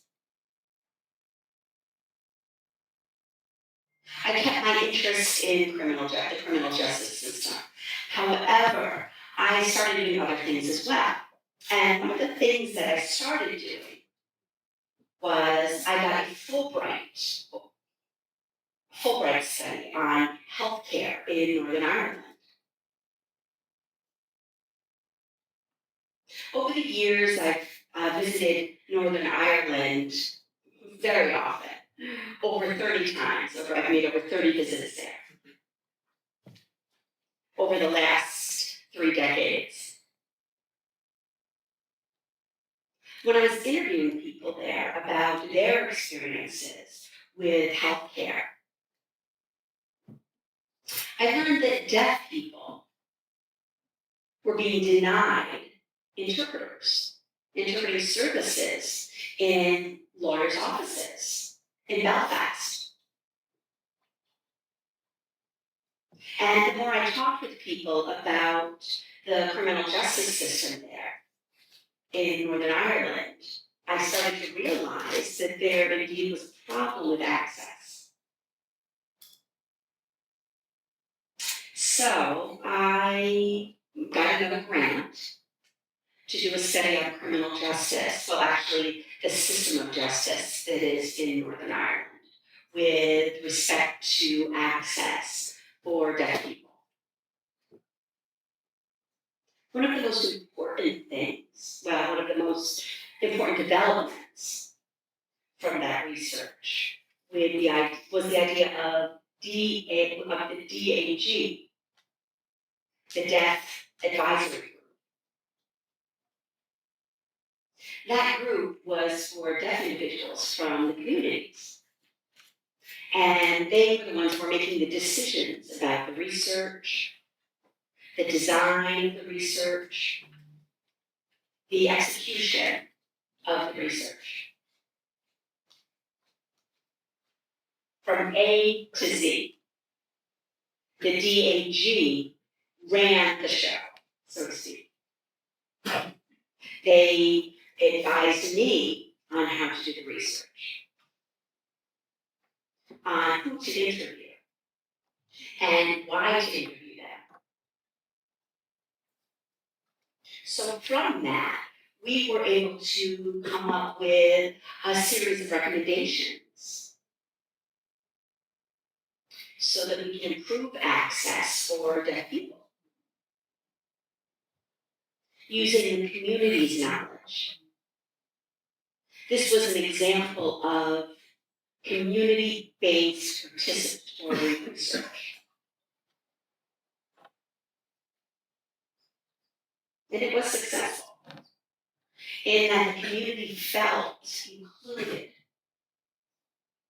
There's a famous expression, nothing about us without us. Meaning people with disabilities must be at the table when it comes to discussing access, when discussing services, etc. The problem was, as soon as our recommendations came out, COVID hit.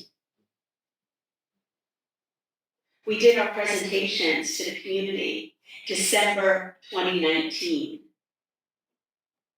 And in January 2020, of course, was when the world was attacked by that, terrible virus.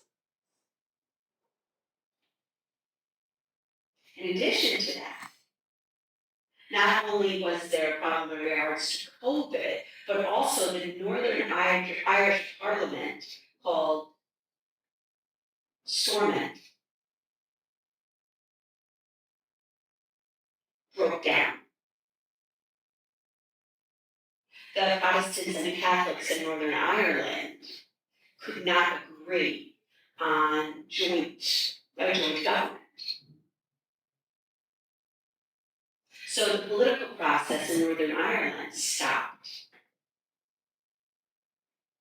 The combination there of COVID and the political process, how do I say it, created us being basically, how we say it here, dead in the water. There was no progress up until now. So I'm hoping to reconvene and have a meeting of the parties involved this coming December in Northern Ireland. I'm not sure where we stand right now on that, but that's my attempt. I'm going to try to revive the project. And that way we can start to see some progress with improving access to the system of justice.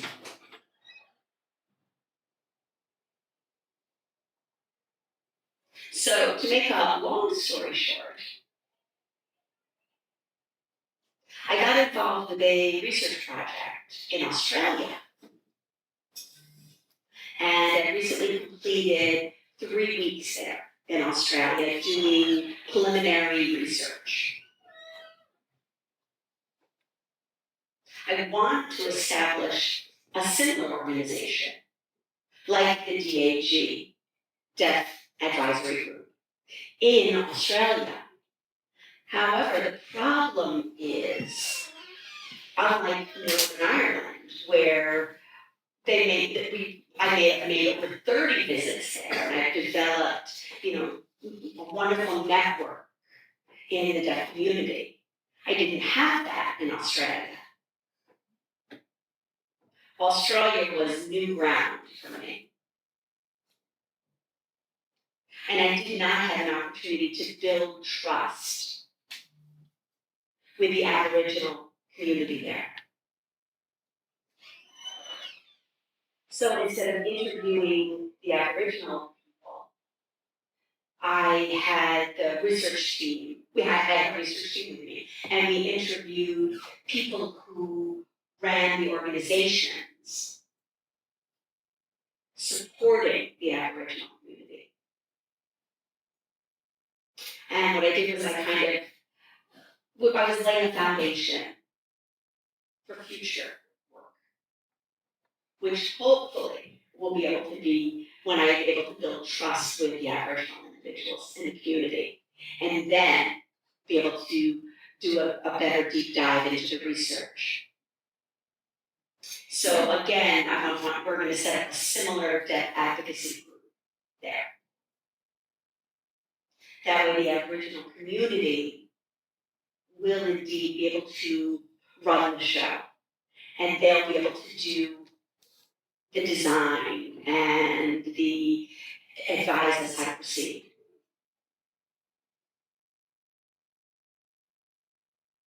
So I'm very interested. One very interesting thing that we found from the preliminary research, the 3 weeks that we were there last month, was that the finding out about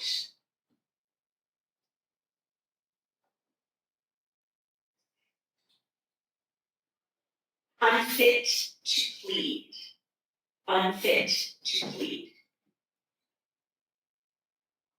And what that means is in the Aboriginal community, especially in the outback,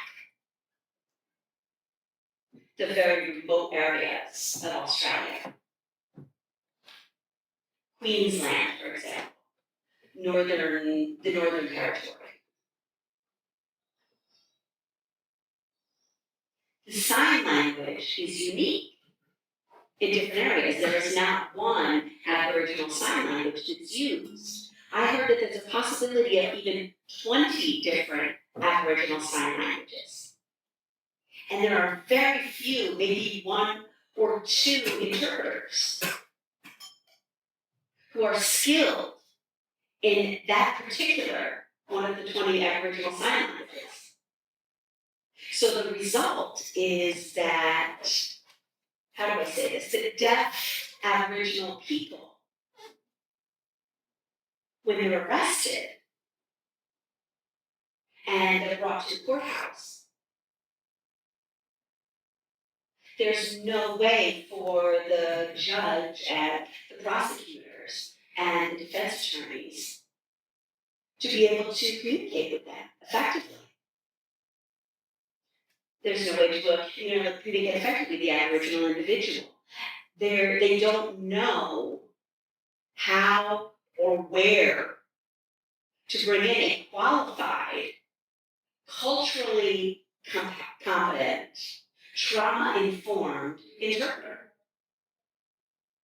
who is indeed able to facilitate communication between the deaf Aboriginal person and the system, the system of justice there.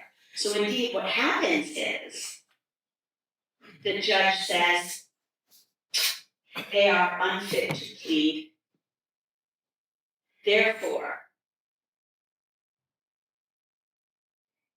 they're indefinitely held, detained, indefinite detention. One individual was arrested for shoplifting. He was there for 7 years. This individual was 7 years, just held without any access to justice, with no trial. There was no trial for this individual. And there was another person who was arrested for murder and found to be quote unquote unfit to plead.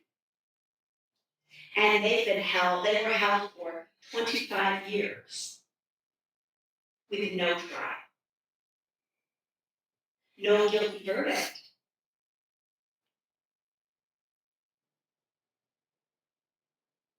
This is atrocious. This is an atrocious violation of human rights.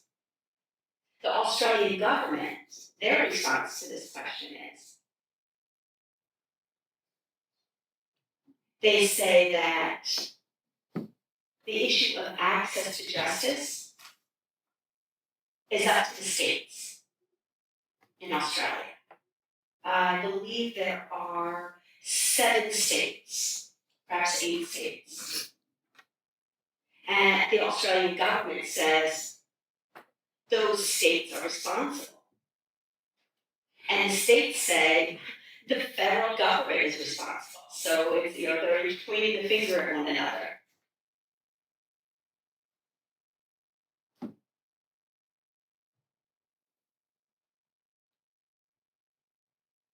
We found enough information to write an article. And we're planning to go to the COSP, Conference of States Parties, to the UN CRPD, which is going to be happening next year. It's too late to do it this year, but next year we are planning to bring our findings to the UN. And the hope of that is that we will be able to shine a light on this problem, on the issue of unfit dating.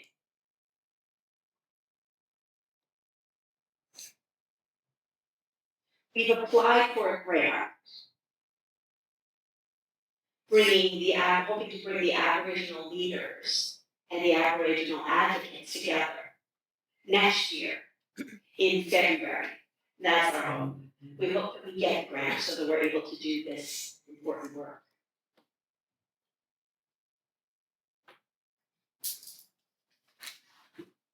So that's my experience with the system of justice with respect to deaf people, both in Northern Ireland and now in Australia.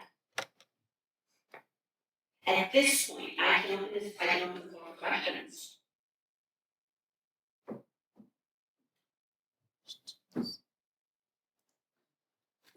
Thank you, Professor Michael Swartz, for this address, and we are extremely grateful to Miss Jana Preli for interpreting for us the address of Michael Swartz. You have really done wonderful work for us, and sensitizing us about the communication barriers, especially with respect to legal system and access to courts, access to legal procedure, and these are the most important aspects for access to justice.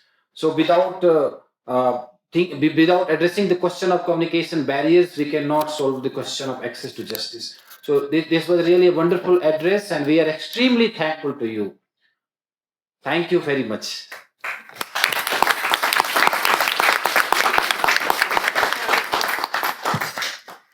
Yes. I do want to mention something about my clinic. Okay.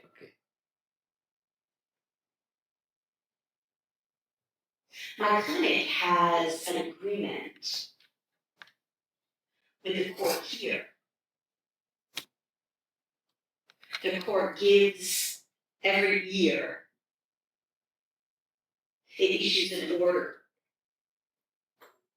that allows or enables the law students in my clinic and in other clinics as well. It allows those students to practice law under my supervision.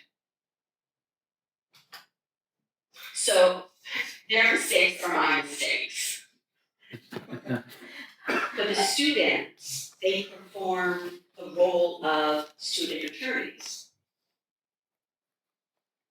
They do investigations, they do fact gathering, legal research, counseling. They think about the ethical problems of when they're representing people with disabilities. Because it's an unusual aspect of life. The students can actually go to court. They can truly perform the functions of a lawyer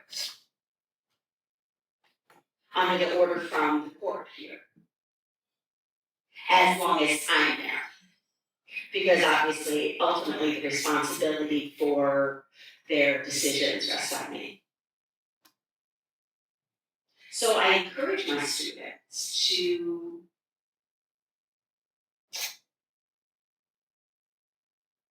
fully engage with the clients and then keep me informed as to the progress.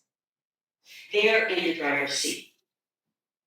And I'm in the jump seat, way back, watching over them, making sure that they don't veer off the road, so to speak.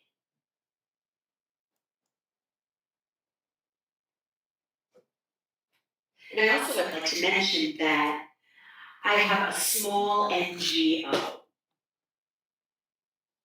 It's called the Tanjata Group. TANGATA Group, Tanjata Group. And we are on the web. So if you go to www.tanjata Group, as one word, TANJATAGROUP.org. The interesting thing about that name, it is actually Maori word. MAORI, Maori word.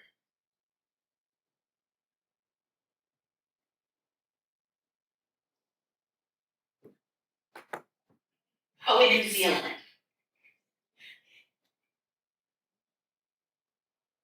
In New Zealand, and that word is from their language. And the meaning of that word is roughly interpreted as and translated to mean the essence of being human. But because the word is a Maori word, we called a Maori representative in New Zealand and explained who we were and asked for permission to use the word Tanjata, and they were very happy to grant us permission to use that word. But anyway, we are an international human rights organization, NGO, non-governmental organization. And we are very interested in helping communities of people with disabilities around the world to advocate for their rights under the CRPD. One of the members of our organization is Janet Lord. Janet Lord was one of the key drafters of the CRPD. So I just wanted to share that information with you as well about Tanjata Group.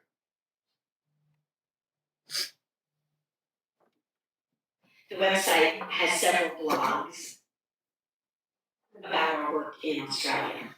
So take a look at it if you'd like. Any questions from the group?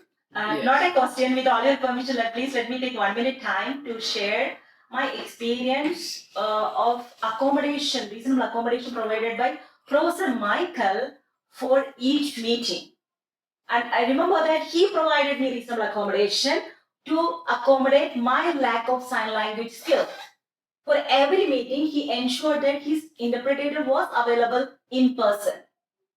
So if that accommodation was provided for me to accommodate my lack of skill for sign language, we can just imagine what's our responsibility to provide reasonable accommodation for our friends with disabilities. I'll tell you just with one more, 1 minute I'm finishing. I went for a birthday party and I met a friend there, and generally my every talk will become talks for disability. So during that conversation, she told me that, okay, I use sign language, she said. So I immediately asked her, was it part of your curriculum? She said, no, I have a friend with speech disability.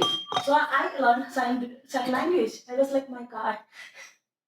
I thought, okay, as part of curriculum. She said, no. She learned it for one of her friends with speech and hearing disability. That's all. That's what is accommodation. Really. So that this accessibility will become a kind of, dream come true for everybody. Professor Michael, thank you so much. I know it's early morning of a vacation day for you, and it's such an invaluable time you are sharing with us. I have no words to thank you. No, it's no problem. I'm happy to help. I'm happy to be here. There's just one point that I would like to make about interpreters. An interpreter is not my accommodation. The interpreter is not my interpreter only. The interpreter is our accommodation. The interpreter serves as the bridge between the deaf person and the hearing person. Thank you, Zira. And the hearing person needs the interpreter as much as I need the interpreter. So I just wanted to share that the interpreter is always a bridge. So think of the interpreter that way.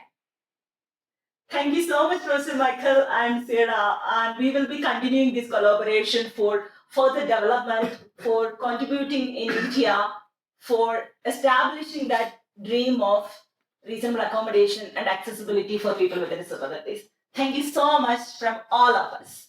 Thank you. Show appreciation like this because the deaf community. So I'm going to get off the call now.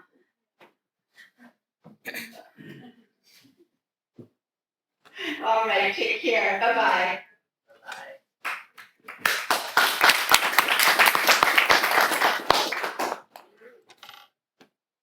Thank you, Jana and Professor Michael.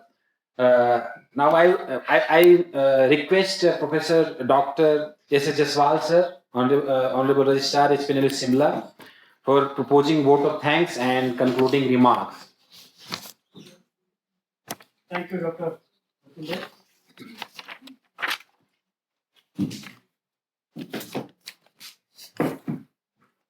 It was really a very wonderful day for all of us. Honorable Vice Chancellor, Mr. Jaswal, Dr. Upneet Lali, Dr. J.S. Jare, Dr. Sumita, Mr. Nilesh, Professor Ilion Lai, Professor Michael Shivar, Dr. Sachin, all the participants present here, dear students. Center for Studies related to Disability, ABLE, HPNLU Shimla, in collaboration with Disability Rights Clinic, Colloquium University organizes one-day international colloquium hybrid on accessibility rights of the person with disability.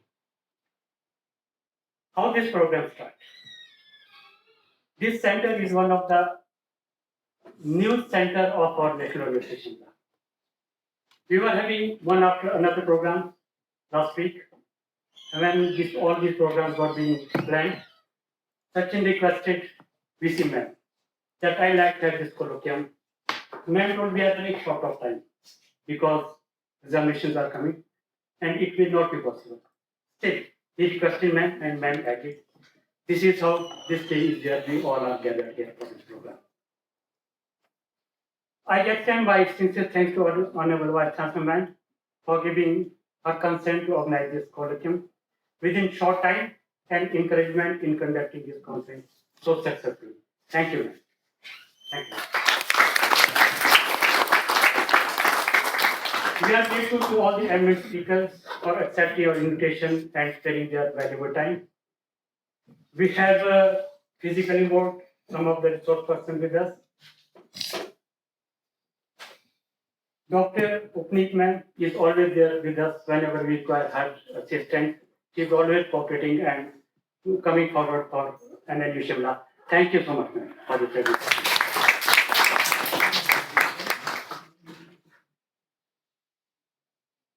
Dr. J.S. Jara, Principal Institute of Blind Chandigarh, is a role model for all of us. He is here with us, spared his time and shared his experience and knowledge with us. Thank you so much, sir, for your presence.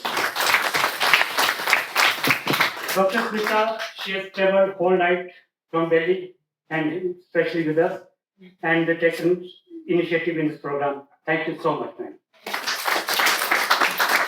On behalf of the center, we like to thank Professor Michael and Professor Dinier, as well as Dr. Shivani Gupta and Mr. Nipun Malhotra. They were with us on online board. I'd like to thank Mr. Sachin, Director, and his whole team that include Isha Sharma, Mr. Bharat Barwania, and Rohit Sharma for their assistance and cooperation for conducting this program so successfully. In the morning, it was very emotional for us when Sachin started that he's facing many times so many problems because of his height. Sachin, believe me, जिंदगी में जो तुमने ऊंचाई हासिल की है ना, इसका लोग ख्वाब भी नहीं ले पाते और हमारी गुड शुभकामनाएं तुम्हारे फ्यूचर के लिए. Our students, as stated with conference, also deserve special appreciation and thanks. Thank you, Madam, and special thanks to Mrityunjay for preparing this session.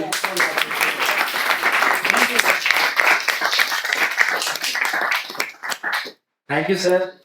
Now I request the August gathering to rise for national anthem.